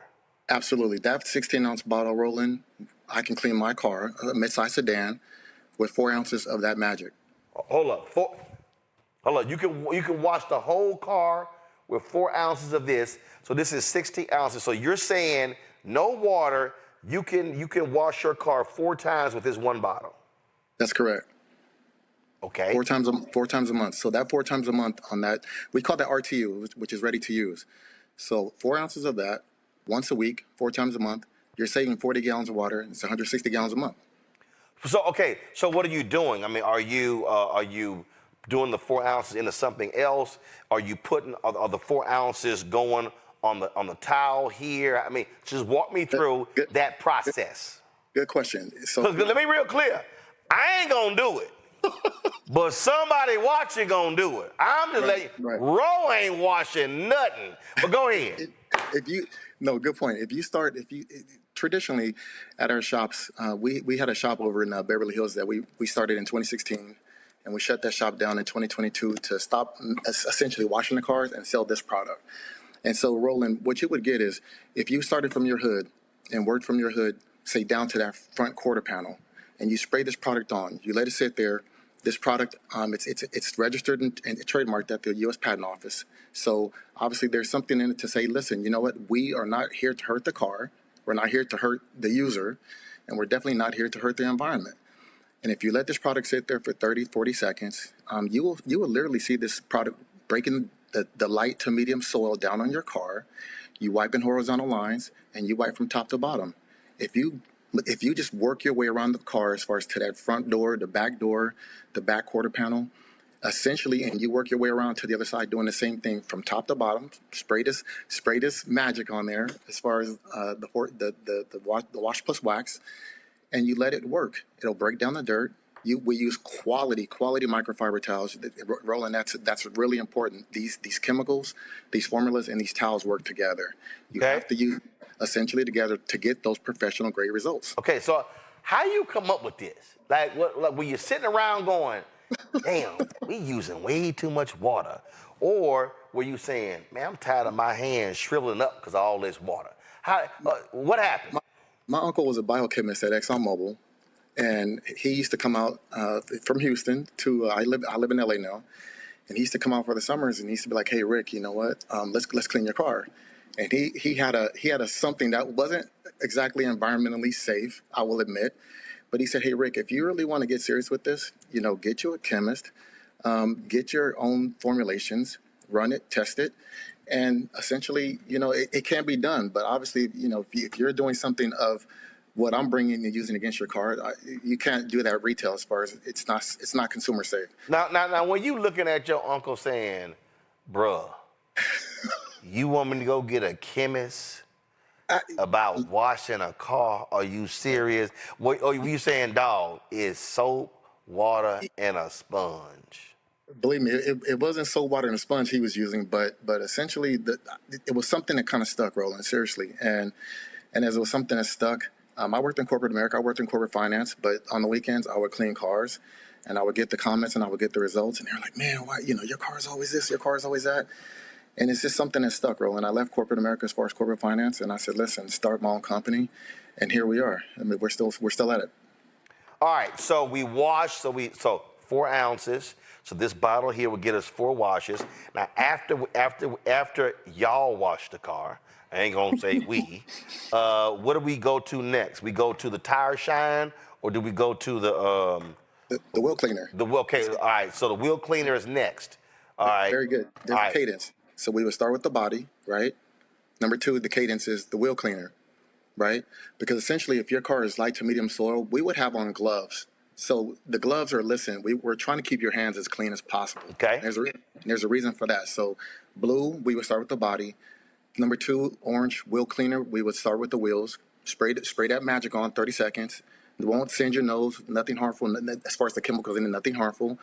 You work your way around 1, 2, 3, 4 wheels. After you're done with the wheels rolling, number 3 would be tire shine. We're going to put that tire shine on number 3. The gloves are still on.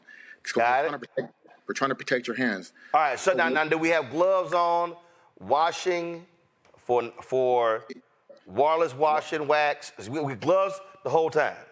We recommend it. Is it any gloves? Is it the latex gloves? Just some latex gloves. Okay. Some light, because essentially we're trying to keep your hands clean. Because the number 4 process is really, why we do that. And so if you start with number 1 with the wash plus wax, your gloves are on.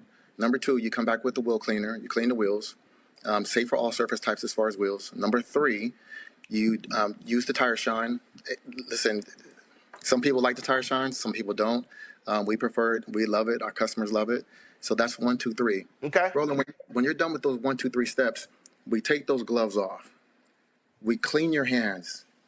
We clean your hands with essentially a wipe, right? We want to get the moisture. We want to get the grime. We want to get the soil off your hands. Because when we get to step 4, as far as the windows, we want clean hands. And we spray that yellow, as far as that glass cleaner, on those windows with that yellow glass towel. And if you, again, wipe in horizontal lines, you will see very clearly as far as the power of, listen, these windows will probably look about as good as they've ever looked as far as when you first bought the car. Okay. All right, let me go to my panel here. So let me see, which of these 3 likely spend their Saturdays washing their car? Probably you, Tyler. Look, I hear y'all take washing cars serious in LA, and I love the feeling when a car is freshly washed or detailed, and it's that fresh, clean scent. Does 5W Auto Cleaning offer any products that offer a signature fragrance or option that gives that sensory experience, while cleaning? Good question. And I will say to your statement, LA, you will see some clean cars out here. As far as odor eliminator, we saved that for last. Roland, I'm not sure if Roland can put that up. As far as it's a purple bottle, we have a fragrant. No, I don't think I had a purple bottle, player. Hold on, wait. No. There should be a purple bottle there. Mackenzie, where the bottle at? Mackenzie. But to answer that question, we will finish it off with an odor eliminator. Pet scents. If you have food scents in your car, some people smoke. It will eliminate. Mackenzie, you're supposed to give me all the bottles. See, that's right. That's why you're on TV right now. Purple. That's why you're on TV. Thank you. You're supposed to give me the towels.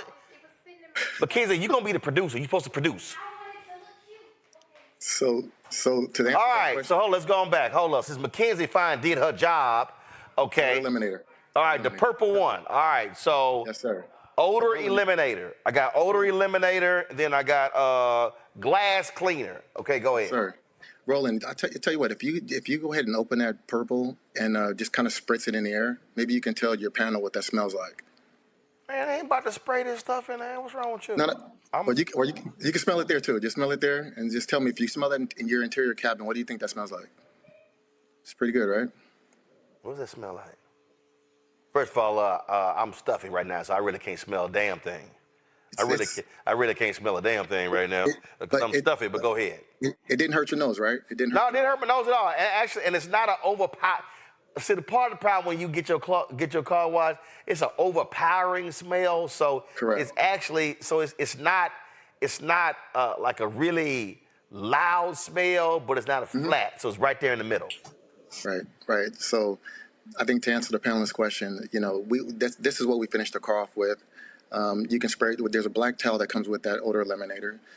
We don't suggest directly spraying it on leather or cloth seats. Spray it on the towel. You can work your way around the cabin as far as the carpet areas of the interior. Oh, hold up. So hold up. We got the color coded towels too? Yes, sir. Okay. All right. So that go with the orange. That go with the red. Correct. That go with the blue. Correct. What the hell does go with this yellow? What is this? Yellow goes with the yellow to your right there. All right. Oh, so hold up. That's yellow. All right. So what this towel go to? Hey, come on. Water shot. What does it go to? Now that one, Roland, we call plush dessert. So after you're done with those windows on step 4, I was talking about earlier, you're going to use that plush, and if there's any excess haze on the windows, that plush towel will get your windows as absolutely crystal clear and clean. Okay. All right. So hold up. Now I got the red, I got the orange, the blue. Where the purple towel? What goes with the purple? The purple towel, essentially. I'm just messing with you. I know what you're doing. This the odor eliminator. Ain't no towel. Right. There you go. Essentially, I'm like, you don't put air freshener scents in your car with a towel. But, ain't no towel. But black, as far as black, I mean, purple, we could make it purple, but black, I mean, do you really need a towel to put the odor eliminator in your car? So. Okay. All right. Larry.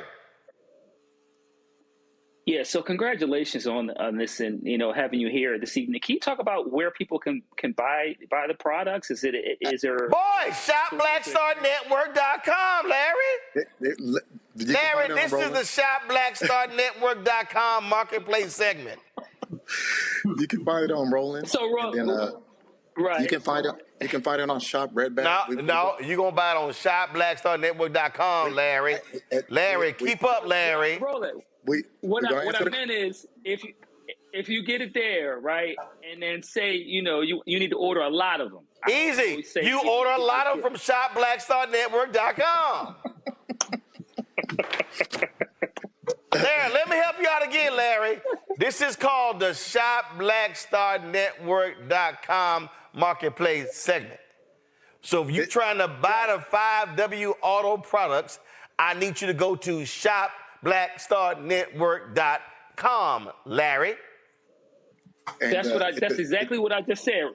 I just said that. And when you go to ShopBlackStarNetwork.com to buy the products, you're also helping fund BlackStarNetwork.com. And you get a discount, right? You get a discount. It's on the website. It's there. Let me go to Mustafa, because Larry clearly don't know what the segment is. Mustafa, what's your question? Oh man, got my head down.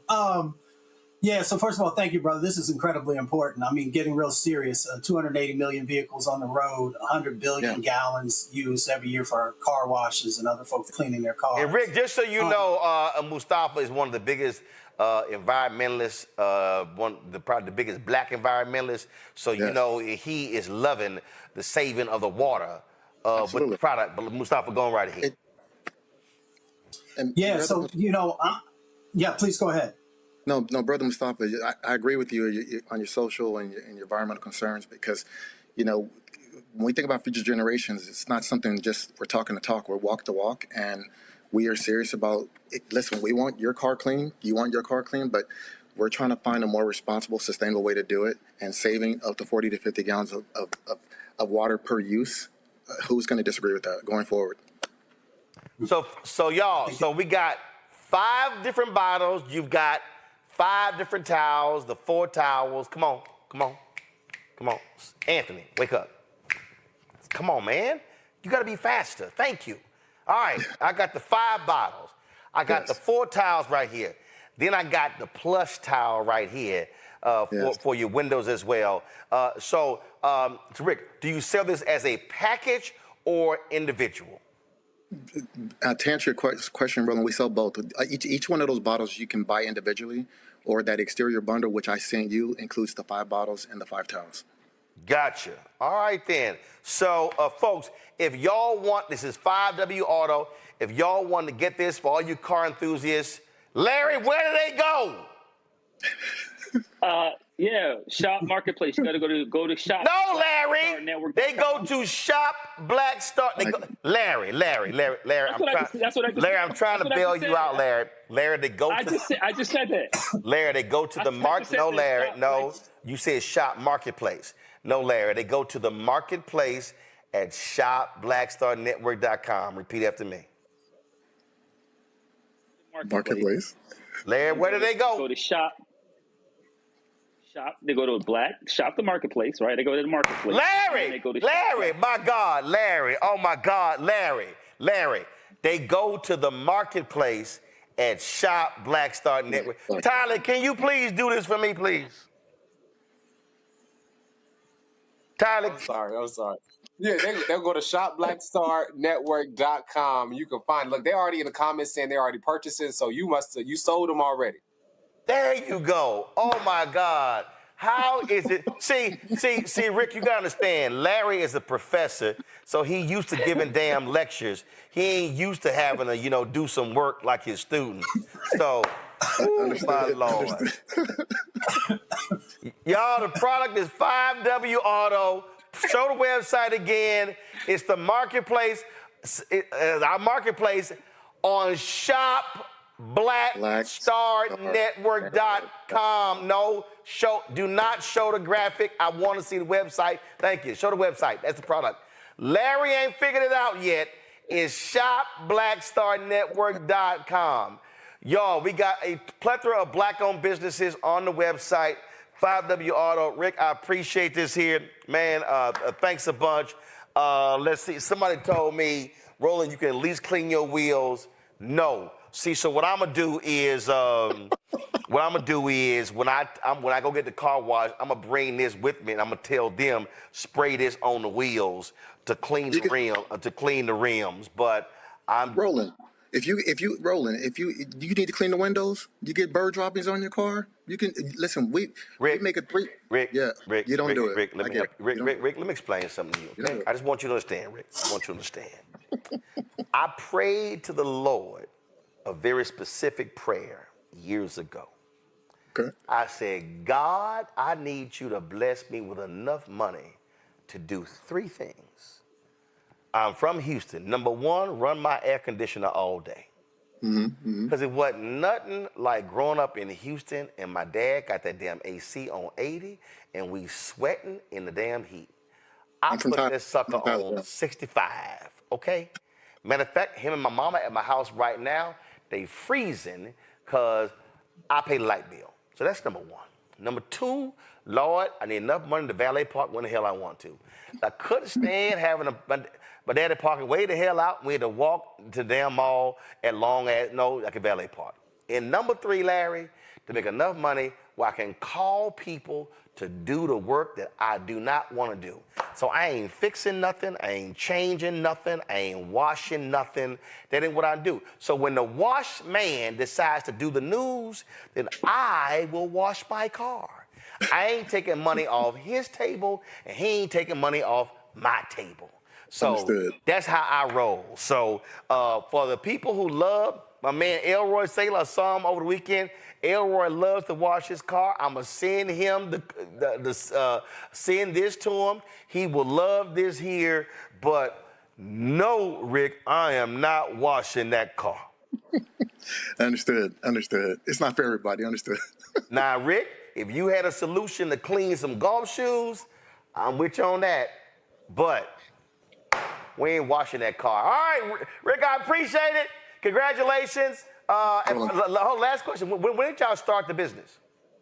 June 2022. June 2022. All right, then. So, y'all, 5W Auto, again, let me go down the line here. You got, what's her name? That little child, Mackenzie, screwed it up. So let me put this on that end over there. So first and foremost, y'all, you got the waterless wash and mix. Then y'all can go and move to the wheel cleaner. Then y'all can move to the tire shine. Then y'all can do, y'all can do the odor eliminator. Rick, I spray this, Rick. I go ahead, at least I do this. At least I do spray. And then y'all, for the glass cleaner, y'all can move to that. You got the tiles that color code right here. It ain't hard to mix it up so that way you ain't one going with the other. And then of course you got the plush tile to add that special shine on your glass, on your windows. All right, Rick, I appreciate it, man. Thanks a bunch. Thank you, Roland. Appreciate you guys. All right, that's it for us. Let me thank Mustafa. Let me thank Tylik. Larry, I don't know why you were acting like a Sigma today. Or our older. Hold on, man. Come on now. Oh, that's right. I forgot. Okay, hold on. You better watch it. I don't know. Come on now. I mean, you act like, you know, I mean, it's like you were giving like this year? You were giving Sigma and Iota vibes today. Nah. Oh, always ice cold. Come on now. It's been a long day. Oh, I forgot. Oh, that's right, Tyler. You in that little youth group? You a little Sigma? Yeah, we stroll the right way. We don't do that stroll you be doing. Okay, first of all, let me be real clear with you. First of all, alphas don't stroll. We step. Sororities stroll. Let me help you out. We step. Sororities stroll. So clearly sororities and Sigmas stroll. Well, you know, I don't think y'all win step shows, do y'all? Boy, you do not want to get your feelings hurt when it comes to stepping. Now you know doggone well. You got three. Plus you got 3-on-1 on here. You know doggone well, y'all. You know doggone well, y'all can't step. Don't even. Meet me on the stage. Boy, please don't even. Between you and Terrell, y'all can roll and stroll, but y'all can't step. So just letting y'all know. Yeah, y'all, Terrell, he in the control. He another one of them listeners. First of all, I'm shocked.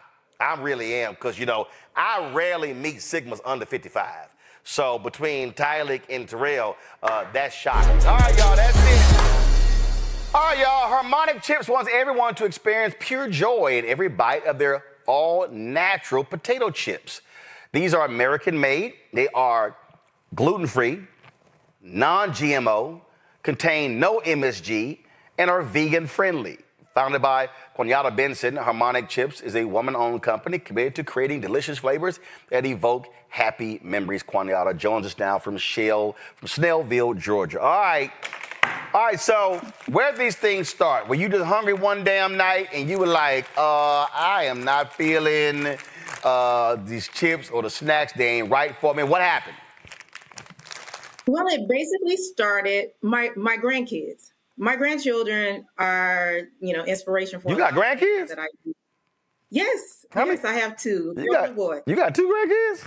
I would never thought that, girl. Go on, keep going.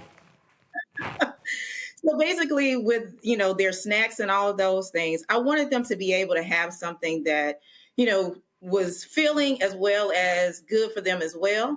And then I wanted to be able to do something like I did with my grandmother, when she was alive, something that we could share and have some good memories about. Okay. So what? You were just sitting in the crib and was like, you know what? I want my own damn chips. Okay. Like, how did we get there? Well, it started with a conversation with my husband. And we wanted to provide, something to, just everyday people. You didn't have to, have a whole lot of money, but you wanted something that was good for you and delicious at the same time. So did a little research and learned that, hey, there aren't, any Black-owned potato chip companies, especially for woman-owned. Basically, it's just the big conglomerates or what have you. So I decided that I wanted to, provide something great for a lot of people. And not only just, for the kids or what have you, but you can join in with your friends and make great memories together. All right. So we got honey jalapeno, dill pickle. Lord, don't let my wife see those. and rosemary flavored. Okay, so how did you settle on these three? Okay.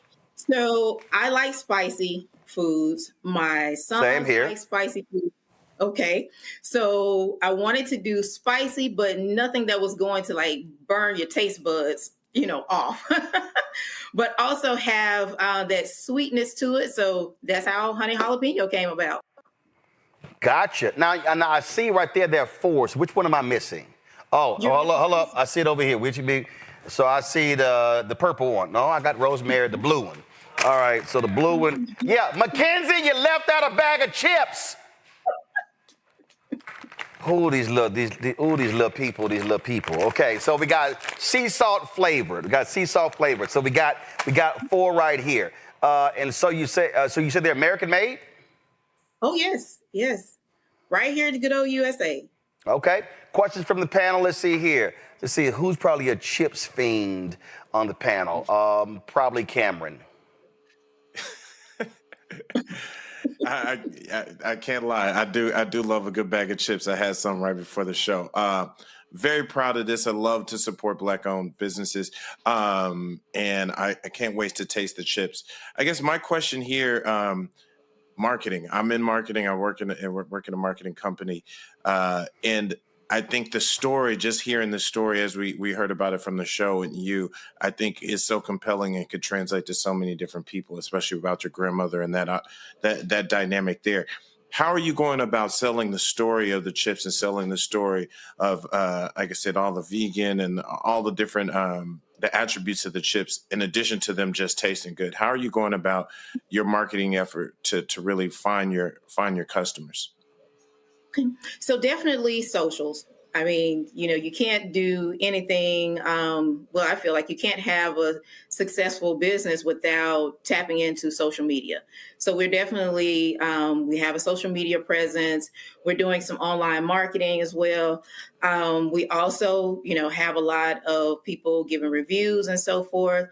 We are in the Atlanta airport, so we're getting foot traffic that way as well.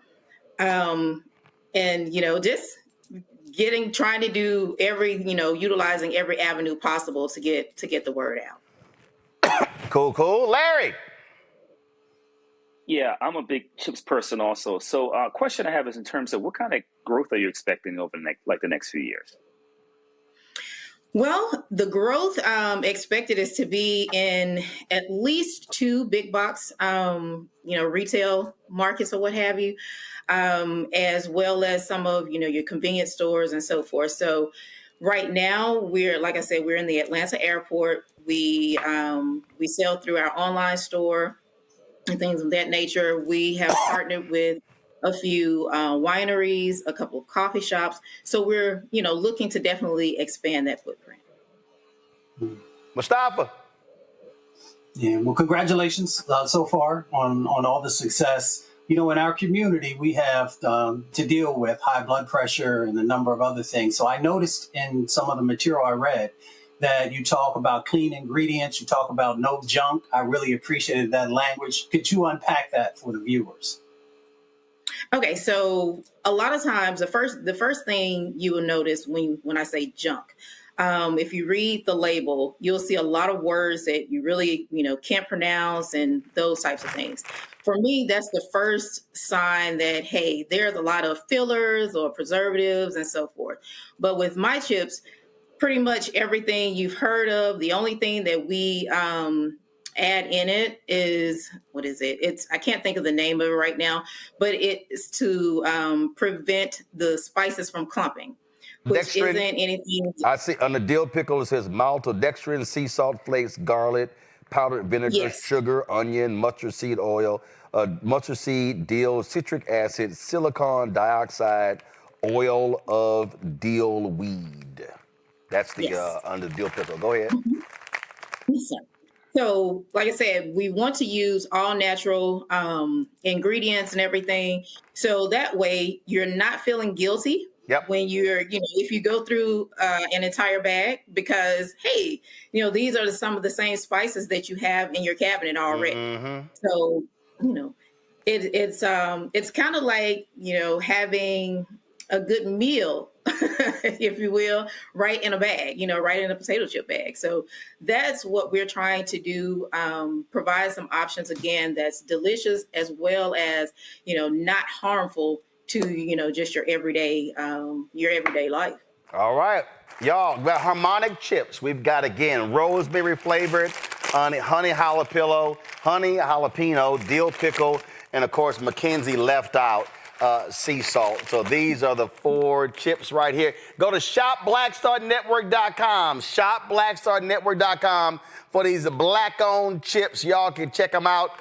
Again, these hit your taste buds and see if y'all buy these up like crazy, and they can come out with some other flavors as well. Quanyetta, I appreciate it. Thanks a lot. All right, folks, we all travel and we want to be comfortable. Well, as a black-owned brand, redefining being cozy and comfortable when you are traveling. E-Marie delivers everyday luxury, whether you're at home or on the go. We're joined right now by Eula Smith, owner and operator of E-Marie Travel, joining us from Los Angeles. Eula, glad to have you here. And so, Hi. all right. How are you, Roland? Talk about these stylish blankets and hoodies you have. Yeah, so first of all, thank you so much for having me. I'm a huge fan of yours, so thank you for the great work you're doing for our community. Really appreciate it. So I created a travel blanket because I am someone who travels almost every single month from Los Angeles to New York, overseas, just all over. And I needed something that was functional. I was carrying at the time this huge cashmere blanket that was like a $400 blanket. And it was like every time I got off the plane, I had to dry clean it. So I thought I needed to create something that I could use on a plane and also when I get off the plane. So I created the E-Marie Travel Wrap. And it's a 4-in-1. It can be used as a blanket, a pillow, a shawl, and a scarf. And we were on Oprah's favorite list 3 years in a row with it. So we're very excited about it. And I think the best part about our blanket is that it's washable. People seem to love that. All right, so look, there's a lot of blankets out there, a lot of things out there, but what caused this? And what happened? And were you traveling? You were like, man, this blanket sucks. Well, you look at the ones in the airport and they're so flimsy. They're not warm. They're not comfortable. And I just wanted something that was very luxe. I wanted to feel luxe like it was cashmere, but not cashmere because I wanted to be able to wash it. So what we call it our faux cashmere blanket because it looks like cashmere and it feels like cashmere and it's extremely warm. So I think people just love it. And it comes in its own little pouch. So you can put it in this pouch, throw it in your handbag, throw it in your tote, or tie it on your suitcase. So it's a bag that you don't have to ever leave home without. All right. Now, when we talk about traveling, size, weight matters because, listen, you're not trying to have a whole bunch of bulky stuff. And so how did you factor that in? Because I travel myself, so I'm good about carrying on. I can do a carry-on and a tote for a 2-week trip, so I know how to pack. So I needed something that was going to be able to go everywhere with me without having to be an extra piece. So it goes into a little pouch, and it ties on your suitcase, or it fits right in your tote or your handbag. So it's so easy. You never have to worry about trying to check it or having too much stuff with you. It's just a perfect item to go anywhere you go. And I actually keep one in my office and I keep one in my car because I live in LA and it could be 80 degrees in the afternoon and the sun goes down at 60 degrees. So I always have one on me, always. Oh, hell yeah. That is absolutely LA. So we got the blanket, but we also have the eye mask. And I'm telling you right now, I'm a huge believer in the eye mask because you always got that dumbass who refuses to pull a window shade down. Right, and it's like exactly. 7 o'clock in the morning and a bright ass sun is coming in. Exactly. And our mask is very comfortable. It comes in the rib. So we have 2 different styles. One is a rib blanket that comes with the eye mask, and the other one's just a solid bag that does not come with an eye mask. So if you're someone who likes an eye mask, you want to buy the rib one. All right, questions for the panel. Mustafa, go. Yeah, Ms. Smith, I'm curious, what are the materials for the blanket and for the eye mask? Because sustainable products are incredibly important in making sure that they're healthy and safe. Yes, absolutely. It's cotton with viscose in it, so it's washable. And the thing about our blanket is that it keeps its volume, its weight. So when you wash it, it comes right out of the wash and dry. It comes right out of the dryer, extremely fluffy still, extremely soft and cozy. Larry. Yeah, I'm curious if how way your business has been impacted by the tariffs the last couple of months. Well, fortunately, our blanket is a replenishment item. So therefore, we keep this blanket in stock year round because it has such a high demand. So our warehouse has a nice amount of stock right now. So we haven't had to reorder because we always plan for like a 6-month stock. Our stock will probably dwindle into December when we'll have to worry about tariffs. And hopefully by then, we'll be back on track. Jesse. Do you have any plans to expand kind of the inventory of what you have for travel gear? Yeah, in fact, if you go on our website, we also have these really yummy, comfortable hoodies that are made in the same fabric. It's called our travel hoodie. And we just launched our whole new line of T-shirts and actually loungewear, which is more like a fleece for travel.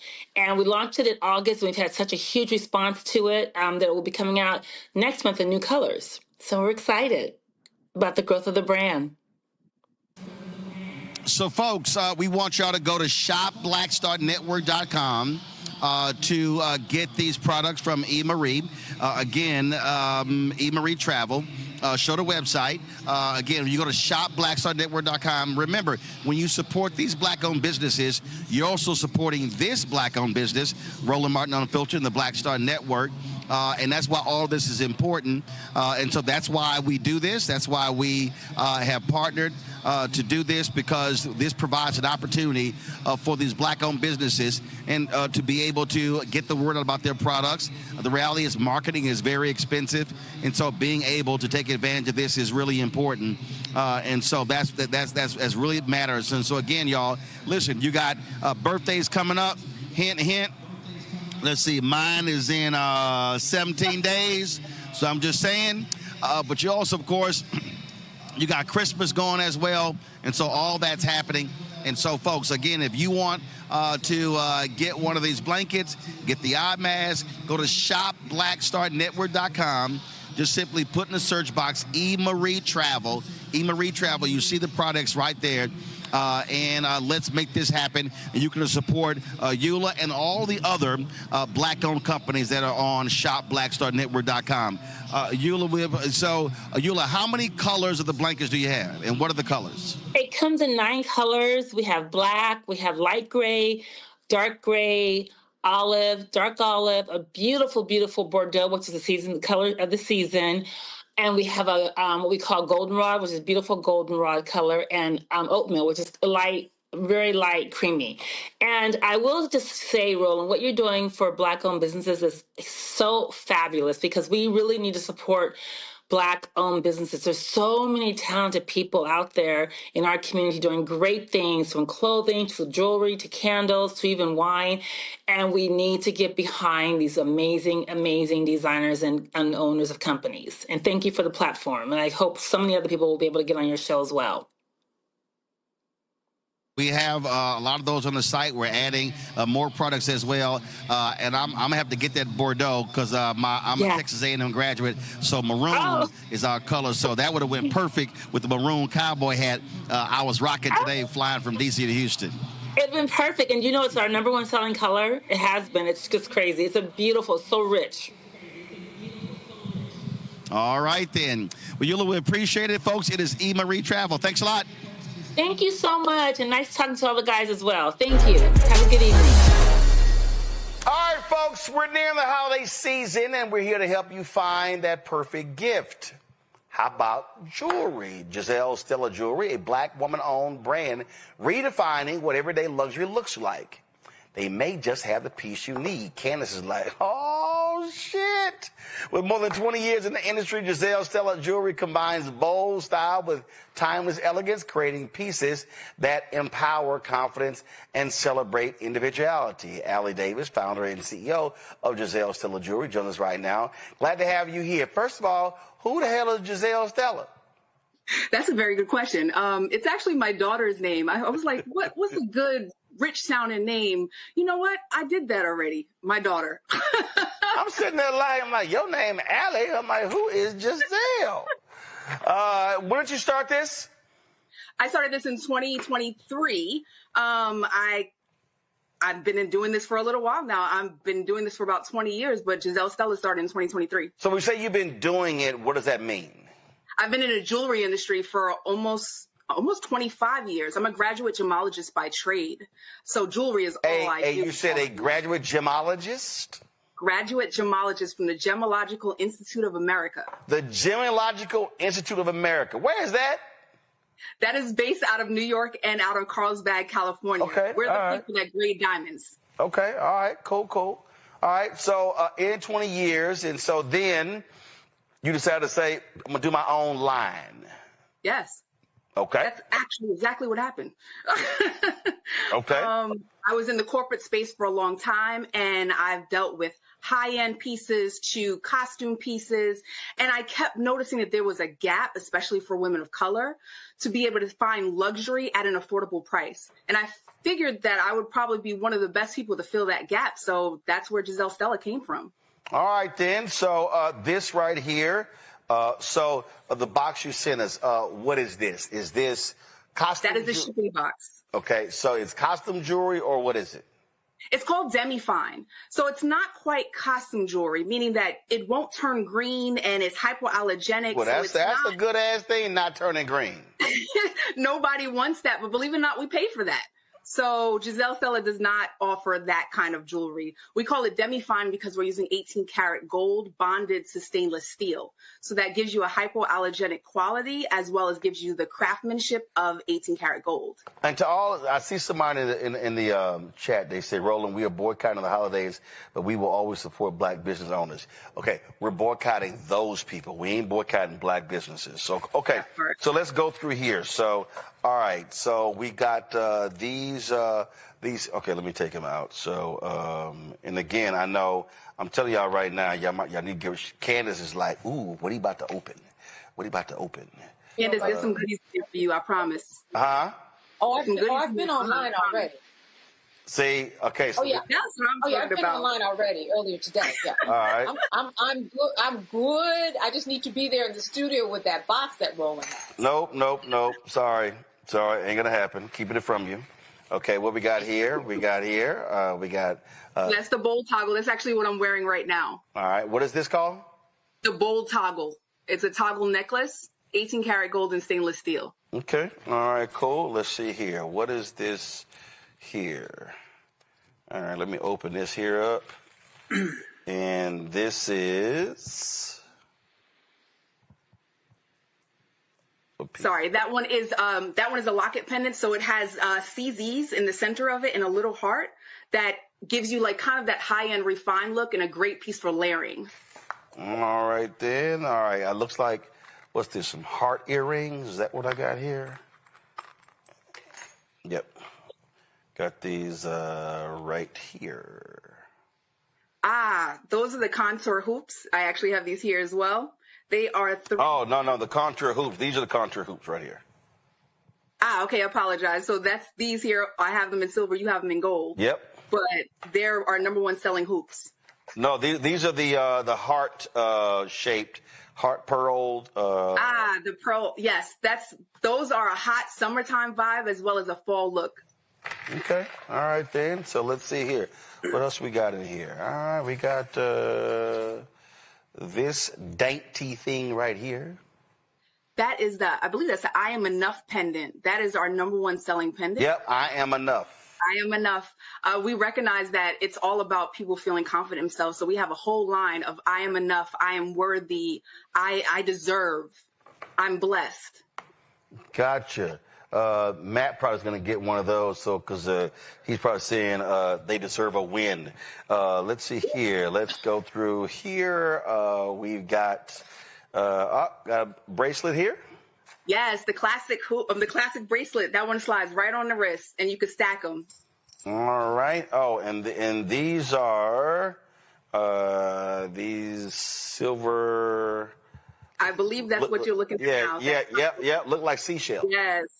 Yes, and they're 3D. That's one of my favorite pieces. They're 3D? Yeah, so if you spin it around in all these different directions, you can see from different profiles. They look very different. All right, cool. Questions for the panel. Candace, you first. Well, let me just say, folks, you got to go to GiselleStella.com. No. They got to go to shopblackstarnetwork.com.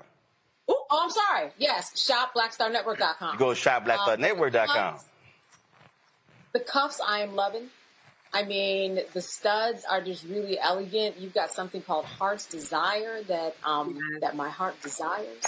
I just want to say that it's beautiful, and just learning about your history and what you bring to the table. It is clear when you go to the website through Roland's Network that you have good taste. So I just want to make sure women know before, they just say, oh, that sounds nice. Go online. And then yeah, control room. Pull shopblackstarnetwork.com so they can actually see it on our website. Candace, keep going. Yeah, go online, because the other thing is the price point really is lovely. Now, you might have some people out there say, but $30, $40 for this to look like this and to be that price point. They paying that at TJ Maxx and Ross. Sure are. Tell them what it is. Come on. That's what I'm saying.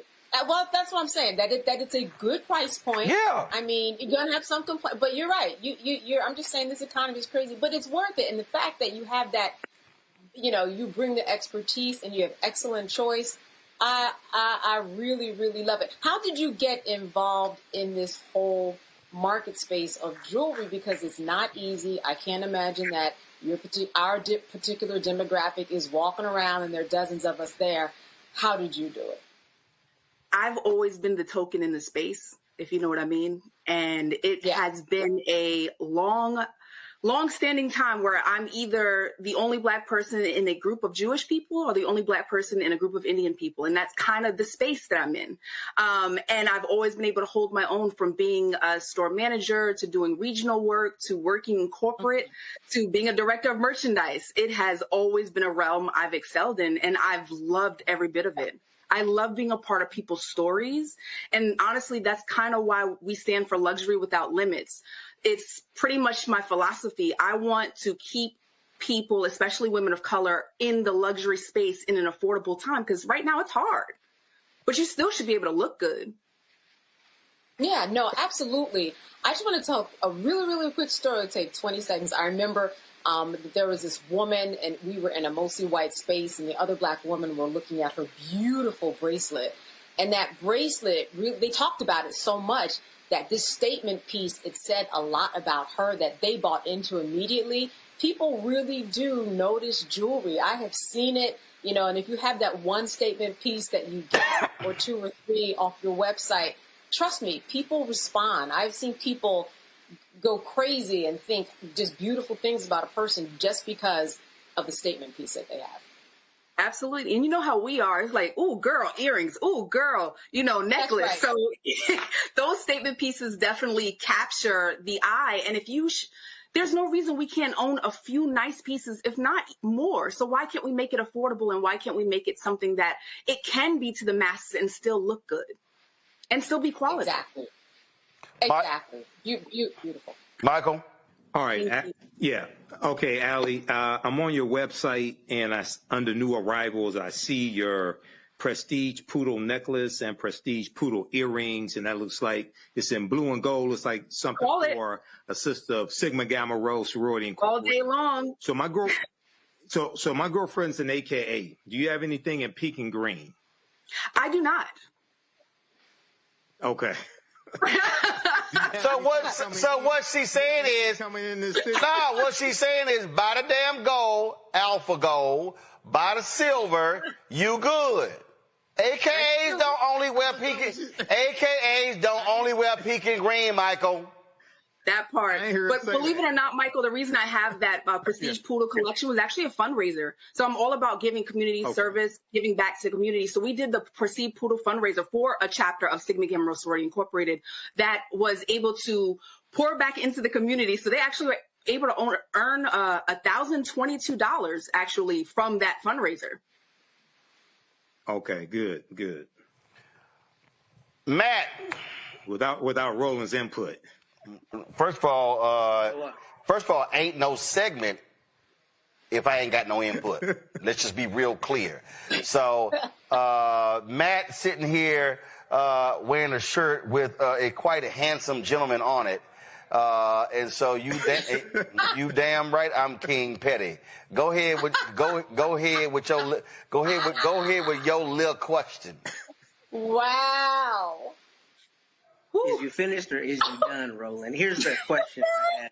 Is what have you found to be the response to partnering with the other entrepreneurs through Shop Red Bag? I thought that was really like a dope partnership. And I'm assuming what's happening is you have a lot of cross-pollination where people are buying from you, then they're buying from a sister who's selling clothing, and then buying, maybe skincare products or whatever else. But what does that partnership look like? What was the genesis of that? And, what is it looking like these days? Sure. So Adrian from Sisters Media reached out to me and was like, hey, I think your brand would look really good on Shop Red Bag. And I was like, thank you. We had a great dialogue and we started there. And from the cross-pollination of like the I Am Enough necklace to match up with, a dope top or a nice blazer has been a really good combo. So I'm seeing really good feedback when it comes to getting pieces that are simplistic and elegant and speaks to that person as an individual. Can I just jump in right quick? Yeah, go ahead. Real quick. I just wanted, because I know you got some, Jones and all that stuff to do with Mac. So, but quickly, I know that, I just want to make sure that people understood that before when I was making reference to the price, I was trying to say it was a good price. Yeah. Overall. Yeah, but first of all, listen, it's okay to say affordable. I mean, the bottom line is, as Allie made, you got high-end jewelry, you have less expensive jewelry. The bottom line is it's affordable. At the end of the day, if you want to move product, listen, you're either going to have very expensive, small customer base, but they're going to, but a high profit margin, or you want to move product to have affordable jewelry. And the key, Allie, I want you to talk about that is affordable quality jewelry, because again, listen, I mean, I don't do jewelry, but I've dealt with enough women in jewelry, and so, I got 3 sisters, a mama, I got 9 nieces. Absolutely right. So hell, I got a wife. I kind of know about jewelry, and so quality jewelry is important. It's not cheap. That is well crafted. That good materials that last. That's it. That is it. That is a summation of it. A quick story. My mother-in-law went to Dubai with some pieces, and she was like, I swim in the water, and I did the salt and the blah blah blah. And she came back and she's like, it didn't turn green, and I'm like, that's the point. Right? Like, that is the point, to be able to have pieces that you could wear that is of high quality that you didn't have to. Now, Allie, that ain't what you said. You were like, hell yeah, my shit didn't turn green. I'm like, how okay. Now, come on. I don't know how you speak to your mother-in-law, but I don't speak to my mother-in-law like that. If I had a jewelry business and said, oh, this didn't turn green, I'm like, what the hell you think it didn't turn?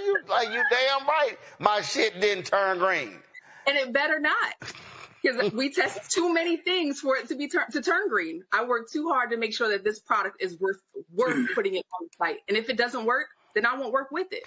My daddy always texted me during the show, so he's like, what she got for men? That's literally the text.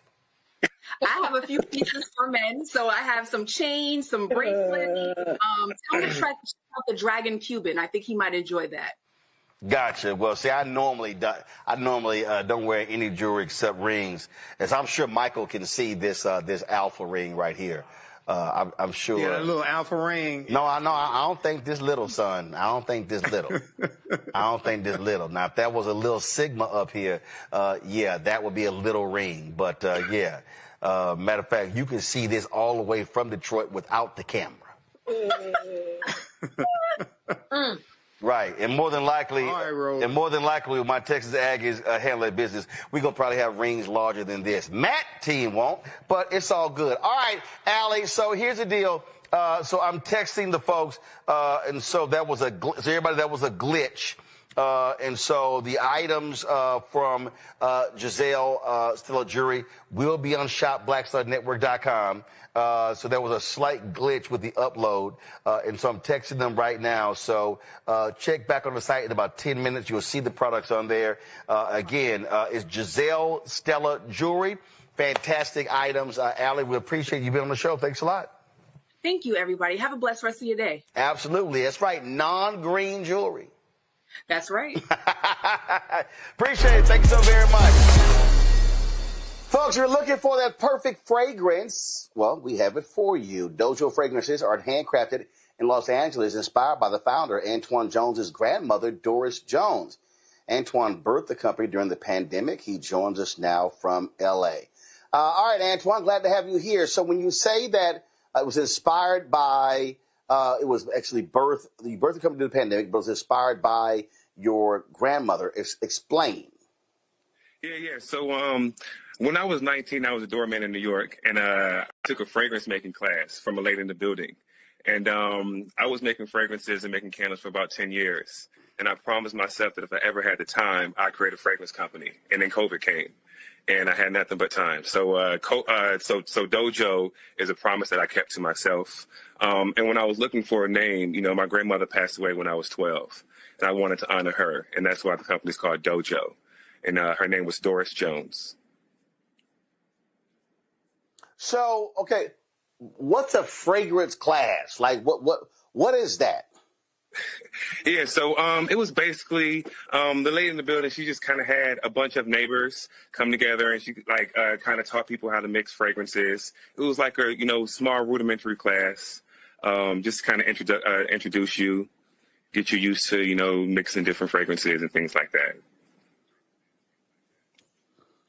Okay, and so you took that class, and then how long was it before going from that class to actually launching your own company? About 10 years. Yeah. So after the class, I just, experiment with candles, fragrances, and just different things. But I never really had the time to start the company, or I never had the funds. And, with COVID, it kind of gave me a break, so that I can start the company. Gotcha. And so when you're creating a fragrance, what are you looking for? What smell? I mean, is with some too strong, some too soft? What are you actually looking for? Yeah, so with my fragrances, I work with a really good fragrance maker. And so we work together, and we just kind of play around with things. Sometimes we get inspired by things that are already out there. So one of the fragrances that you actually have is very rich, which is inspired by Baccarat Rouge. So I get inspired by things that are already out there. So so you get inspired by these different things that are out there. Yes. And so your fragrances, are they for men and women, or only for women? Yeah, everything is unisex. Everything is unisex. Okay, so now explain that, because there are some fragrances and perfumes that are targeted to men, others targeted to women. And so how did you come up with this? Frankly neutral, if you will, that can be used and worn. Yeah, so I just chose scents that men and women would feel comfortable using. So that's kind of what I wanted to make sure when I had all my fragrances. Okay, all right. Questions from the panel. Let's see, who probably wears the most cologne or perfume? It's probably going to be Cameron. Here we go, bro. Here we go. I mean, I do wear good cologne. I like to smell good. Congratulations on. Well, I don't know why that's funny. I don't know why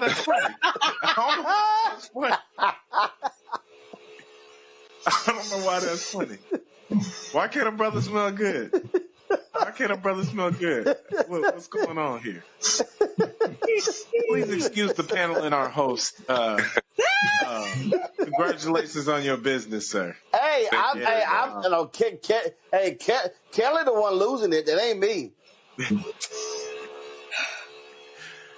No, all jokes aside. Come on, Cameron. What's your question? No, my question is, if you're trying to make sure you make a statement in the room, but you don't want to be overbearing, which one of the fragrances would you suggest?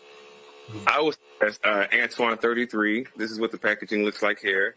This has rose, cloves, cinnamon, blackcurrant, patchouli, a little bit of anise. And it's a great evening and daytime scent. I'm going to pick some of that up. Yes, please do. You'll enjoy it. And I actually came out on my birthday. Okay. I'm sorry. Say it again.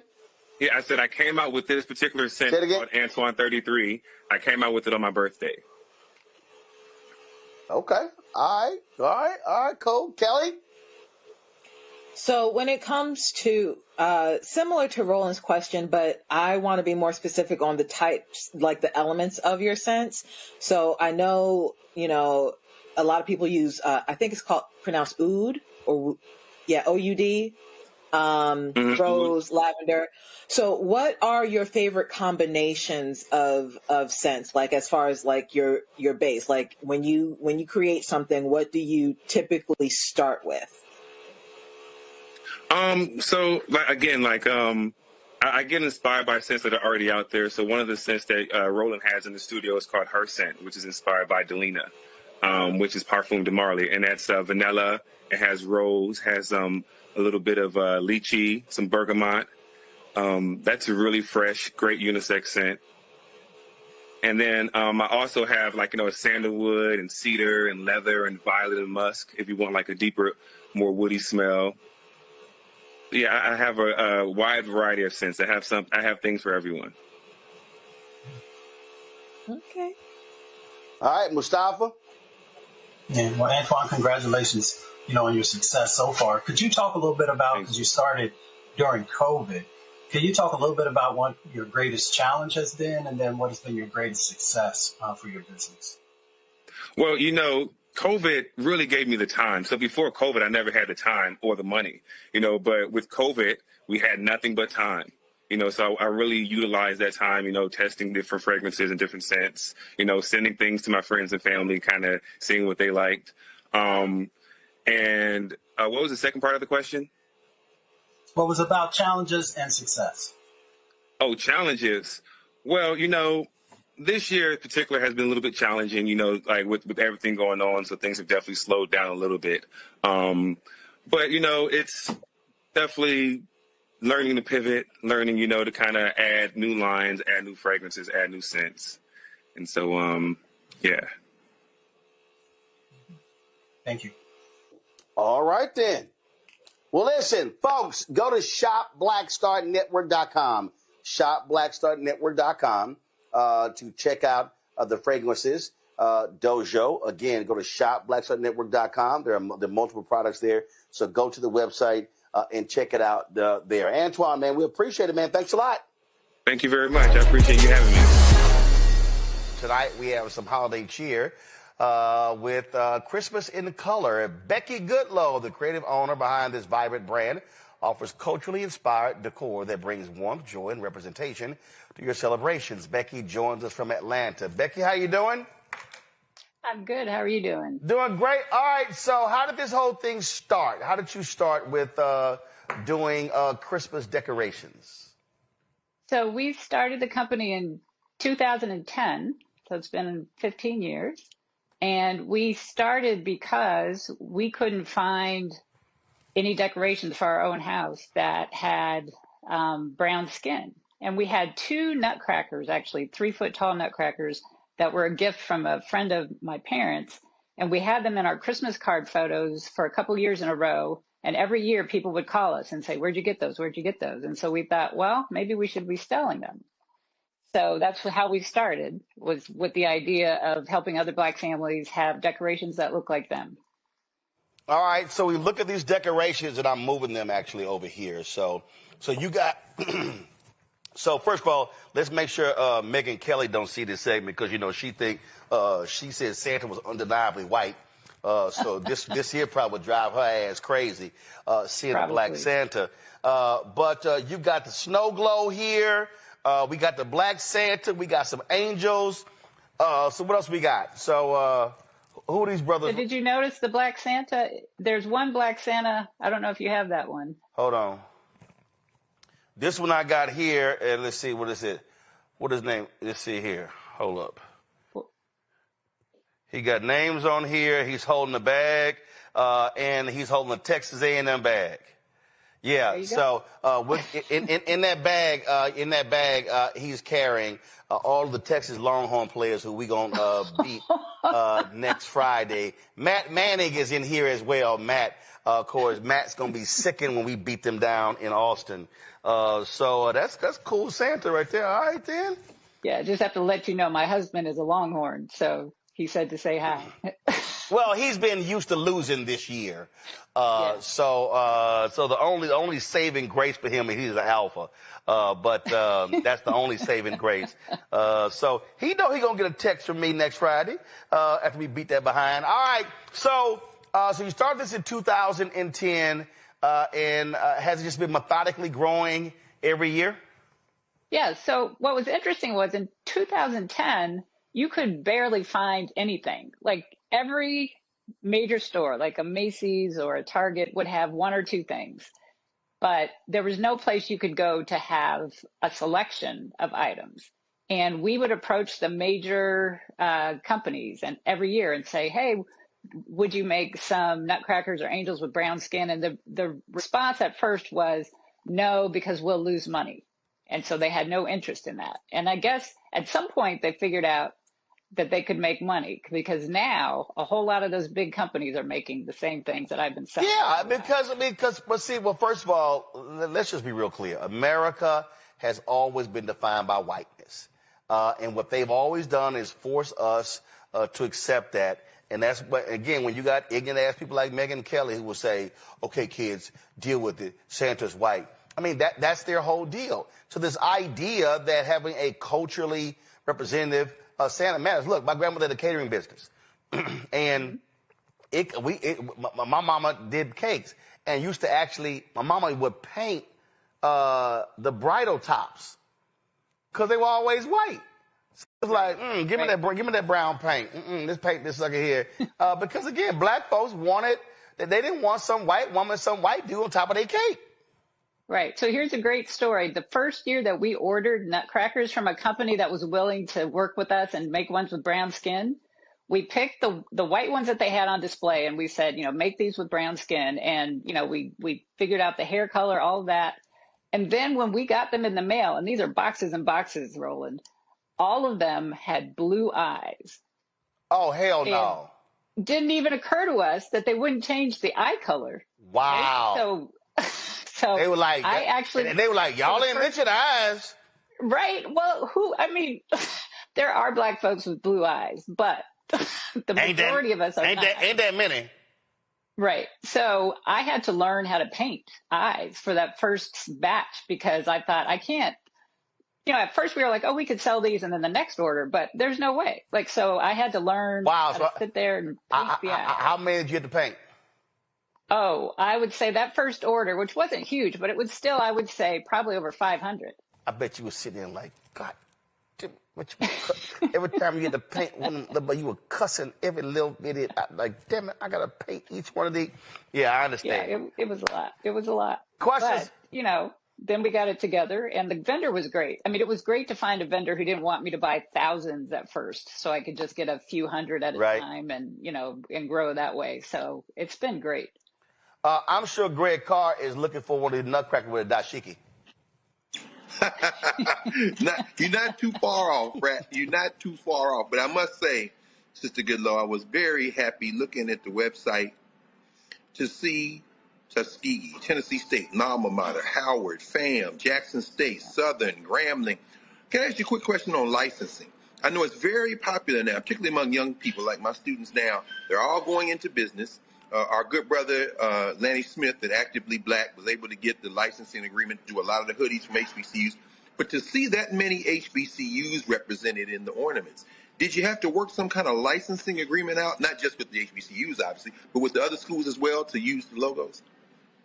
No, so I worked with Santa's Workshop, which is the company that got the licenses. So that allowed me not, because it's, they're expensive. Yeah. So what you did is you went with a company that already had those very licenses. You did a deal with them. Right. And then I did a deal with them. Yep. Makes sense. Makes sense. Reese. These ornaments are beautiful. I didn't know that Nutcrackers had blue eyes because I only buy black stuff for my house. So I'm curious, what kind of stuff do you have for girls and for the ladies in terms of your products? So that's always a great question. In terms of your feminine, in terms of like female, yeah. Yes. So we have a couple of female Nutcrackers. What you looking for, Miss Santa? You looking for? I do have a Miss Santa. I'm trying to figure out I have a Mrs. Claus. I have a Mrs. Claus, and I have a couple of female Nutcrackers. I also have a lot of ornaments for little girls, especially ballerinas. So I have, because of the Nutcracker, the ballet, you have a lot of the dancers from the ballet. So I have lots of sets of ornaments of little girls. Perfect. Thank you. All right. Joy. I love this. And, I want to know a couple of things. One, just be safe for us where we can buy all of your products and we can see some of those products with women and all the diversity on there. The other thing is, are there any major stores that have offered to put you on their shelves? I know that I remember, Anthropologie sometimes has some things with, African-American products for Christmas. I don't see any yet. They need to be calling you. Well, thank you. You can find everything that I carry on my website, which is christmasincolor.com. And that shows I have, I think, over 140 products. So that way you can see all of them. It's hard to show all of them at once, but I went with just a sample so that you could see the different kinds. And then in terms of going into stores, it's tough. I've done some local things, but it's to do sort of a major thing at this point, because there are so many companies now that are doing it themselves. I'm not sure they need me at this point. And I know that sounds odd, but the product is out there for an Anthropologie to get. They just have to know it exists. Gotcha. All right, then. Well, listen, folks, if y'all want to check out all of the products, simply go to shopblackstarnetwork.com. You will see these. Listen, y'all getting stuff. Look, you got angels and claws and Miss Claus. You got the lantern right here. You got the Nutcracker. This is absolutely fantastic. Y'all know we absolutely believe in supporting black-owned businesses, and so what Becky is doing here is phenomenal.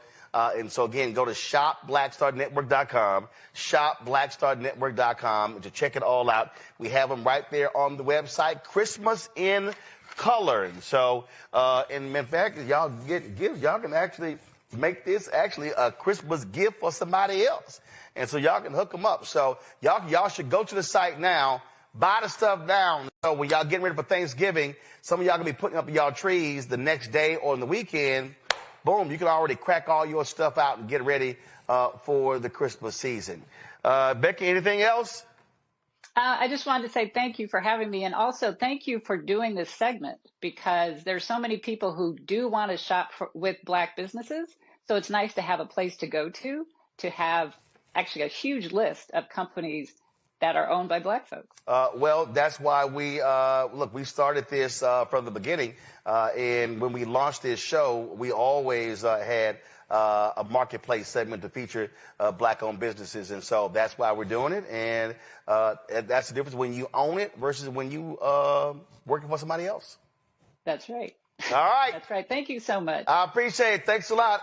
And tell your husband, saw horns off. Saw horns off. But I will pass that along. Hey, Greg, husband, he's a fellow alpha, but I want him to be in immense pain the day after Thanksgiving. Oh, man. So I say, brother, y'all choose violence, man. Y'all be choosing violence down there in Texas. Yes. Saw horns off. Is that? Yes, saw horns off. Absolutely. So that's how we do it. All right, Becky, thanks a lot. All right, folks, Black Friday is happening this Friday. And, of course, a lot of people are going to be focused on shopping. Y'all know y'all are. Now, even though we were trying to tell y'all, don't go to Target. But we know what's going to be happening. Folks are going to be out there. And actually, with that the case, I want to remind y'all right here on Roland Martin Unfiltered on Thursday and Friday, y'all, we got a special for you. So, you know, we have our segment here. This is our Shop Black Star Network segment. So what we've done is we put together all of the segments, going to be including this one here. All of these segments we put together for a massive broadcast on Friday. And so we're going to air all of these. So if you look at all these products to my left, we're going to have all of these interviews that we've done with all of these owners. And so you're going to be able to hear their stories about their particular products. And the one we have today is a toy company. That's right. If you got kids who love science, math, and the arts, Terry Nichelle Bradley has created the Brown Toy Box, a child-centered, STEAM-inspired toy collection that celebrates learning. Her goal is to make STEAM-based educational experiences accessible to all children and their parents. Bradley joins us right now. All right, glad to have you here. So, all right, let me go on over here, and let's see what we got right here. So, is this called the Dissy Crew? I can't hear you. There we go. Now I can hear you. Go ahead. Oh, you can hear me now? Now I hear you. Okay, it's Dadisi. Dadisi means curious in Swahili, and we say we're always trying to cultivate curiosity for our children. Black folks love having Swahili names. I'm just messing with you. Yeah, we love it. All right, so Dadisi. Okay, so right here, so on the back here, it says meet the Dadisi crew. So you got. So are these all different characters? Yeah, so we represent that line that you're looking at represents 14 different STEAM themes. Alex so, and Ava, Amara, Dre, Everett, Haley, Jalen, Justin, Kenny, Michaela, my niece named Michaela, Maya, Oscar, Sebastian, my middle name, that's a great name, Sky, Willow, and Zoe. Yes, Zoe. So they all represent different STEAM themes, various interests, because what we say is you never know what's going to cultivate or capture a kid's imagination, right? So we want to expose them to all those different themes that each of those characters represent.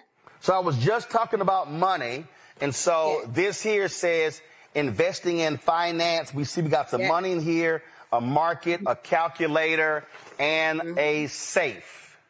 Yeah, so in that kit, that's the Kenny Finance and Investing Kit. So in that kit, they've got a chore chart. We want kids to really actually understand and respect money, right? So they need to understand how you earn money, how you save money, how you invest money, and how you share, right? And right. So that's being charitable, right? So really understanding money, but making it really, really fun, right? So that's the point for all of our STEAM kits, our puzzles, our games. It's really about making learning really accessible, representative, and fun. All right, I got aviation. Yes.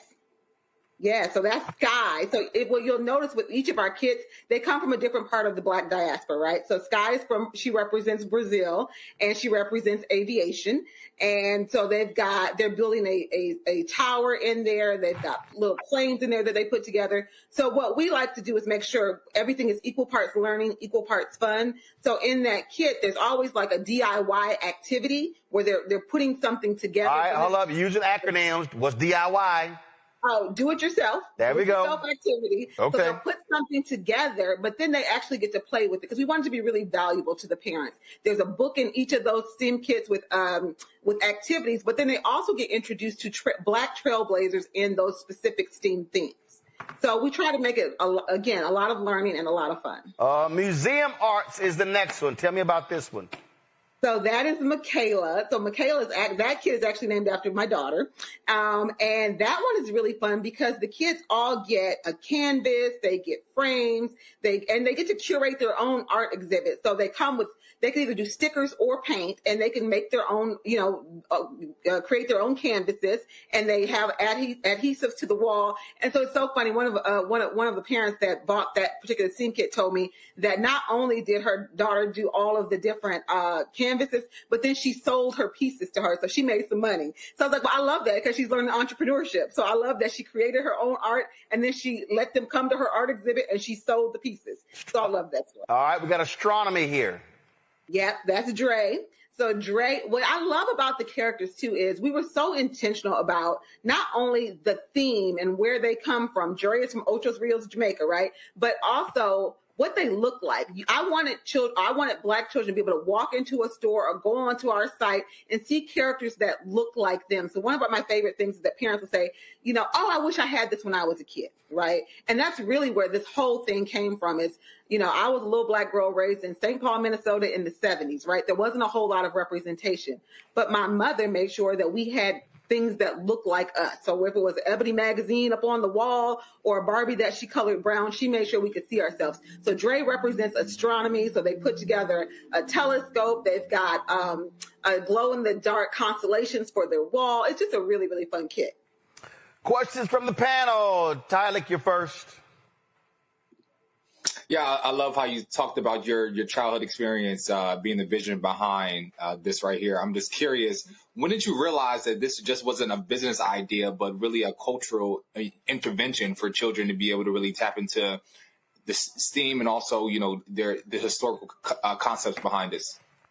So the funny thing is it was the reverse, right? I didn't see it as a business venture at first. I really thought about, so at the time I was leaving corporate. My background is CorpCom at corporate communications, and I hated my job. I hated all the things that were going on. I was like, you know, at the same time, I kept reading and like TechCrunch and Mashable about this leaky pipeline to STEM.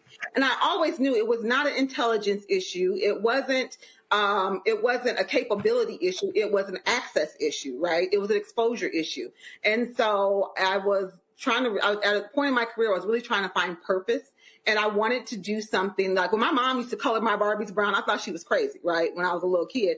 But when I had children myself, I remember going on those quests to different stores looking for, you know, ornaments with you know, my children's names or, you know, brown things, and I could never find it. So for me, it was a little bit of the reverse. It was like, how can I create something, one, that exposes children to STEAM in a way that's really, really fun, and that's also makes STEAM accessible to the parents, so science, technology, engineering, arts, and math, accessible to the parents as well. And so I really started it less as a business, but more as a altruistic kind of mission. I thought I was starting it as a business, but what I realized was I didn't have a lot of business acumen when I first started, but I got that together. Larry. Yeah, you know, I noticed the packaging looks really great. And so my question is, you know, the cost as it relates to packaging and getting that product out. Yeah, so when I first started Brown Toy Box, we started as a subscription box. We started with my children and I at my dining room table, right? And it looked very different. So it was in 2021 when we got our first retail deal that we were like, you know, I had reached out to a toy designer and he's like, I want to help you. I'm aligned with what you're doing. And designed a lot of, you know, between two different toy designers, designed a lot of the stuff. We imported everything from China. I'd never done any of this before. I was not a business person. I was not a toy maker. But I was a mom, right? And I knew what I wanted to have for my children and what I wanted to have for other children, right? And I just thought, you know, when you take a walk down a toy aisle and you never see any children that look like they're sending a message, right? And so I wanted to send a different kind of message, like you matter, you are represented. I didn't want to do a doll company. I wanted to do educational play, right? I think there's a lot of Black dolls out there, and there's a need for that. But there's also a need to kind of disrupt this educational toy aisle, and that's what I set out to do. Mustafa. Yeah, well, thank you for this. I'm big in science and the arts. I'm curious. So when you create this, have you heard from educators or others about how this has been helpful for the young people who are learning and growing? Yeah, absolutely. So when I first started Brown Toy Box, we did a lot of high-touch testing in elementary schools, right? I wanted to make sure that we were on the right track. So we would take our products. So it was really focus grouping in schools, right? But one of our big customer bases are schools or corporate partners who buy for schools that are in their communities, those kind of things. So we work a lot with schools. You know, we go into schools ourselves. And, you know, for us, we're going to bring all the kids always get, you know, a STEM kit or one of our giant puzzles or one of our games, but we also take in programming. So we'll go in and if the theme happens to be marine biology, we'll connect with a Black marine biologist, take them into a school so kids can see someone that looks like them, that shares a path that's not too dissimilar from them, right?